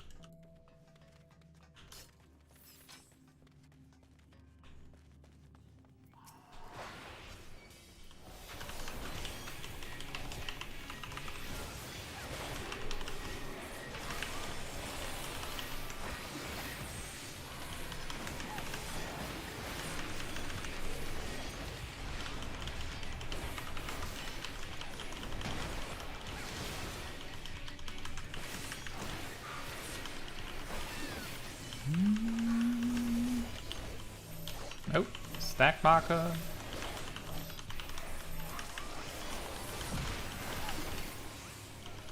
And then the knockback.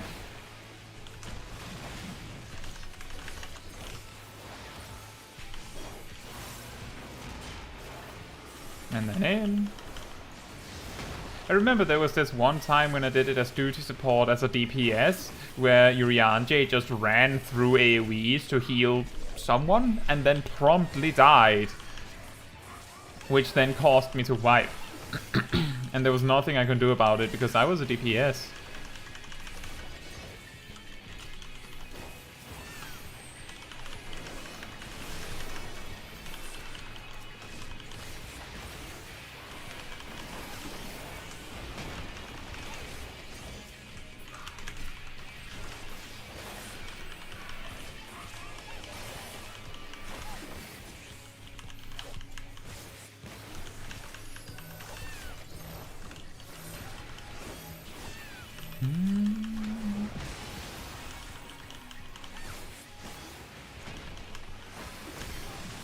Oh, right.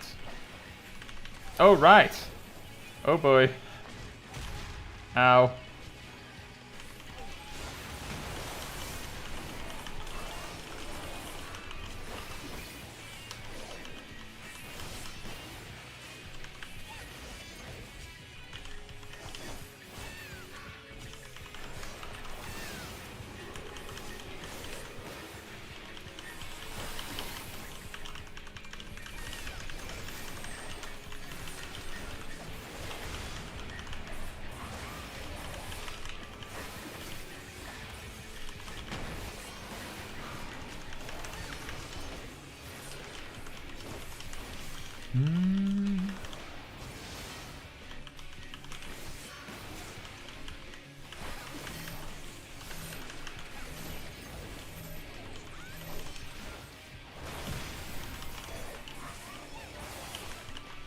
Oh, and the knockback.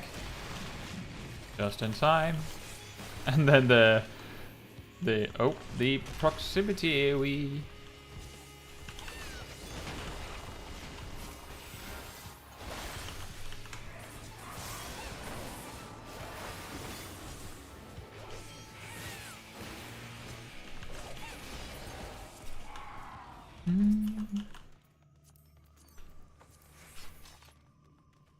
It's interesting, the bosses in this dungeon have one thing in common, is that they don't do very much. And then they do all of their mechanics in order, and then they don't do very much. Like, they just stand there for a weirdly long time.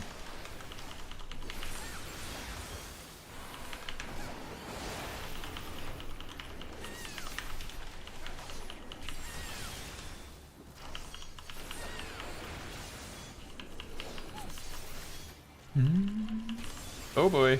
Oh yeah, the self-destruct that doesn't actually self-destruct it.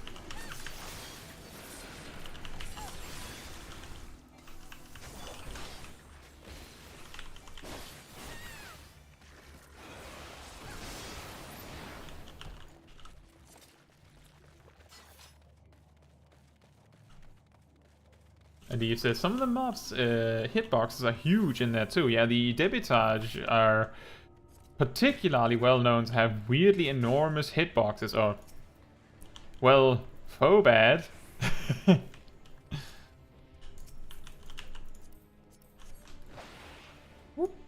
This tends to be a particularly painfully hard pull, so I hope Sip's ready for this.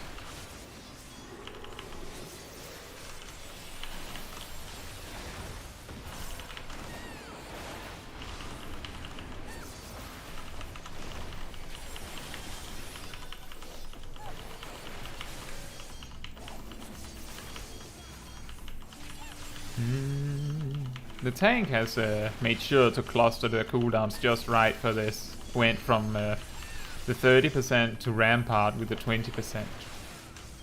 It's a good call.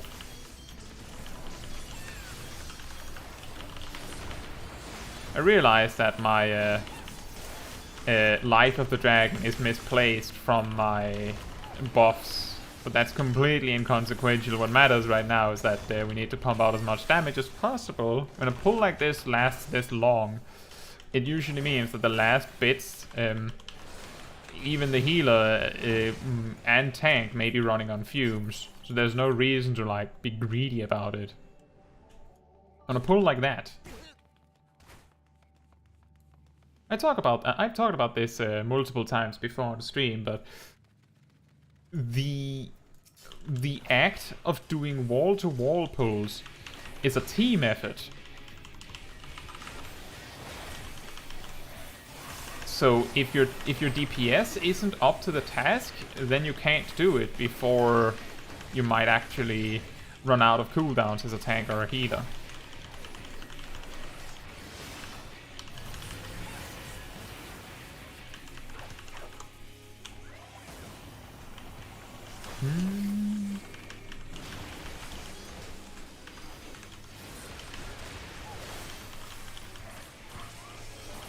Very convenient time to use a knockback immunity.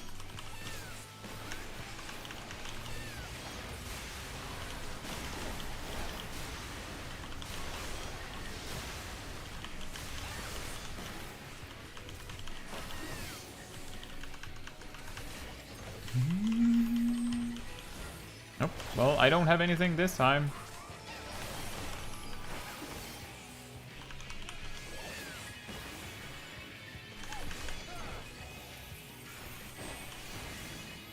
Or this time.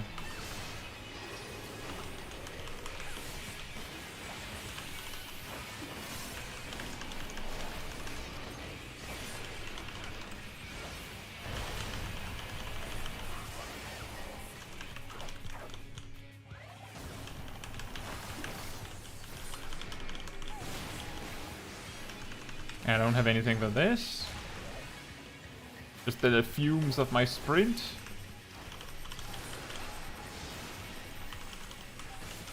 Which happened to be just barely enough.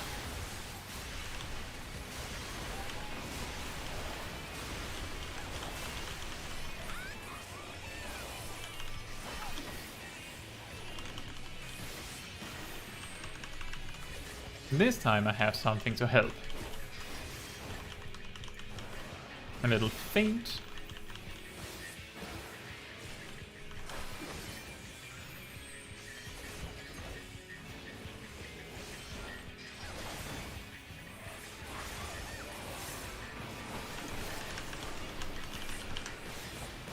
We will have knockback immunity for the next thing.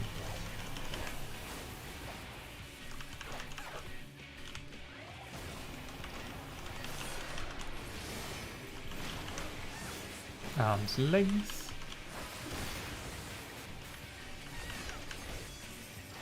Oh, it's the other way around this time.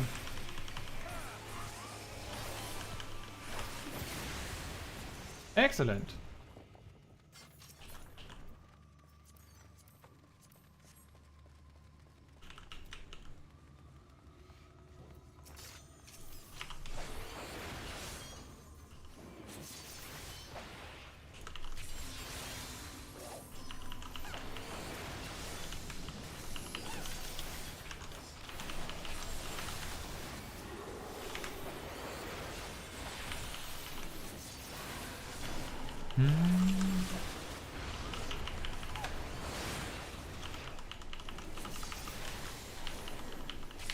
I wonder if we're going to do...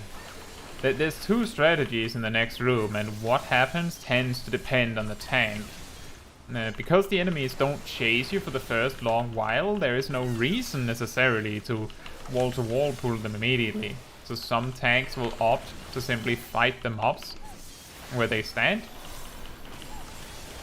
Other tanks will wall-to-wall pull and simply deal with the mobs that make it to the next pack.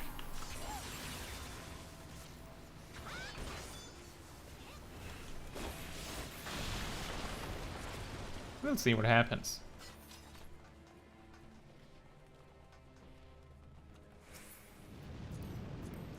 Given the sprint, I'm going to assume that we are pulling. But it appears we are not. That does make very good sense. No complaints from me.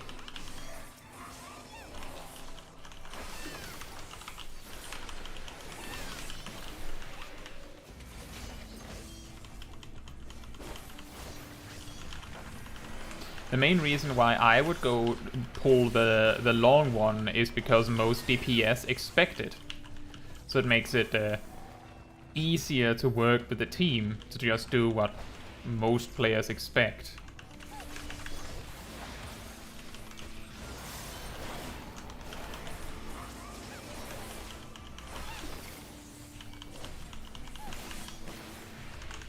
And the reason why I'm switching target is because I just put a dot on that one, so no reason to kill it immediately.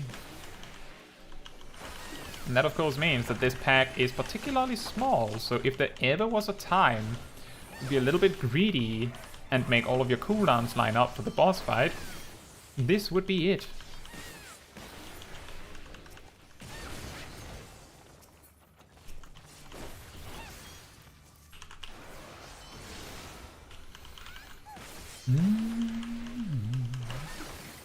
I think we've gotten to the end of this section of the story faster than usual.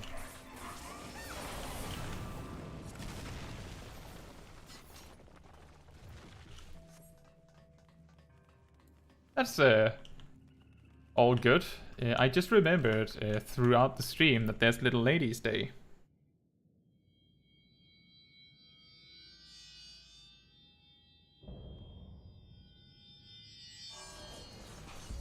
Lightwarden Stork. An interesting detail about this boss is that while it doesn't really have like a big tank buster necessarily, as far as I remember, it hits incredibly hard, just by default. It just hits for enormous damage to compensate for the lack of a tank buster.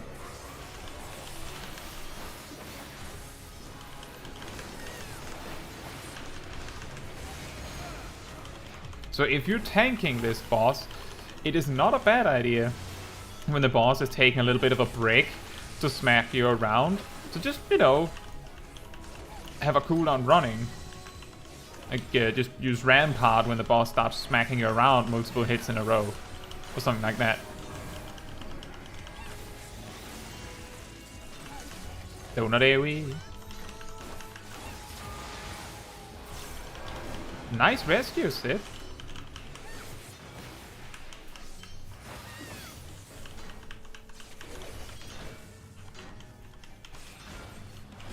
So, do we get the easy or the hard one? The hard one, I would say.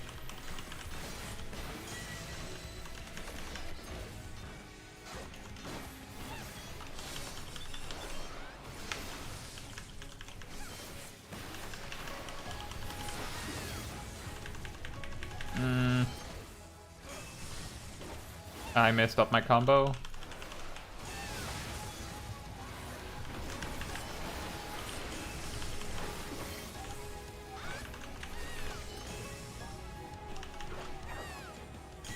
Better to play it safe though.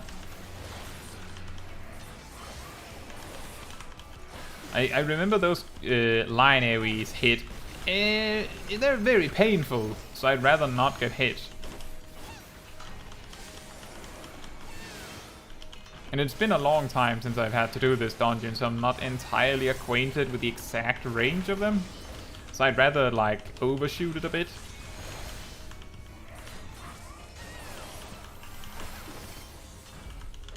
We have to delay our cooldowns a little bit to make everything line up again because of my mistake before.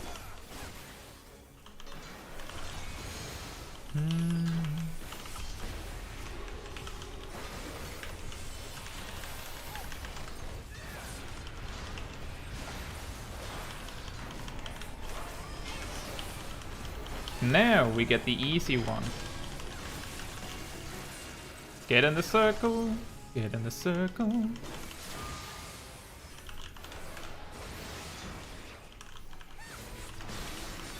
Get in the first circle that spawns. And wait. Don't get too hasty. You have to wait.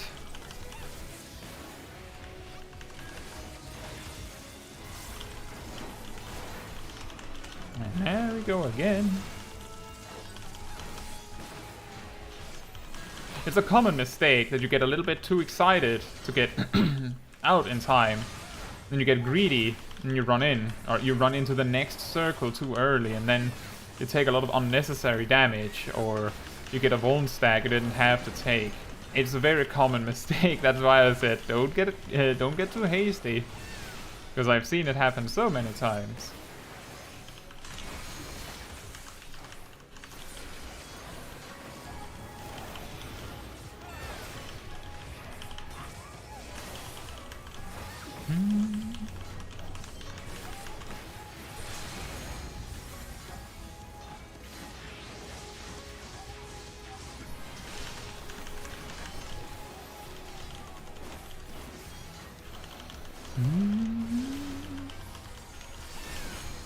For once I remembered the limit break. And then I promptly forgot to do the trick where we can get an extra life of the dragon just before the fight ends.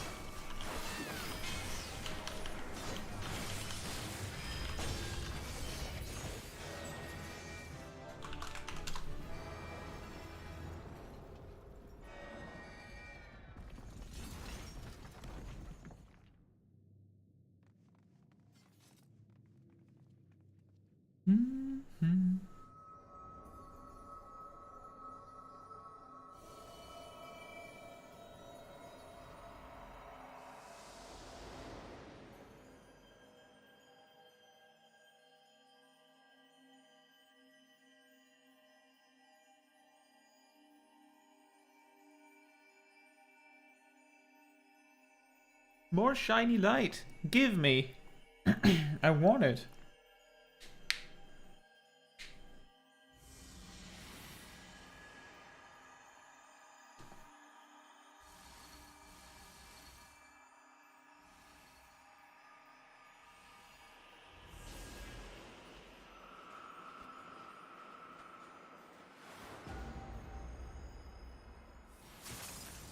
Uh-oh.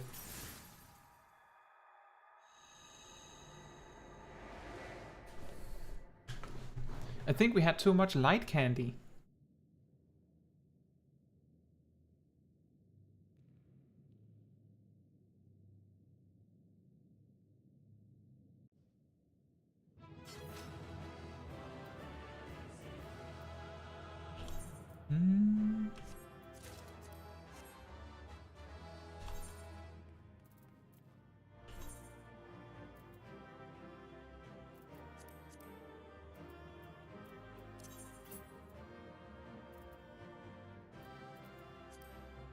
I think those were both upgrades, right?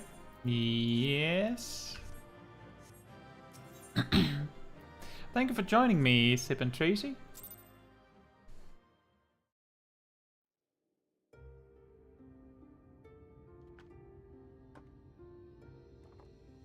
That was a good dungeon.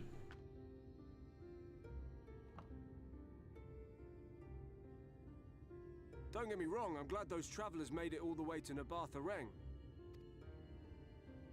But when Urianger told me the Talos was in pieces, and the trolley didn't look much better, I couldn't help wondering what in the hell's had gone on. What indeed? At least the heart is in one piece. The rest is replaceable. Looking at this mess, though, it's a miracle they survived. You can say that again. What the? Are you seeing this?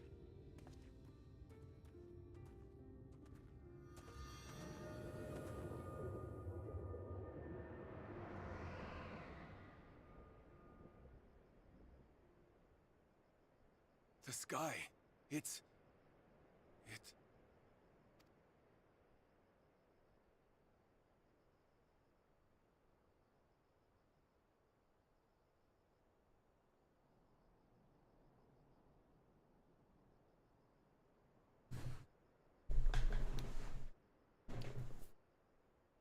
Striking commentary.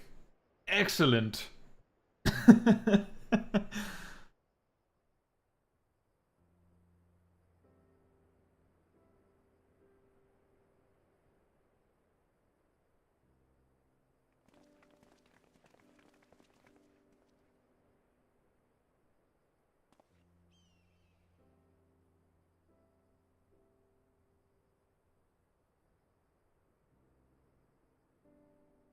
At last, night has returned to Amh Araeng.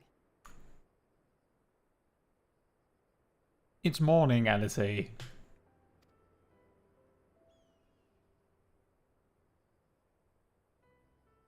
We'll save this broken world yet, Tesleen. You see if we don't.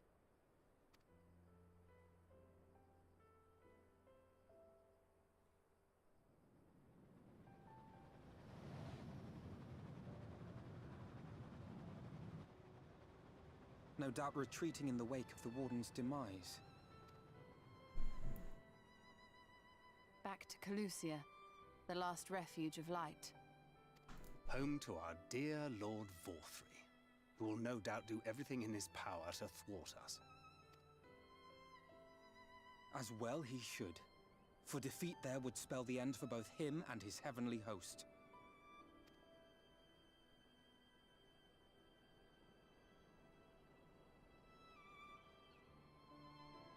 There the fate of this star shall be decided.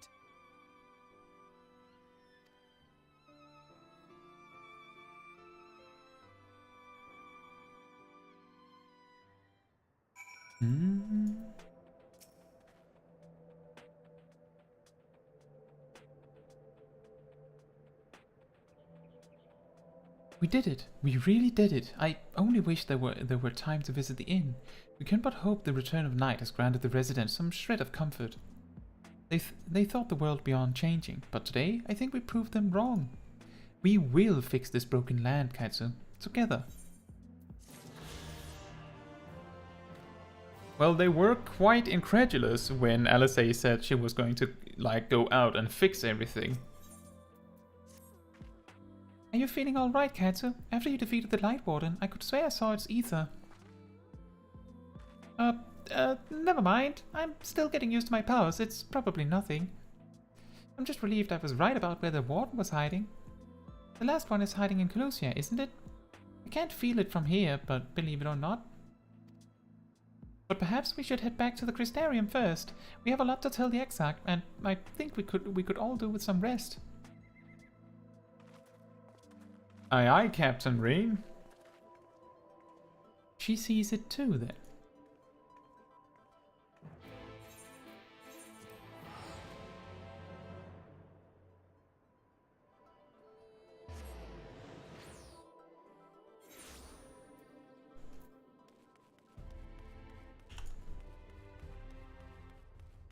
Look, it's a Sin Eater.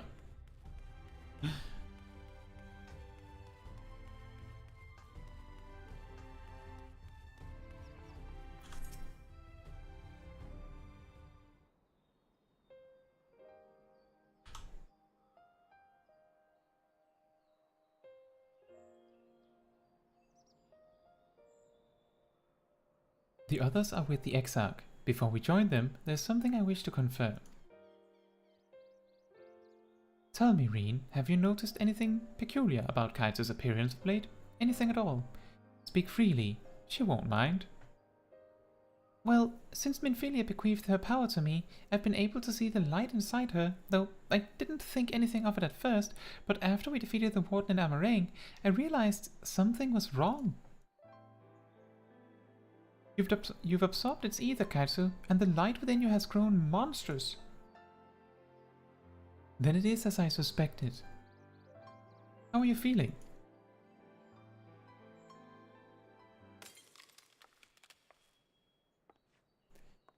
You asked. That's what caused the problem. Caetsu!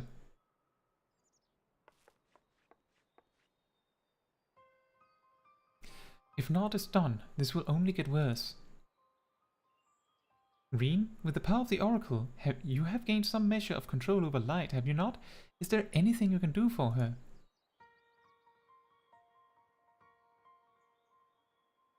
Extinguishing it is out of the question. Even at her strongest, Minfilia could only hold back the light.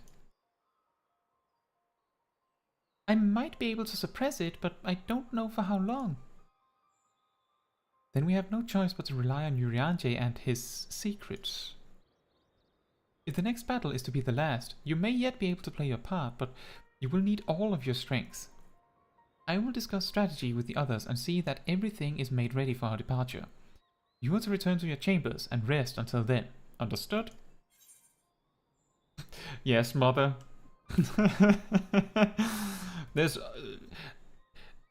it is the funniest response, so we have to say that one. Yes, mother.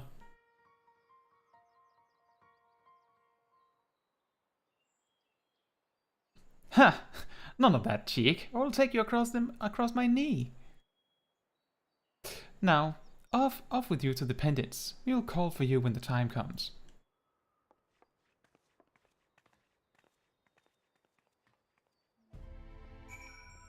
It's extra good as a Lalafell.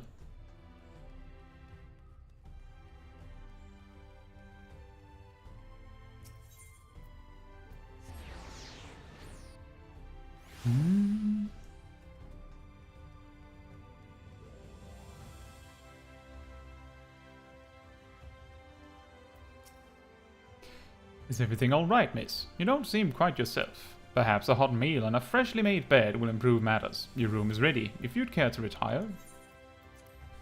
Very good. If you should have need of anything at all, pray do not hesitate to call.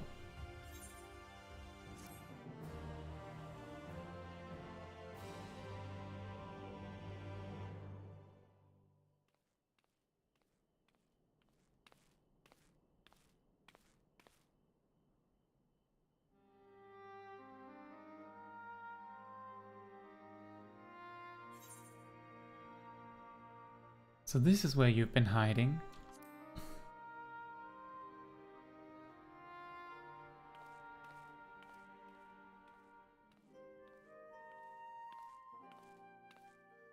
And sometimes the dead would rather not be disturbed. But enough about me. What of Amh Araeng?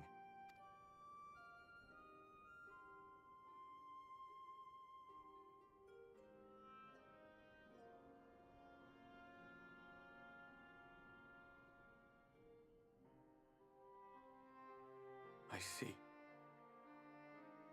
Minfilia's gone then. Which means the reason I must suffer this purgatory shall forever remain a mystery.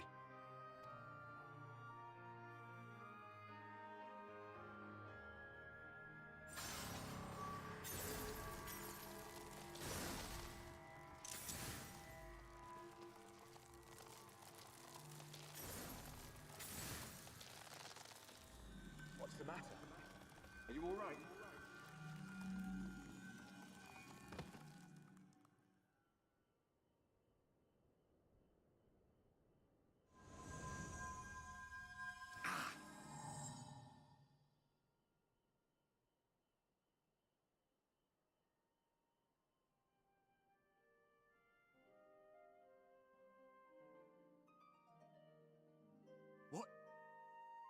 What just happened?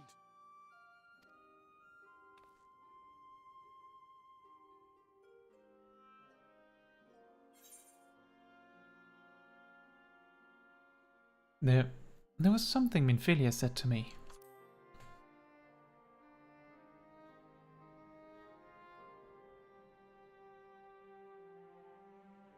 Minfilia said my time had not yet come. That I still had a role to play. Not even the most valiant heroes can stand alone. No, it couldn't be. There's only one hero in this room, and it is not me. I'm just a shadow, cursed to wander.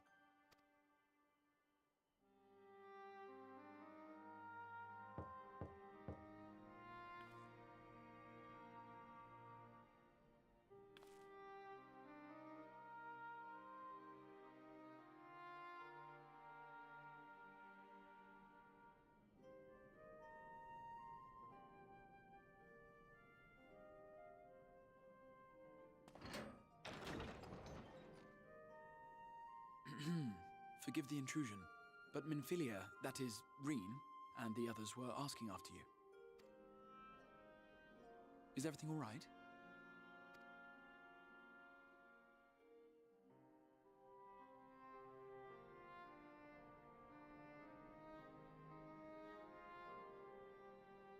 That pain! pain again. And did it pass?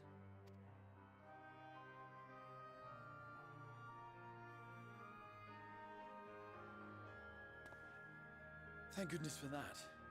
I would not wish to see you suffer.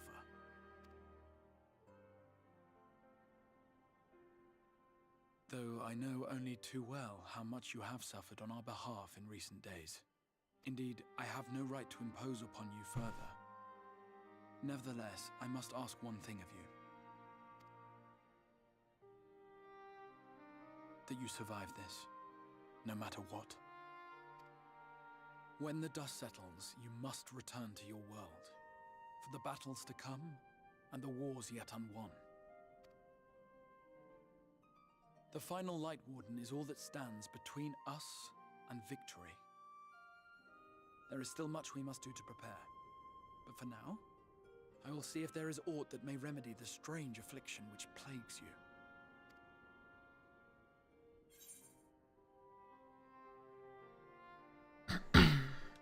When the Warden is dead, will your work finally be done?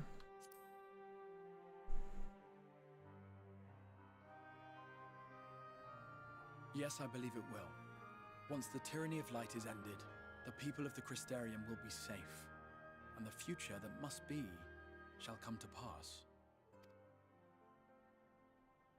I'll not keep you from your rest any longer. Take as much time as you like.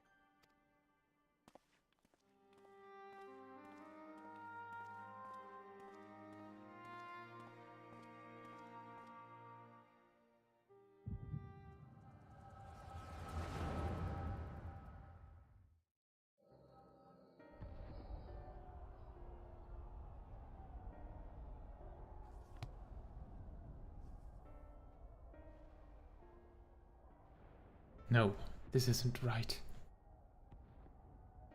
It would need to be later, after the liberation of Alamigo, perhaps.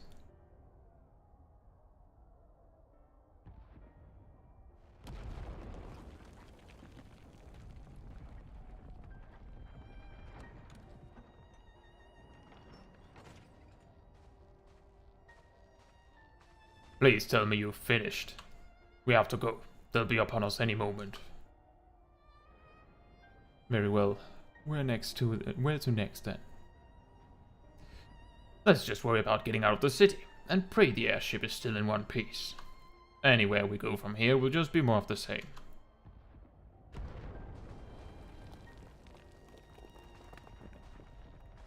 Gods, by the sound of that last one, I reckon the Knight's 12 might be the Knight's Rubble now.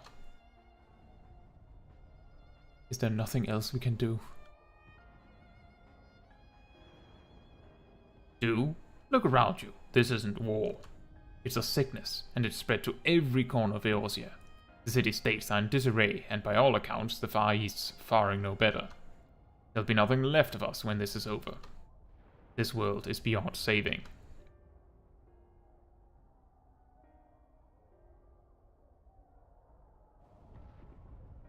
I never tire of that story. When the hero swoops in astride a white dragon to save the little girl.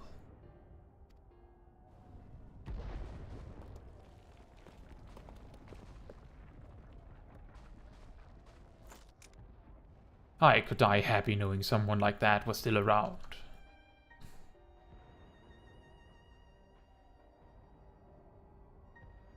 Indeed, but not today, not while our message remains undelivered.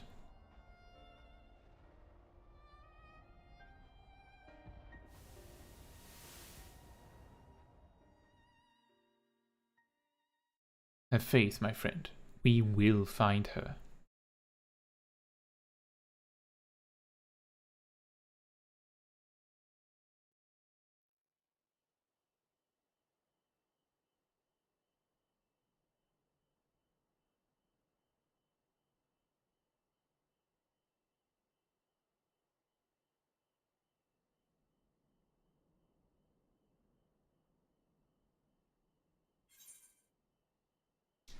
What a peculiar dream.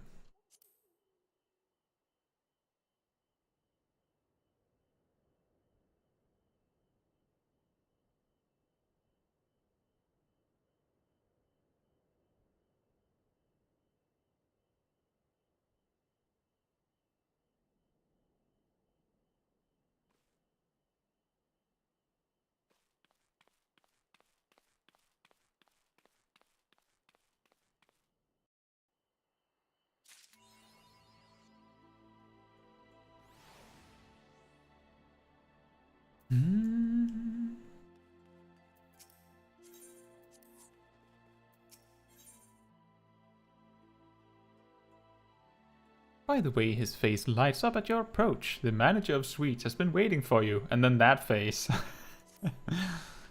Ah, Mistress Chaiji, I trust you had a pleasant rest.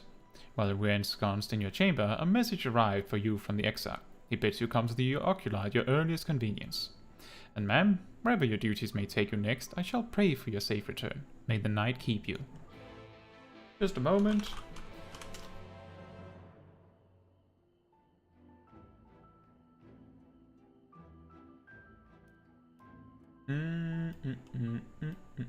I know we haven't reached level 78 quests yet, but I think this is a good place to pause on the main quest so that, like we've done previously, that we actually start on like a story arc and then return to the inn when we're done.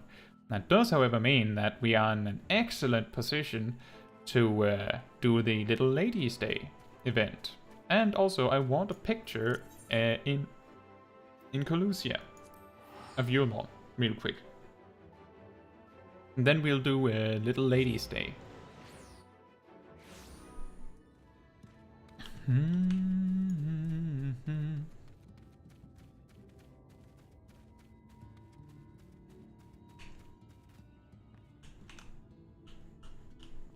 I was hoping there wouldn't be trees in the way. The Little Ladies' Day story is kind of weird, I think.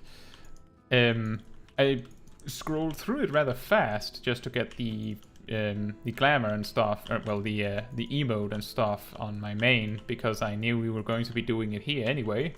That means I'm a little less, I have a little less knowledge about the story.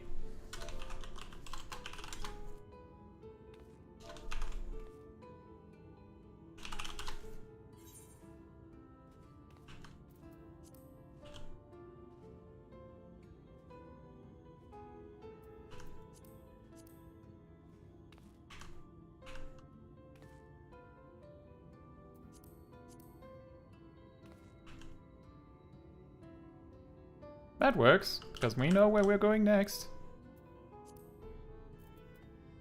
There we go. Actually, no, that's a little spooky.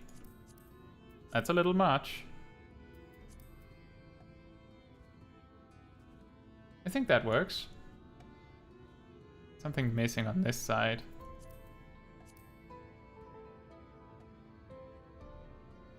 A little excessive lighting, but it fits with the theme, doesn't it? Now then, Little Ladies' Day in Ul'dah. Off we go.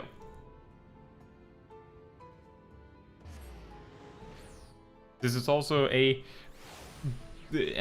great reminder if you haven't done it yourself. To go and do it.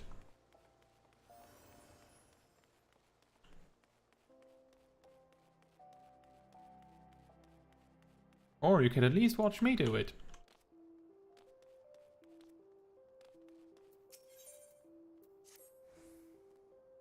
Begging your pardons, good ma'am, but you are an adventurer, are you not? If so, I should be much obliged for your kind assistance. I am the Royal Seneschal, and it is my honor to oversee Little Ladies' Day. In case you are unfamiliar, the festival celebrates all the maidens of the realm, and my duty is to see that each and every lady is treated as a princess. Oh, really? For this year's celebration, we are planning to distribute replicas of an antique folding fan to participants. Wishing to learn more about said fan, Miss Aldietha, a scion of House Thorn, has taken it upon herself to investigate its origins. Alas, she has ever had a frail constitution and is feeling unwell. For now, she rests at my insistence, but passionate as she is about the celebration, I worry that she won't stay put. Thus would I turn to you for help. In order to take the burden off my lady, who is also a treasured princess this day, might I prevail upon you to assist with her investigation?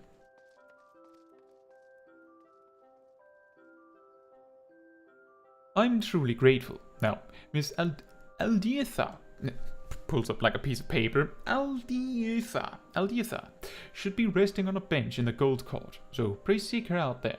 I leave her in your capable hands.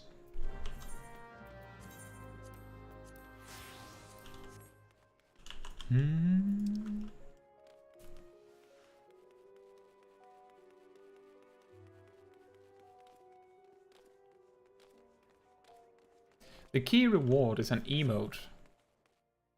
A little dance.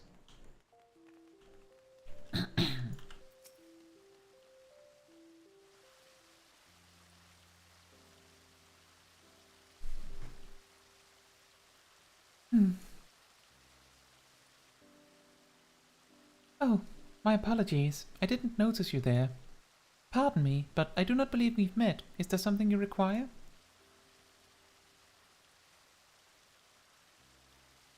So the Royal Seneschal sent you. Well, I would be lying if I said that I didn't need the help. I'm in a worse way than I had realized.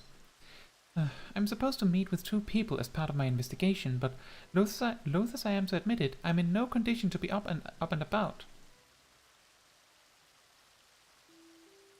As you may already know, I'm investigating the origins of an antique folding fan, the very one beside me, which I found in the Thorn Manor one day. Curious about the design, which is unseen in Ul'dah, I turned to the history books and discovered that it is of a style used in the palace during the Thorn dynasty. Further research revealed that Princess Edvia, my ancestor who gave rise to Little Lady's Day, once used such a fan in a dance she performed at a royal soiree. Soiree? It was very beautiful, by all accounts, and I should have liked to see it. Inspired by this discovery, I consulted the Royal Seneschal, and it was decided that we would make replicas of the fan as gifts for this year's celebration. However, when we showed the fan to the artisan we hired, he declared that, while undeniably designed in the Thorn style, it was crafted much more recently, no more than a few decades ago at most. This led me to wonder, who had made this fan? Who had this fan made, and why? With my mother no longer with us, I went and asked my father, but he claimed to know nothing about it and said no more. Though he married into the family, he is the present head of House Thorn. If even he does not know, then I have to seek answers elsewhere. Additionally, if we learned how the fan was used during Princess Edvia's time, I thought that we could share the knowledge during the celebration. Thus did I arrange to meet with people who are versed in the history of our family. As I am now, however, I can scarcely stand without feeling faint. I'm sorry to impose, but might I trouble you to attend the appointments in my stead?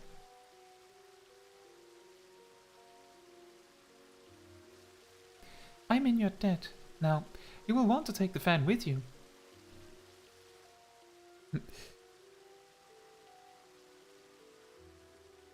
Please show it when you meet the individuals in question. One is a reporter from the Mithril Eye, who will be at the Zenith Ossuary, and the other is a historian, who will be at the Quicksand.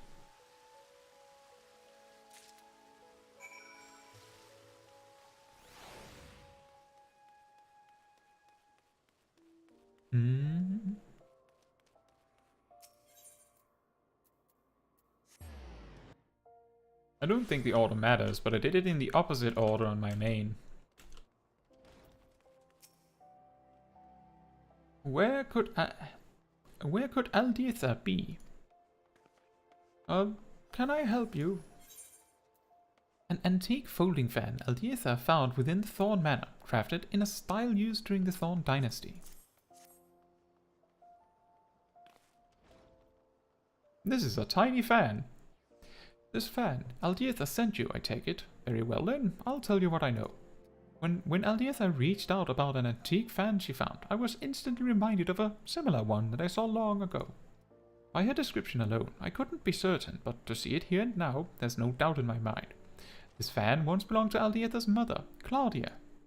She was still half a girl at the time, 15 summers old, perhaps, when I interviewed her for a Little Lady's Day article. That day, she had this very fan with her. She was out of sorts, though, and begged to sit down and rest. As tired as she looked, I decided to cut the interview short and ended up writing about something else. I must say, I find it a little strange that Aldietha should ask me about the fan. It belonged to her mother, after all. Surely, she would know about it.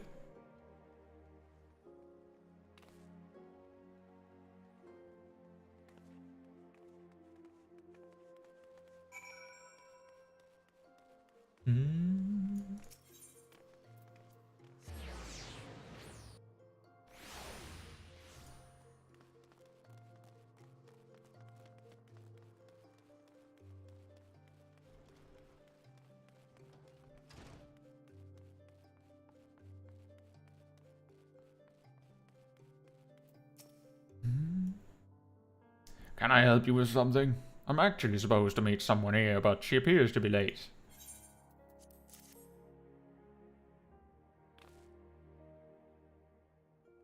This is a tiny fan. Ah, so you've come on Miss Aldietha's behalf. And this is the fan she wished me to inspect. Indeed, it is of a style hailing from the Thorn dynasty. It is said that Princess Edvia carried such a fan when she attended functions. In those days, it was considered meet for noble women to cover their faces, to which end they carried folding fans on their persons. But, as the legend of the Lost Lady would attest, Princess Edvia didn't concern herself with social norms, and, at a royal soiree, far from using her fan to cover her face, she used it to perform an impromptu dance. The Sultan and his retinue of seneschals looked on aghast, but the guests were captivated by her performance, and erupted into rapturous applause when she finished. That dance came to be known as the Little Lady's Dance, and it is said to have been passed down through the women of House Thorn. The fan you hold, I expect, was crafted for that very purpose. Curious though, as a daughter of the House Thorn, it seems to me that Miss Aldietha should be aware of this legacy. In any case, I hope I was able to be of some help to her. Pray pass along my regards. Here you go, have the tiny fan back.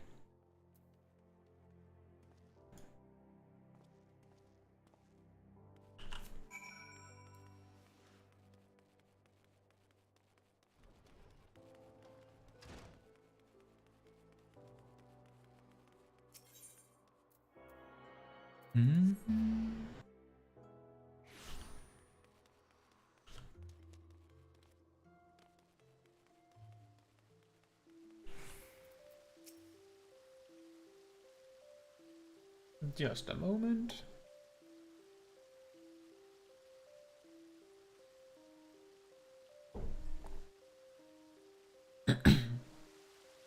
Ah, you're returned. Thank you for attending the appointments in my stead. So, did you learn aught of interest?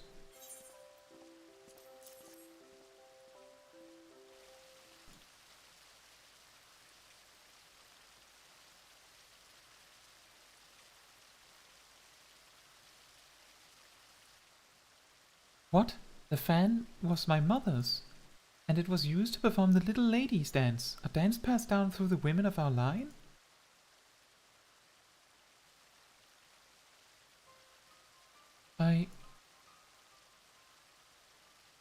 Forgive me, but I'm not sure what to think. I never knew about any of this, about neither the fan nor the dance.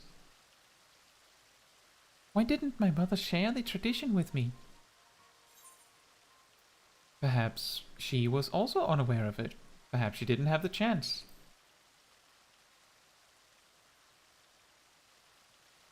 Yes, I feel that is the only plausible explanation.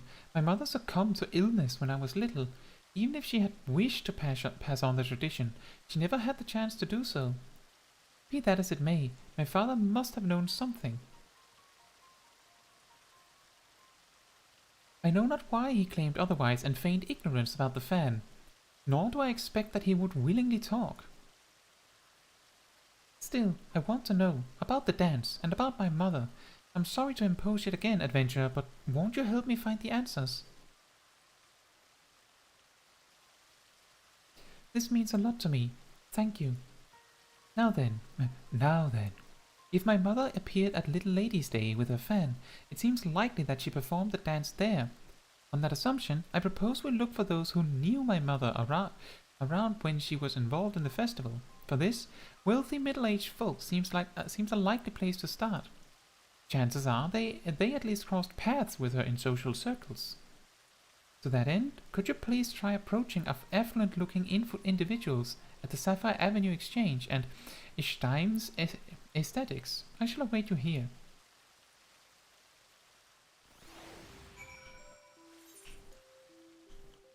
Ishtime's Aesthetics.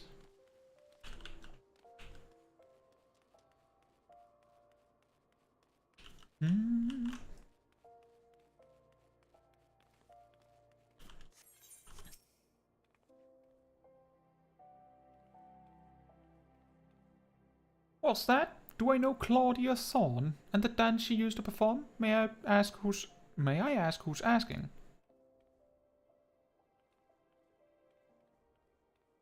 Goodness me, to think Aldietha had no idea. I was good friends with her mother, I'm proud to say, and would be glad to share what I know. She was quite frail, was Claudia, and constantly took ill. As a result, she seldom attended social functions, and certainly never performed the little ladies' dance in them. She did, however, show it to me in private, and I consider myself blessed. It was so beautiful, I begged to learn it from her. She kindly taught me, and she would have dearly loved to teach Aldietha too, I'm sure. It breaks my heart that she never had the chance. But if Aldietha is keen to learn the dance, nothing would please me more than to teach it. A poor substitute though I may be for her mother. She awaits at the Gold Court, yes? I shall go and find her there at once. Actually, I don't think that a close friend of your mother would be a bad substitute in this case. Like, genuinely, I think that is actually a pretty good substitute.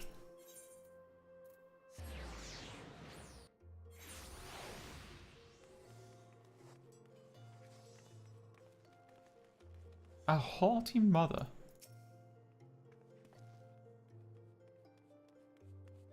A Thorn woman who once danced at the festival. I'm afraid I'm not familiar. Little Ladies' Day has always been a common folks festival, after all. If anyone were to know, I dare say it would be the head of the Thorn family. It is under their auspices that the celebrations take place. Alright then.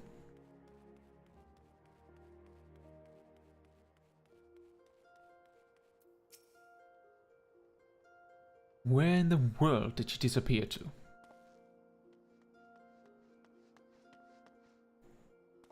What? Did I ever see the dance performed by Claudia Thorn? As it happens, yes, I did. It was during a Little Ladies' Day celebration many years ago. Claudia was participating for the first time, and I had the honor of being her guide.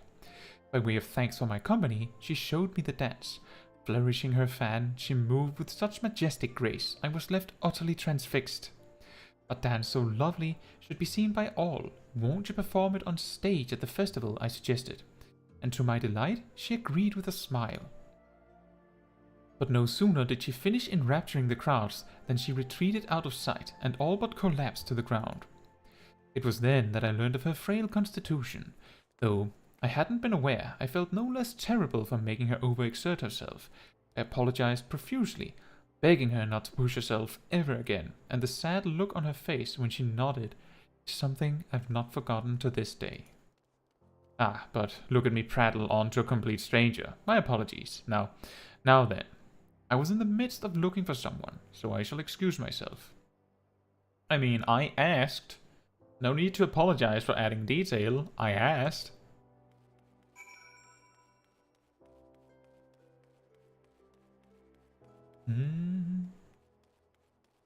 Toilet paper.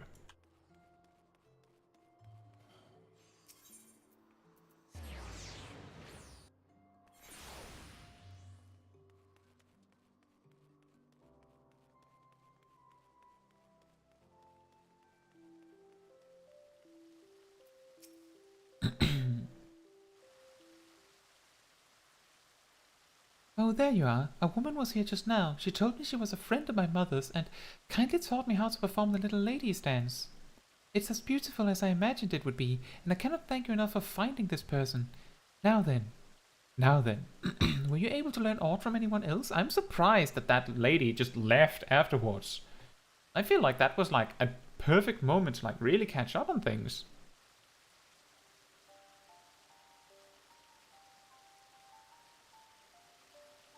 So my mother once performed the dance before a crowd, but the exertion was too much for her.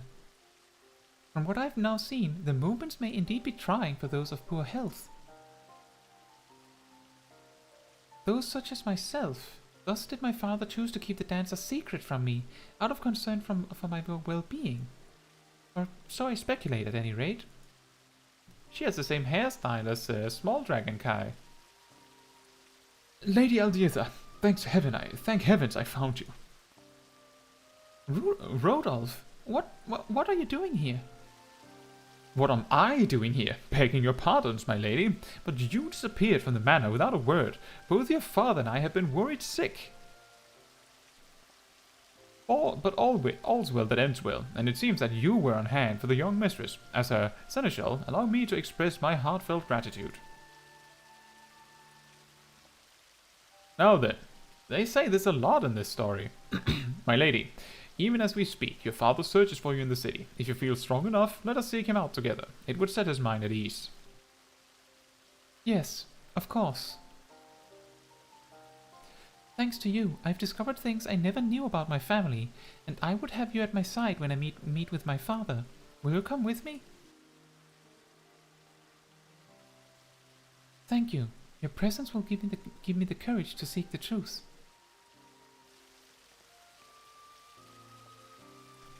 Master Fortin should be somewhere in the Ruby Road Exchange. Please follow me.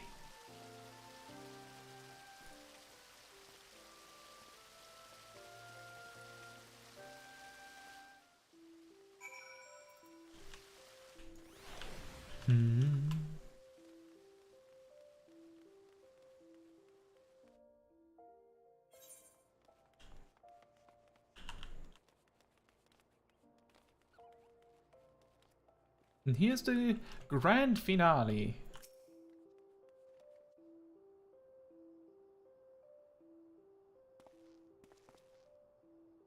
You're the woman from earlier. I should have guessed you were the one who aided my daughter. I said what I said, not realizing you had come at her behest, but what's done is done. Now, allow me to properly introduce myself. Fortin Thorn, head of the Thorn family, at your service. No more secrets, father. Why did you hide the truth from me? I couldn't bring myself to tell you. Even as that fan and that dance hold fond memories of your mother, they are a painful reminder that she is gone. I couldn't bear to lose you as well, so please, return the fan and forget about the dance.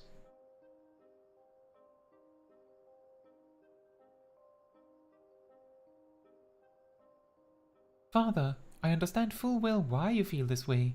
Were I in your position, I wouldn't likely feel the same.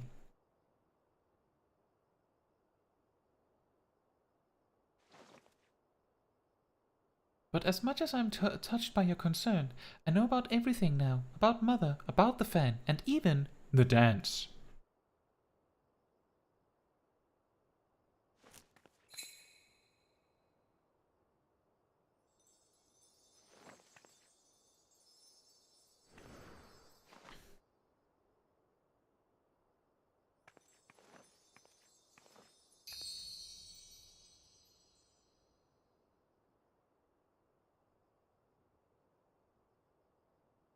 Wow.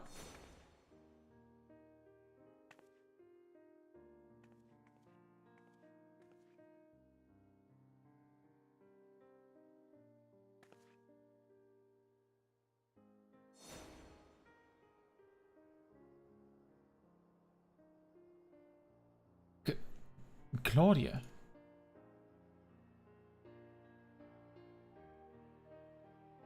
Lady Aldiatha, that was extraordinary. Where in the world did you learn how to dance so beautifully? An old friend of Mother's taught me. Despite all these years, she still remembered the entire dance down to the smallest flourish. Mother brought you great joy when she danced for you that day. On coming to understand this, I knew that I wanted you to experience that joy again. Aldiatha.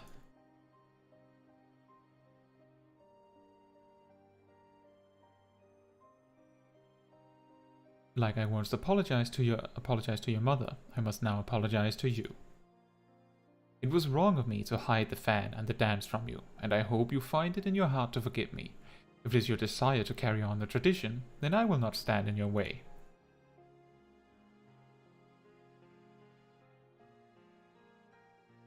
Thank you, but you know, Father, it is Little Lady's Day. Rather than an apology, is there not a more appropriate gesture for the occasion?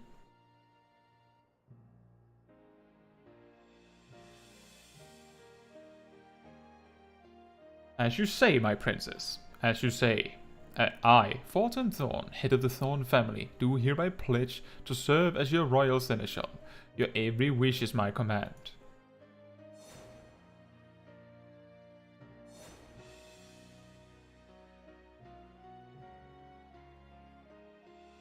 Except, perhaps, when I judge that you are overexerting yourself. After all, your highness's well-being is my foremost priority. I shall bear that in mind. Without further ado then, my first wish is to instruct festival staff in the Little Ladies' Dance, that we may share it with all who participate in the festivities. If that is your wish, then it is mine as well. On this day, all ladies are princesses, and everyone should by rights inherit the dance passed down in our family.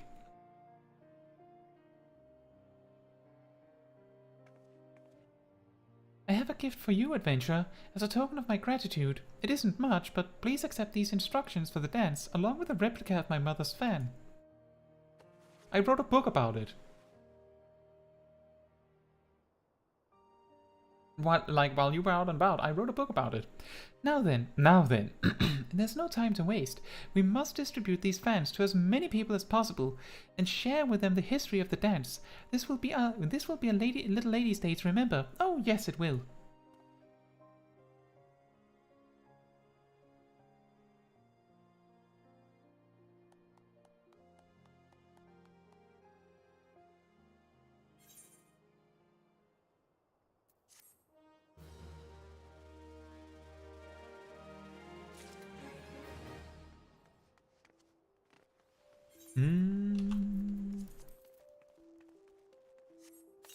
Right, and anyone curious where you buy any other things related to the event?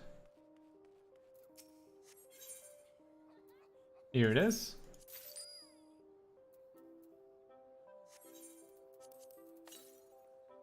We don't really need anything else.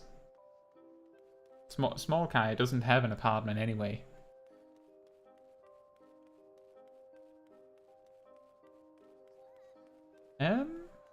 That was that. What does the emote look like?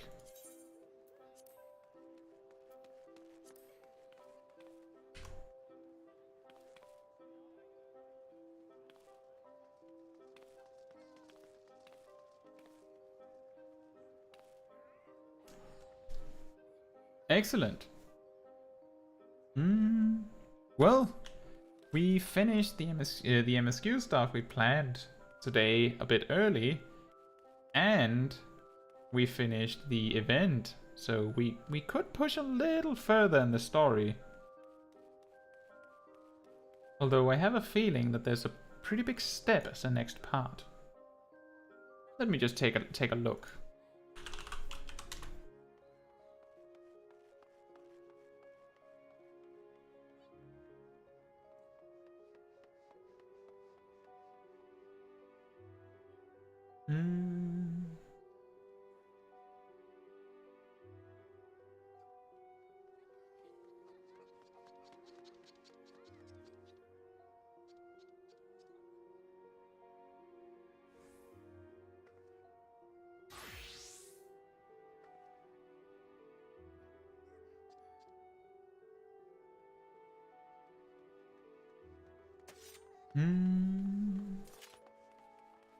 You know what, let's progress a little further. I happen to know that the next bit is particularly long too, I think. But I will be right back, and then we will continue.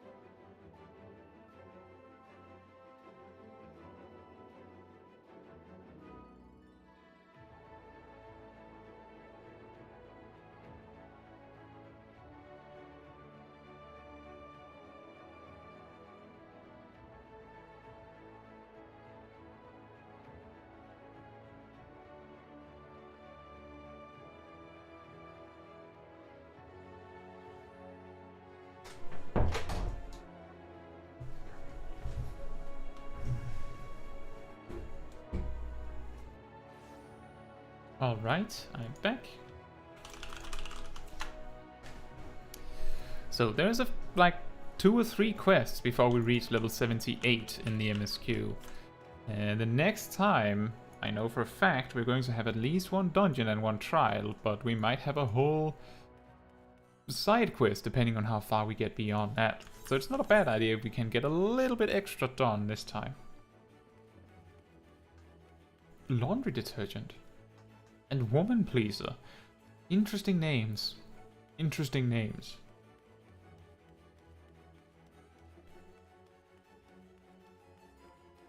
Hmm.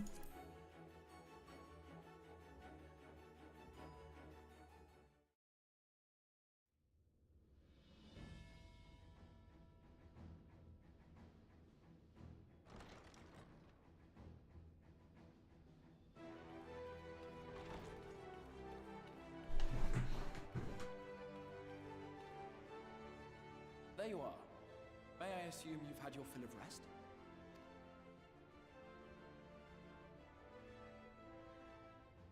That is well. Now that we are all present, let us speak of our plan. Thus far, we have vanquished 4 Light Wardens, restoring night to much of Norvrant. Only one remains, that of Calusia. And with Reen to guide us, I am certain we will find it.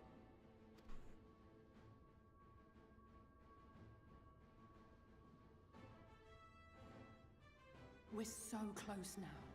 If we can just take care of this one last warden, we'll rob the Sin Eaters of their final foothold and drive them out of Norvrant once and for all. It will be a new beginning for the First, a chance for the people to rebuild their world. In short, a prize worth fighting for. And in thus delivering the First from destruction, so too shall we unsow the seeds of the 8th umbral calamity. Do you hear? Your dreamed of rejoining is in jeopardy. Are you sure you're not tempted to intervene? You labor under the misapprehension that vanquishing the Sin Eaters is tantamount to saving the world. It is not. In truth, you only delay the inevitable, lengthening your fleeting lives by the smallest of margins.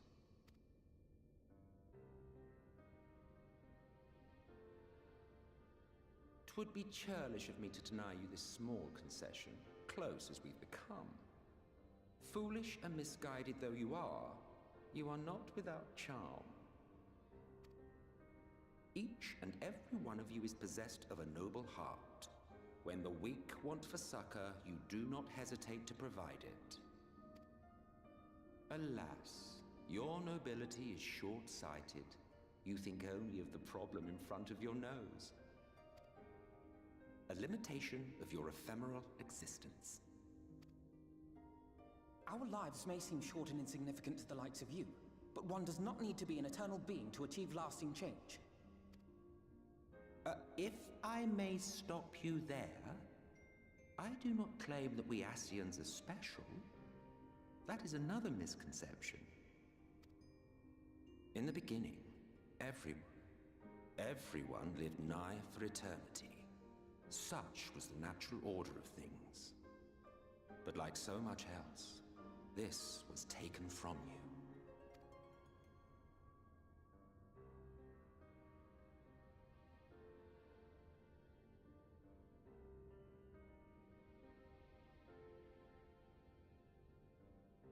You won't object if I borrow your plaything?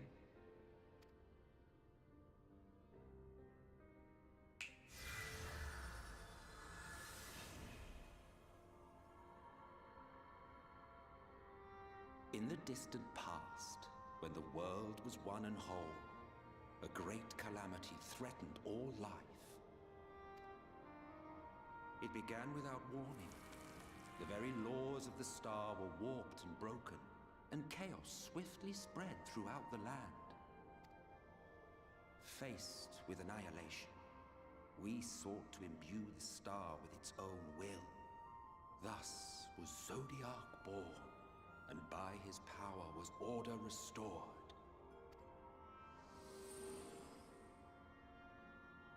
Ere long, however, thankless fools began to fear that Zodiac's might was too great, and so they conjured another to keep him in check.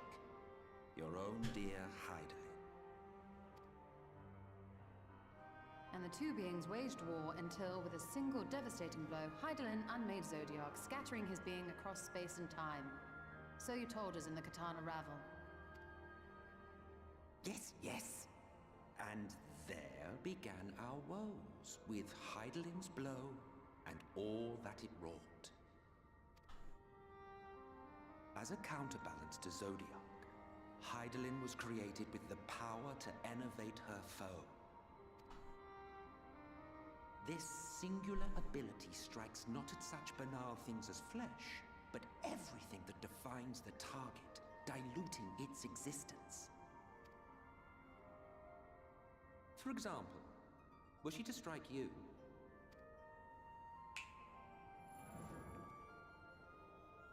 two individuals, identical in appearance yet reduced in all respects, strength, intelligence, the soul itself, all is halved.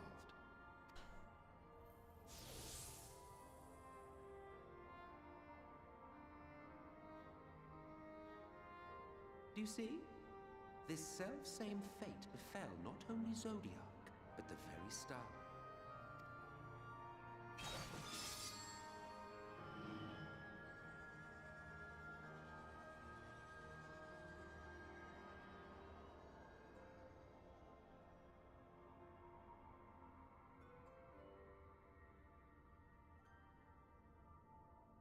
Only 3 were fortunate enough to escape the sundering. Me being one of them.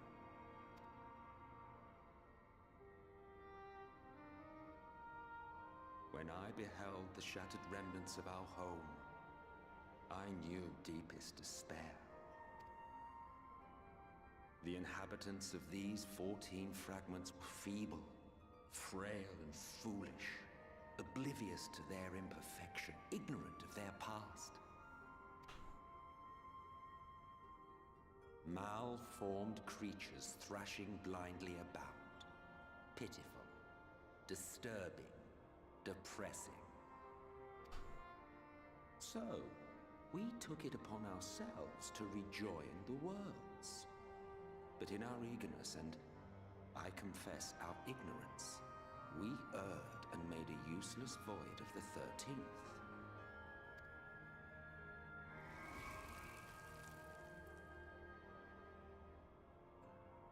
It was only afterwards that we discovered a connection twixt source and shard, a flow of energy that maintains elemental balance. And thus did we arrive at our time-honored modus operandi.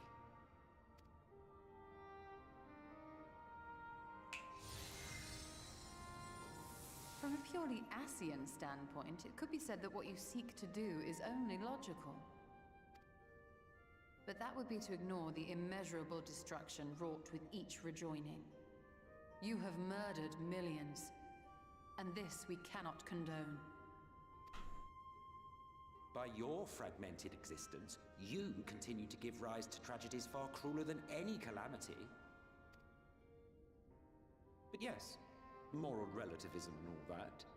Case in point, I do not consider you to be truly alive, ergo I will not be guilty of murder if I kill you.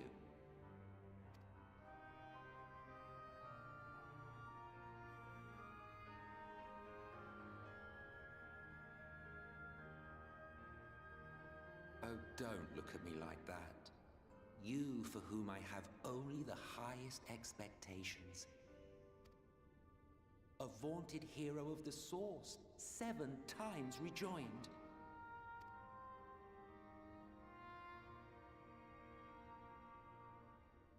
Long have I awaited one who might brave a path of lesser tragedy. A resilient soul able to endure the necessary pain. I dare to hope that my wait is over. So, Finish your task and slay the Light Warden. Make proof of your usefulness, and then we may speak again.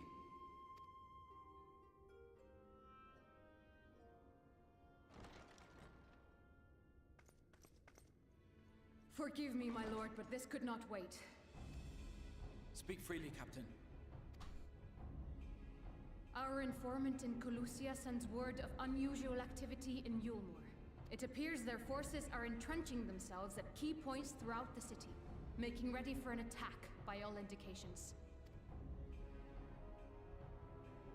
An intriguing use of resources. I rather doubt Lord Vorthry is concerned for the safety of his citizens. You think he's harboring the Light Warden inside the city walls? Even if he does have some means of controlling the Sin Eaters, wouldn't that be a little risky? I mean, you could say that he's harboring the Light Warden inside the city walls. Risky or not, if there is even a chance the Warden is hiding there, we will need to act fast. The longer we wait, the better prepared the Eulmorans will be.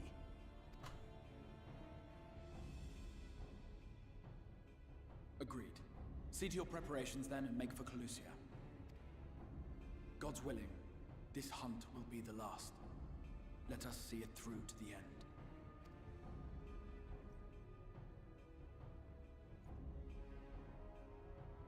We should begin by assembling in Right. There we may assess the situation in Eulmore and decide how best to proceed.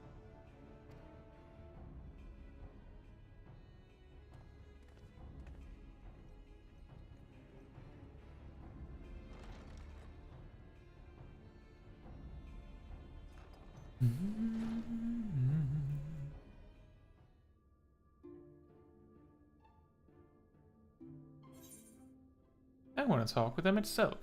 Do you have anything more to say? Yes, did my lesson provoke thought, giving rise to further questions?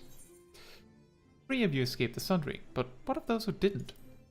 Why, their very beings were divided into 14, of course, yet by our power we unsundered Asians may raise up one of their fragments to their original office.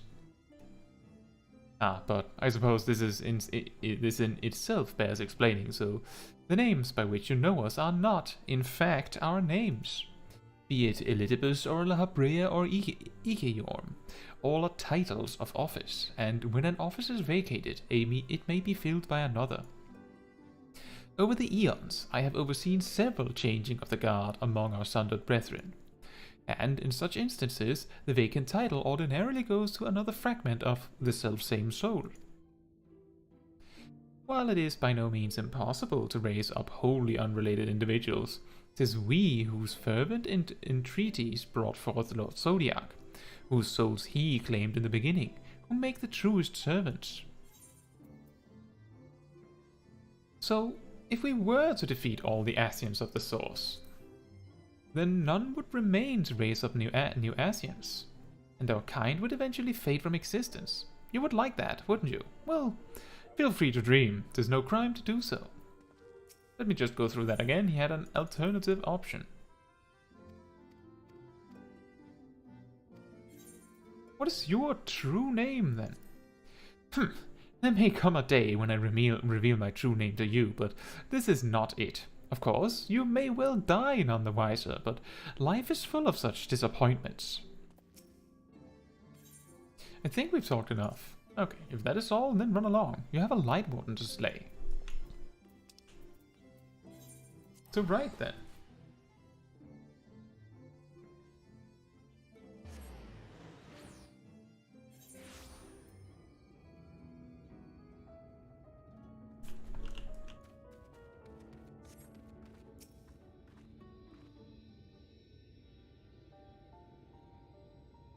There you are, Caetsu. The others have gone ahead to reconnoiter Gate Town. We are to follow shortly. It has been a while, has it not, since the two of us infiltrated Eulmore? Since we faced Lord Vorthry, and I felt such fury as I have never felt before. His actions are unconscionable, of course, and any abhorrence I felt for him entirely justified, that, mingled with my rage, there was something else. At first I was unsure what it was, but in the course of our struggles I found the answer. In Vorthry's self-righteousness, In his absolute belief that he, and he alone, is the cure to the world's ills, I saw a reflection of myself. And it brought the memories of all my past follies flooding back. He is the vainglorious, ignorant fool I once was, and having shared in his affliction, I feel duty-bound to open his eyes to the truth. Whether he will accept it with the good grace I did is another question. What is it, Reen? Do you sense the Light Warden? I'm not sure. The aura is different. Perhaps if we were a little closer. This time we were on our way in any case. Let us join our comrades in Gate Town. Caetsu, as a precaution, may I ask that you go first, to ensure that the path is clear? The closer we are to Eulmore, the more a warrior that Reen may be recognized. If you see any prying eyes along the way, pray encourage their owners to look elsewhere.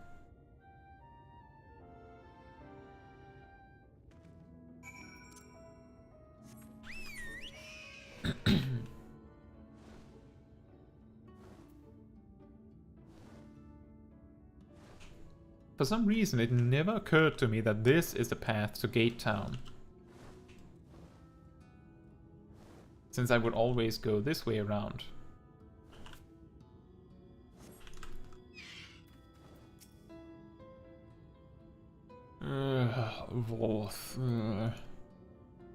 You hail the civilian, but he does not respond and continues his incoherent rambling.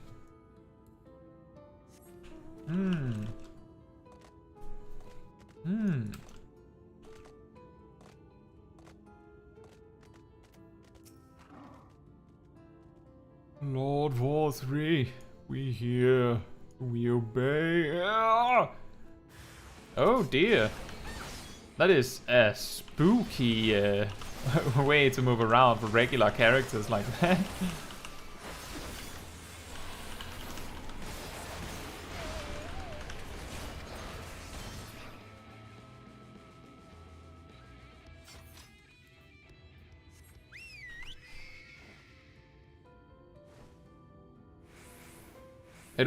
Especially the man looked really weird because of his big shoulders made that pose extra awkward.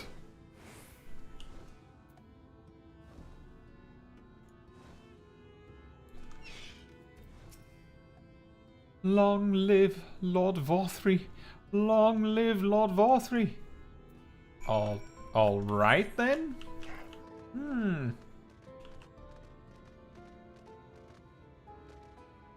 Well, I suppose Lord War3 finally managed to get peace into Colusia if he hadn't already.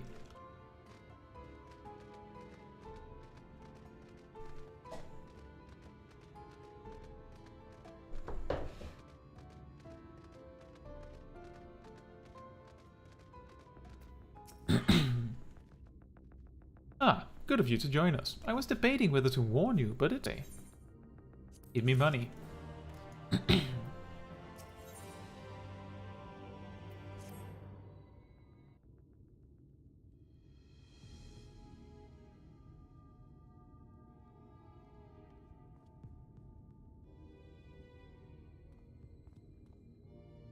Strange. Passing strange. By their behavior, we may safely assume that they are under War3's mind control. Yet the extent of the effect seemeth to vary dramatically between subjects. 'Tis far too pronounced to be attributed simply to the vagaries of innate magical resistance.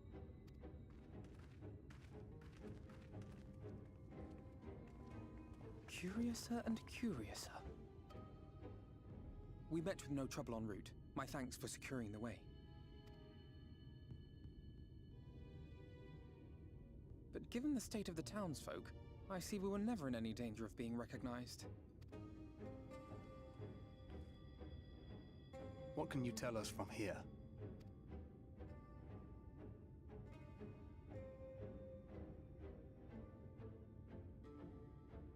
I sense a powerful eater in the uppermost reaches of the city. But there's something different about it. Its light is impure.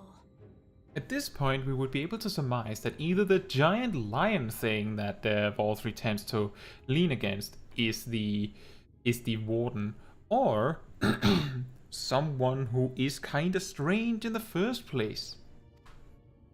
We need to get closer. It's also possible at this point that you would think that maybe it was Ranjit. Oh, so that one's Alphino. Well, unless you're triplets.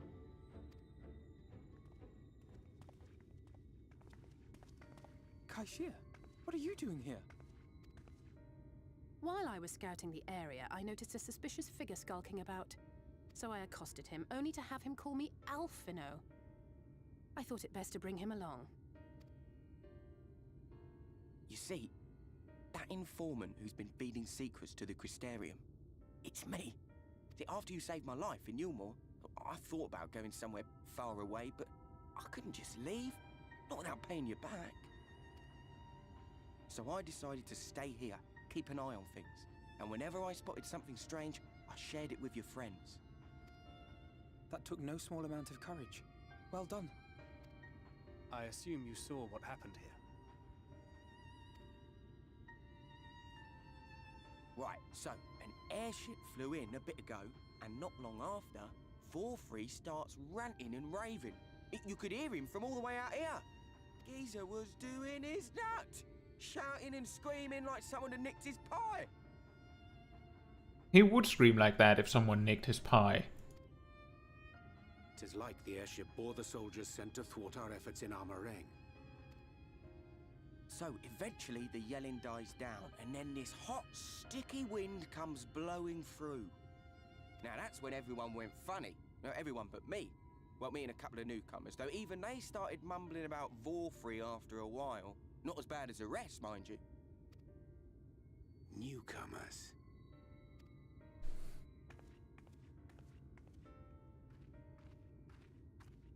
There's something I need Reen to see.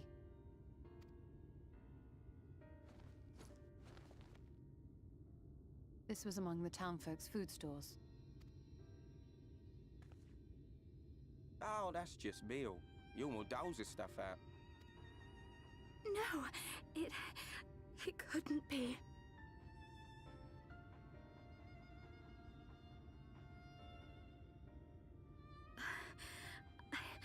I know what it is.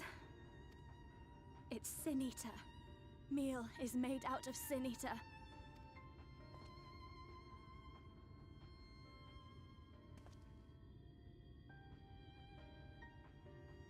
So it is. In limited quantities, it may have little effect on an average individual. Yet if one were to consume it regularly, over a period of several years, I suspect it would do far, far more than merely nourish the body. That Vol3 wieldeth power over sin-eaters is known. Could it be that those who partake of their flesh do thereby render themselves susceptible to his influence? It would serve to explain why the town's newer arrivals succumbed less quickly than those raised on a diet of meal. He's been rounding up sin-eaters and feeding them to people. Altering them mouthful by mouthful, all to stop them answering back. There are desperate souls out there killing themselves to escape turning. This is unforgivable. An atrocity. These sin-eaters. What if they are not simply rounded up? Do you remember what we were told when first we came to the city? Many enter, but none leave.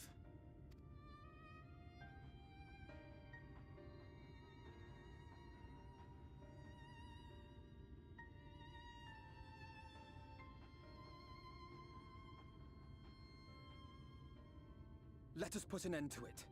To this paradise built upon the bones of the poor.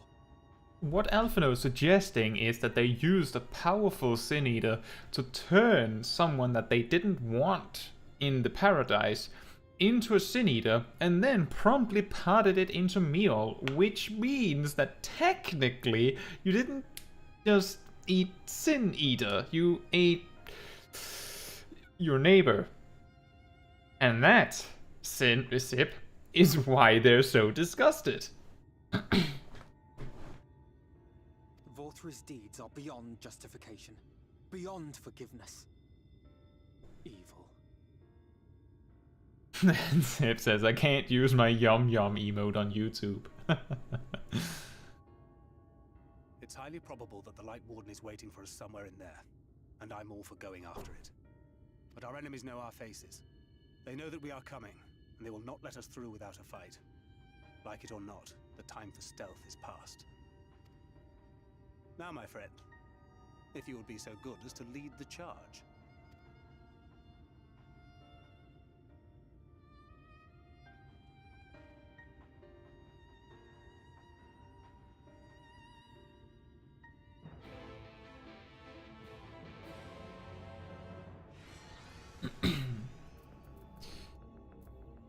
I believe there's 2 quests until we reach level 78, which leaves us at a much nicer ending point. So I'll give it a fair try to reach that. When we step through the gates, we shall find not the place of hedonistic pleasure we remember, but a battlefield. If you're prepared for this, then let us sally forth.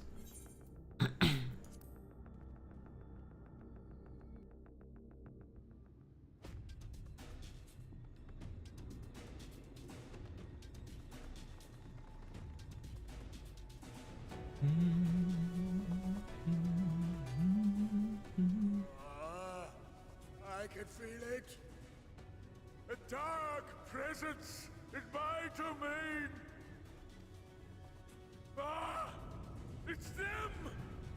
The villains who would sow chaos in my perfect paradise! Keep them away from me! I command you! Keep them away!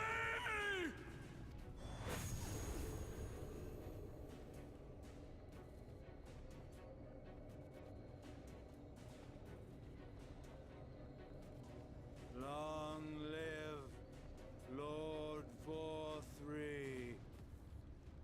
Ugh. He would use his own people as shields. This area is older than Gate Town. There are bound to be far more civilians under Vorthri's control. But they do not act of their own free will, and we must not harm them. As if we ever would. Press on with Alphano. We'll hold off the civilians and join you as soon as we can.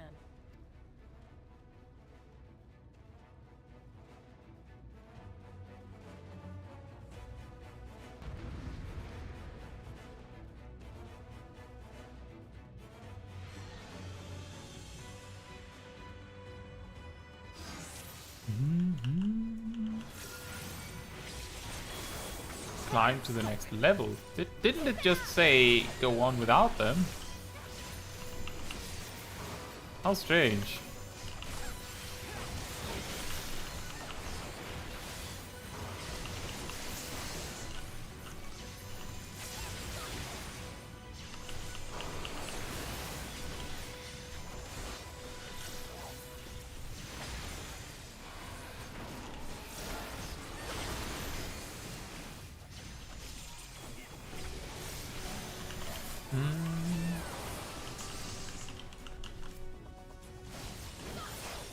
May the 12 guide you. And then we go a little further. And then we do the same thing again. This feels like a familiar quest.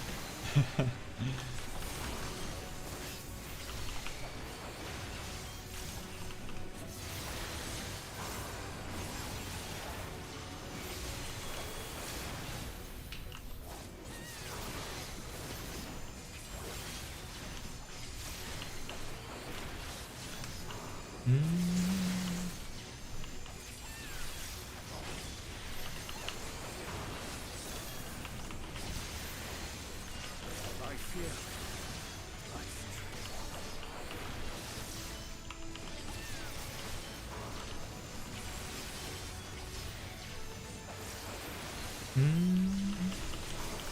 And then we beat these up, and then we can move on.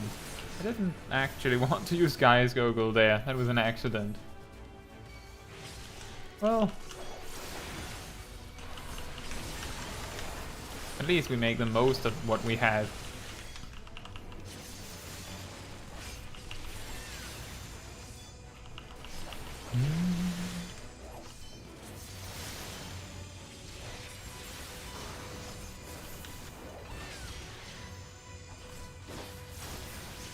More? Pay me back later. Ah! There's a red mage and a ninja.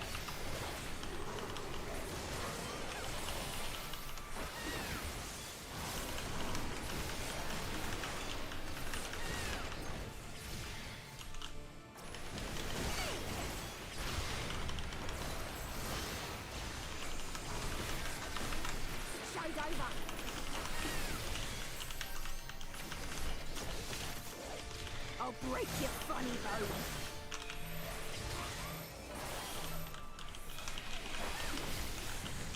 Ow! Of a flare.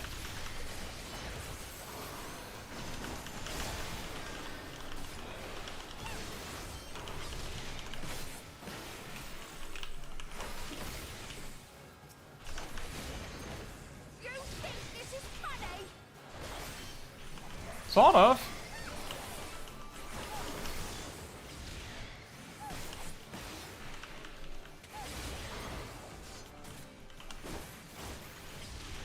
I think the funniest part is Alvino beating you with a book. That is particularly funny.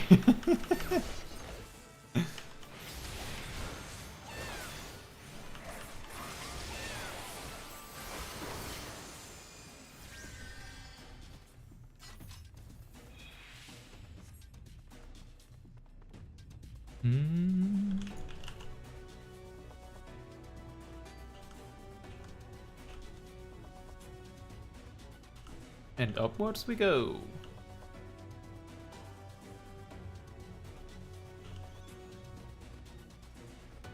Ignore them. You got it. It's not that many. We could totally beat them and just continue. We're not that much in a hurry.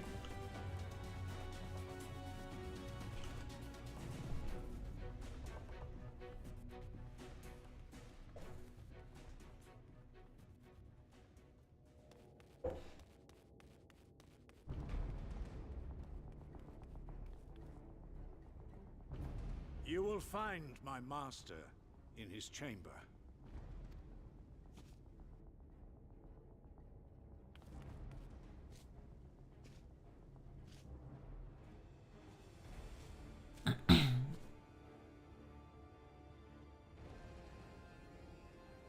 But only should you kill me this day, and you will not.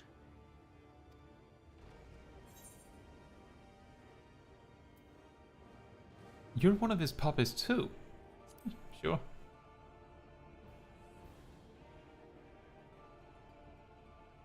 You may think me under his spell, but I uphold Lord Vorthry's ideals of my own volition. Man is an inherently flawed creature. In his vain pursuit of righteousness, he but sows the seeds of future conflict. Thus, have I chosen to place my hopes upon he who has transcended men, upon he who is unbound by the vagaries of conscience. But enough talk. I am a soldier, and you are my enemy. Come, let us settle this once and for all.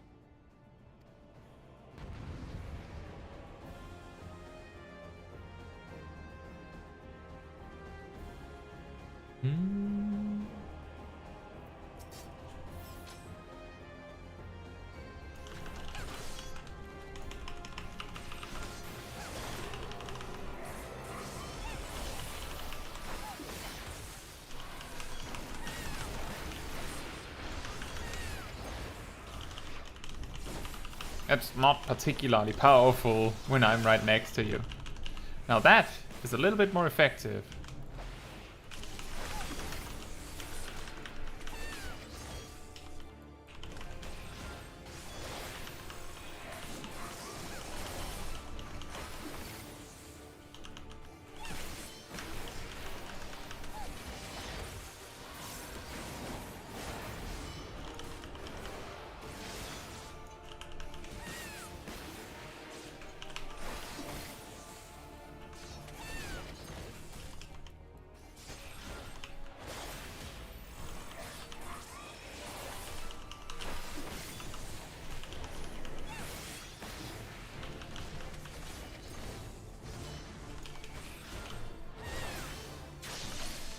Ah, there was something missing there.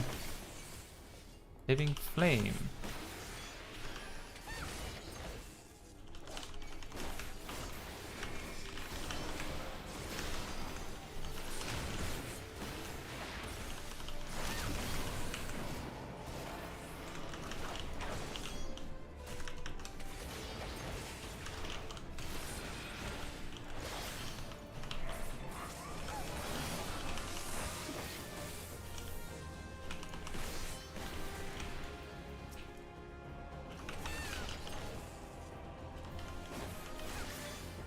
We just need to break enough so that we can stand safely.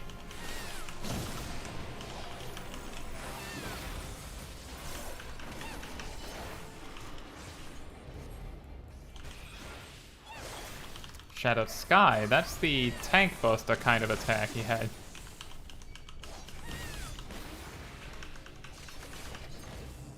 And those are the lines. Is it both of them? It is. And then the circle AoE, do you then do the donut AoE afterwards, or...?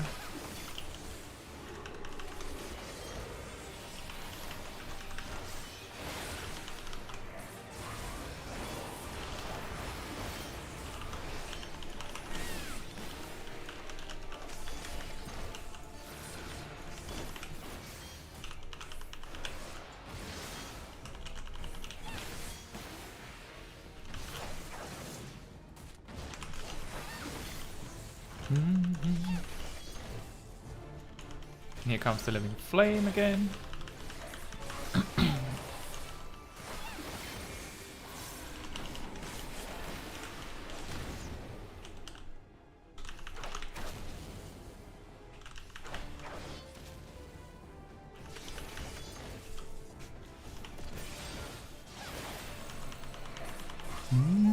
It is interesting that he's using mainly attacks from the original battle where you play as Tancred, so you have like some information from there.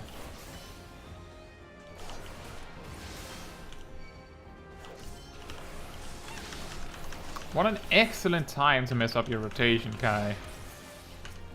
Absolutely incredible.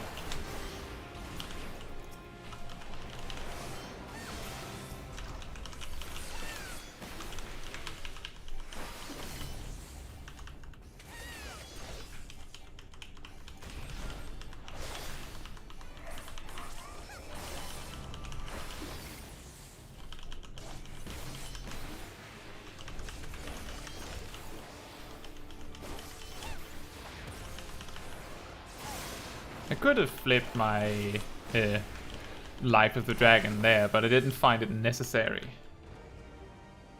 Ah, there you are, my precious girls. Oh.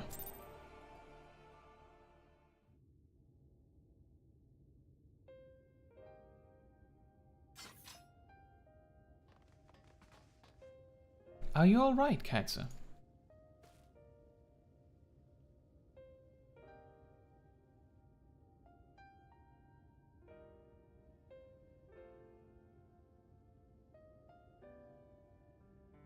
The citizens appear to have calmed down for the moment. I can only assume War 3 is otherwise engaged. Let's get to the upper level while we can.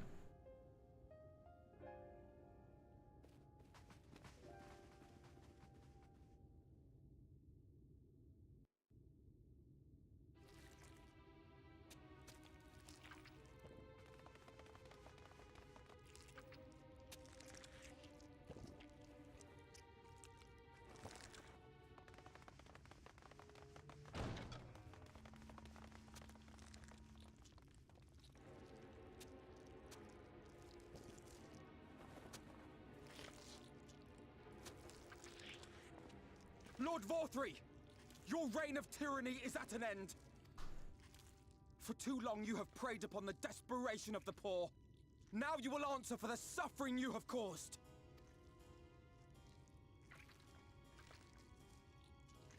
And if you harbor even a shred of remorse, I beseech you to use your powers to redress the balance for the future of all in Norvrant.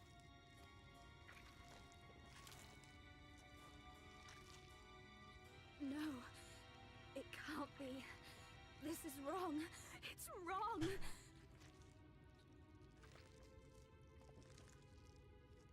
The Warden, it's not just a Sin Eater, it's a man.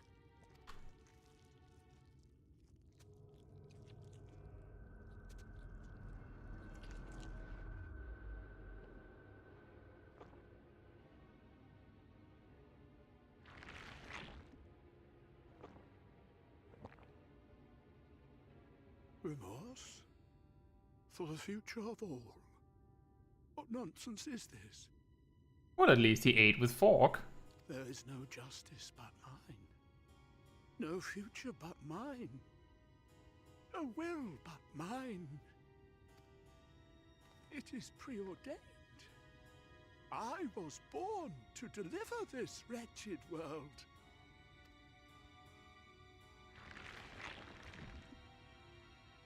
Me? Unseated? No.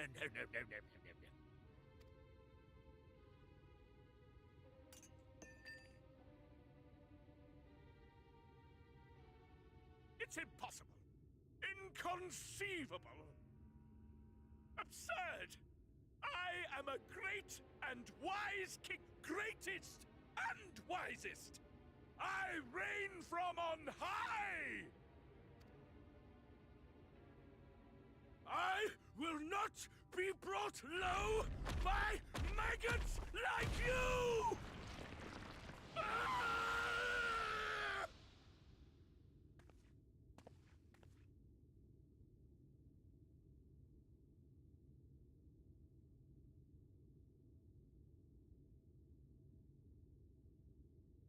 Oh, yes, of course. I can begin again. Rebuild my paradise. Once I finish my dinner.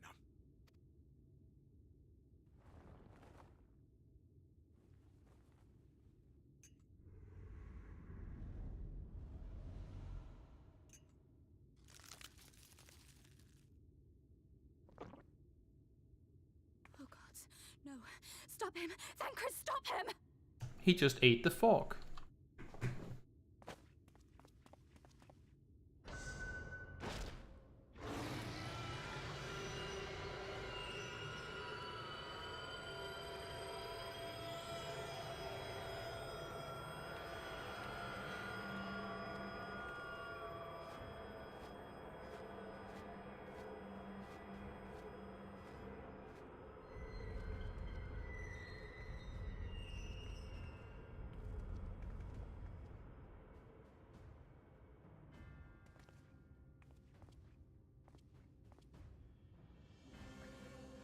Where did he go? Exactly, Mally. Delicious fork. Metal, the only ingredient he was missing.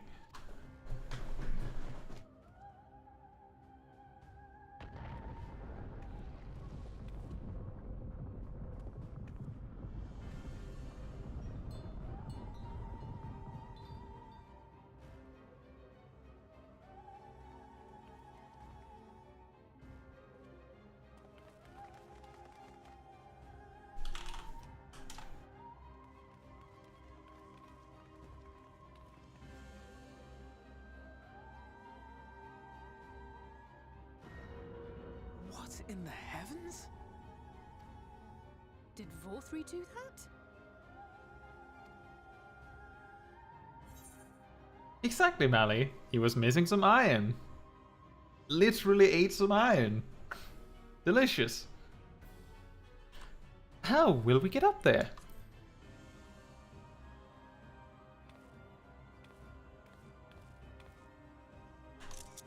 Wait.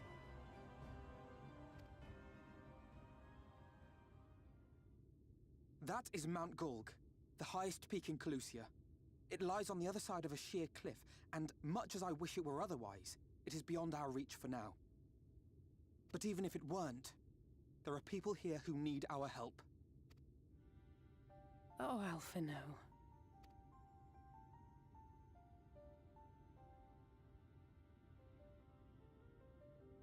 Please, even if it's only to tend to their wounds.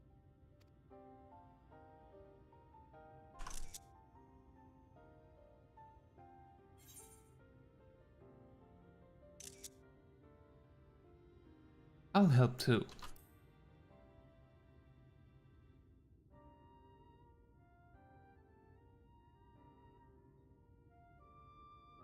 Thank you. I don't know if it will work, but if Vorthri's hold over the people is rooted in light, I might be able to reverse its effects. Will you let me try? Of course. We'd be grateful for any help you can provide. Well then, if it's decided, let's all get to work.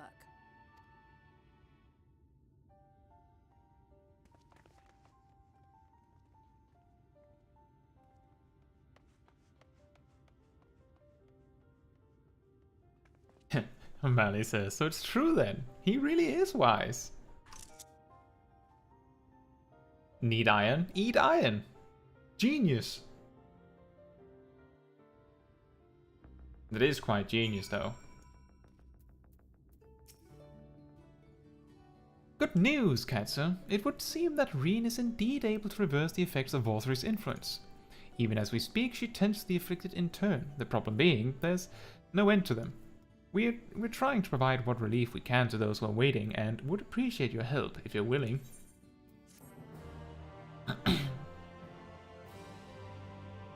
You can now tune with the Aetheryte in Eulmore. Oh boy, oh boy, oh boy, oh boy. Oh boy.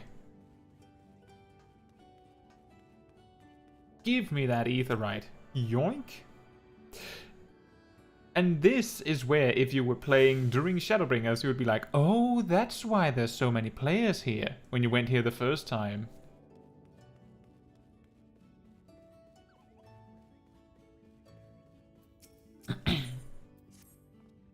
So, here's some dream powder. We're administering it to the enthralled to keep them calm until they can receive proper attention. I would appreciate it if you could assist with this task. Now, those affected are scattered all over the city. I suggest starting your search at the derelicts and working your way up. When you're done, be sure to let Reen know.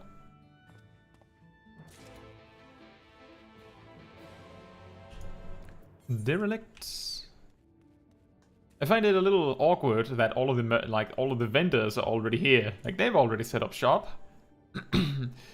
Rovina's splendors can't wait. They need to get in on this immediately.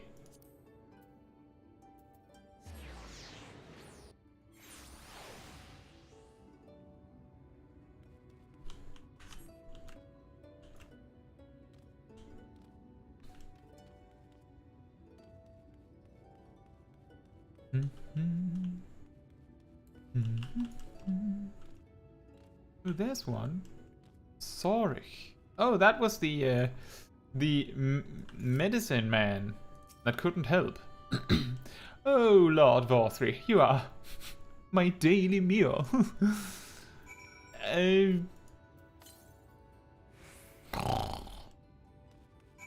Understory. To the understory. We go to the understory. Hello? Hello? Oh, there. Oh, there's a Clan Nazi member there. Interesting. Oh, it hurts. Please, Lord Vorthri, take away the pain. Oh! It was the wonderful lady and that loved her, like, her helper. You're the kind soul who saved me from falling to my death. My mistress, she's been injured. Please help her, I beg you. I only brought sleeping powder. What is this? She's sleeping. A medicine to help her rest while she awaits treatment, you say? Oh, thank you so much. When she began acting strangely, I didn't know what to do. And then to the canopy.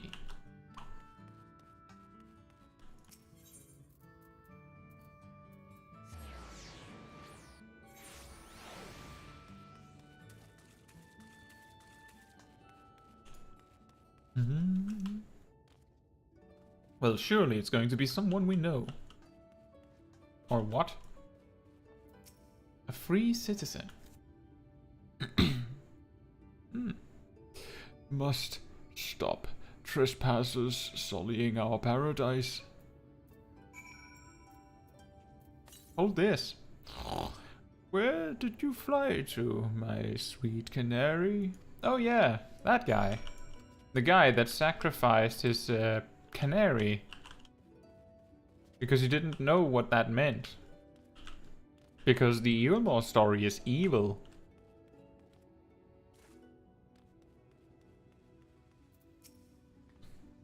Oh, there you are, Caetsu. I've just finished aiding this man. Now, for the next one. More out in the derelicts and below, you say? So many of them. But Minfilia entrusted this power to me. I won't rest until I've helped everyone.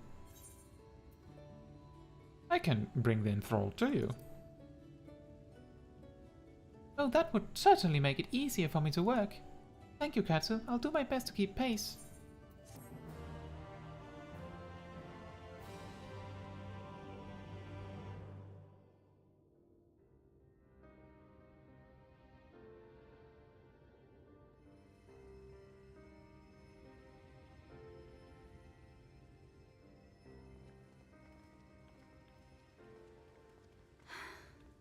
You're going to be all right. I think that's the last of them. We've done all we can for the wounded. As for the rest...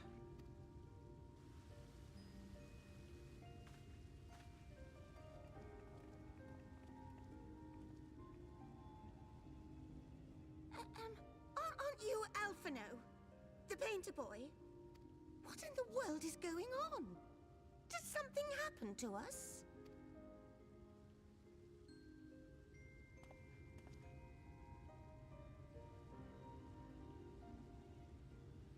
Let me handle this.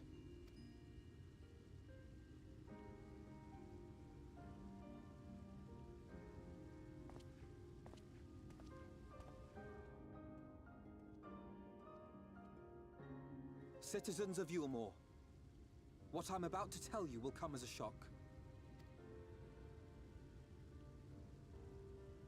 Indeed, you may be loath to believe it, but if you trust the evidence of your senses, it is my hope that you will listen and accept the truth, unpalatable though it may be. Vorthree is a sin eater. Everything he offered, everything he promised, was a lie.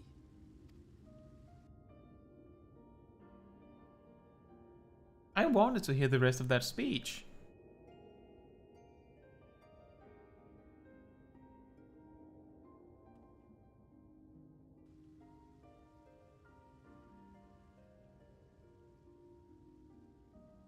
They're not taking it well, and who could blame them? Are you saying we were Vorthree's puppets all this time? When you attacked us, you were not yourselves. That much is true. But your conduct prior to that moment was your own. Vorthree's unnatural charisma does not absolve you of all responsibility. Of your own free will, you came to this city and gave yourselves over to its pleasures. And in the course of this, if you mistreated those less fortunate than you, then that too was of your own free will. It is not for me to judge you, but for your victims. For history. For your conscience.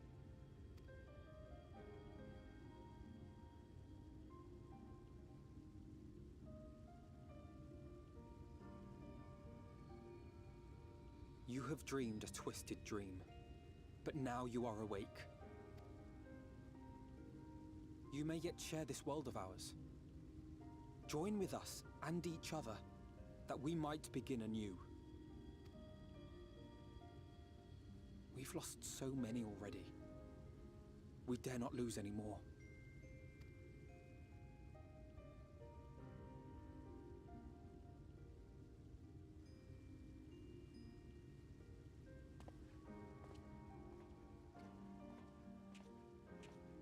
I have said my piece. My thanks for giving me the chance. There is nothing more to be done here. Let us go after Vorthree. Is there anything we can do to help? You risked your lives to bring us to our senses, and I, for one, hope to repay that debt. Begin anew, as you said.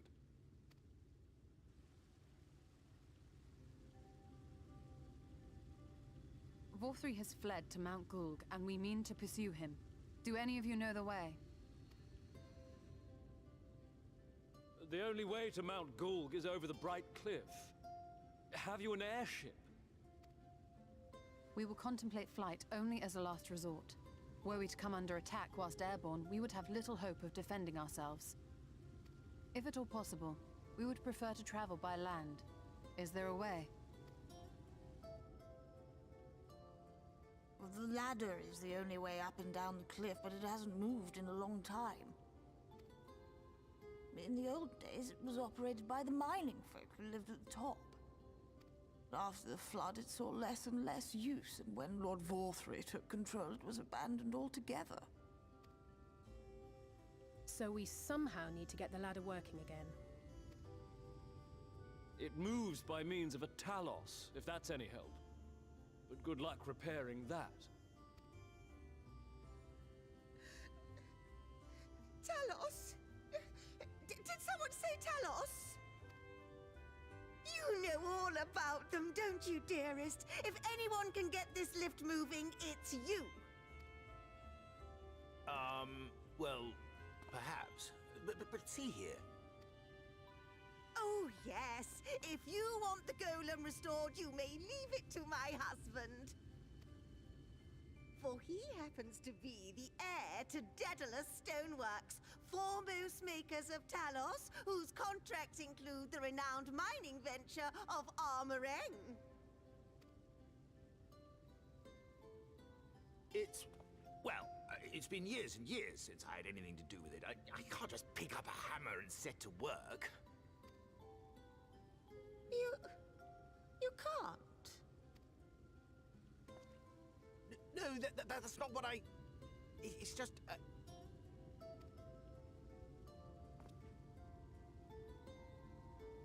All right, I will take a look at the Talos. But beyond that, I make no promises. Those with strong backs, come with me. I'll need help dragging the damn thing out of the storehouse.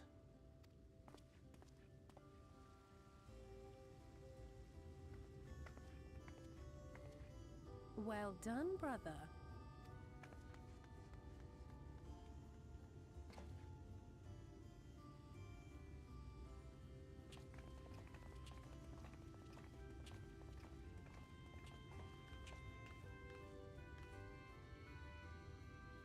Come, my friend. We have work to do.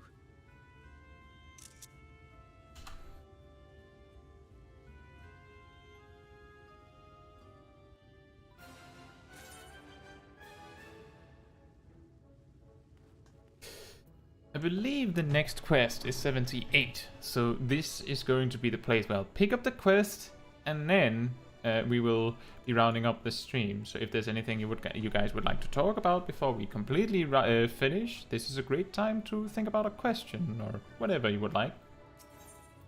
The ladder is situated to the north and west of Right. Let us make our way there, Caetsu. Perfect. So, Crystarium, to find an inn to sleep in. And then I just need a picture for the weekly schedule.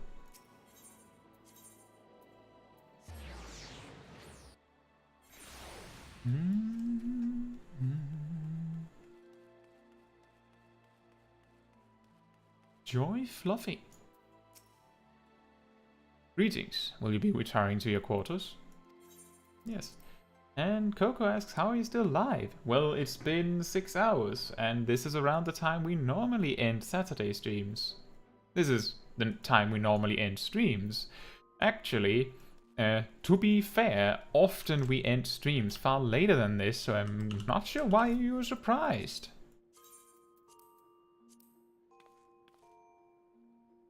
Perfect. We'll use that.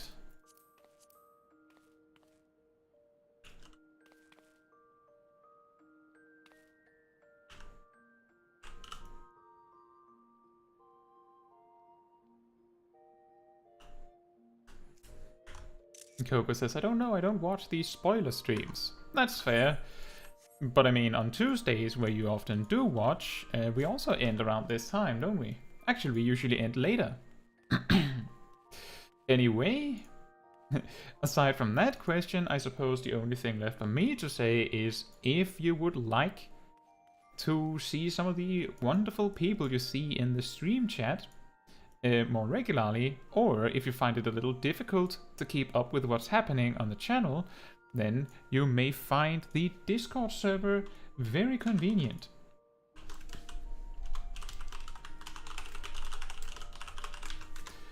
On the community Discord server, you will find a channel dedicated to the weekly schedule, and you will also find a channel dedicated to announcing whenever anything happens on the channel, meaning a new video comes out, a new short comes out, a stream is planned, and, well, typically, the first place these things happen is on the Discord. So, if you want to be told when stuff is planned or happening on the channel, the quickest and most reliable place to go is that Discord. And, of course, beyond that, the Discord server also holds a general chat for discussing pretty much anything, really. There's also a spoiler room, so there's less chance that you'll get spoiled to stuff in the main chat randomly. There's a room for asking, like, a classroom, so to speak, for asking questions about the game if you need it in a specific room. And there's also a room for sharing memes and music and glamours if you want to share how wonderful your character looks. There's also the opportunity to customize whether the other players on the server can see where you play, so that you might be able to find players to play with on the server now. And if you're not super keen on getting a lot of tags and stuff, aside from particularly exciting information, the only notifications you should receive tagging you from the server is if you personally request it by using the appropriate role. Beyond that, I don't have anything else. Let me just check something. Next week is going to be a very bardy week, because I have both some bard job guides and an exciting bard video for Friday in the works. So I hope you're looking forward to that. I think I'm not entirely sure what we're going to be doing on Tuesday because the new patch is coming on Tuesday. However, we do not have the patch notes, so I do not know whether I should be putting away time specifically for that, or if we should just do a regular duty roulette stream there, which, of course, it would only be befitting that we do it with Bard. But we'll see. I'll try to figure it out for the schedule tomorrow. As is tradition at this point, the weekly schedule comes out Sunday or Monday, and this time it will be Sunday.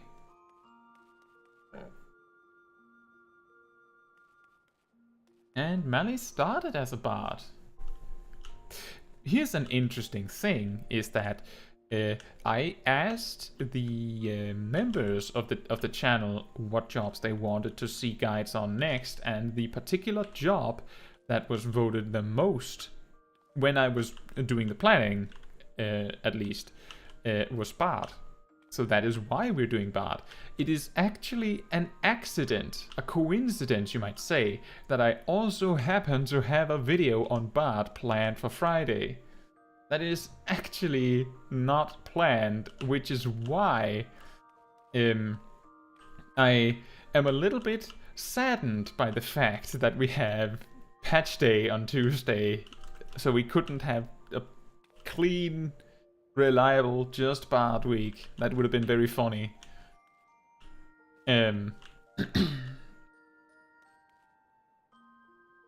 But Bard is complex. It is surprisingly difficult, and because of the randomness and unpredictability of the job, combined with its planning nature, because you do have to plan ahead of time with a lot of things with Bard, it means that it is one of the few jobs where the opener does like split depending on what you get, and we're talking split in a significant way, like, oh, well, if this happens you have to use this cooldown first, if that happens you have to use this cooldown first.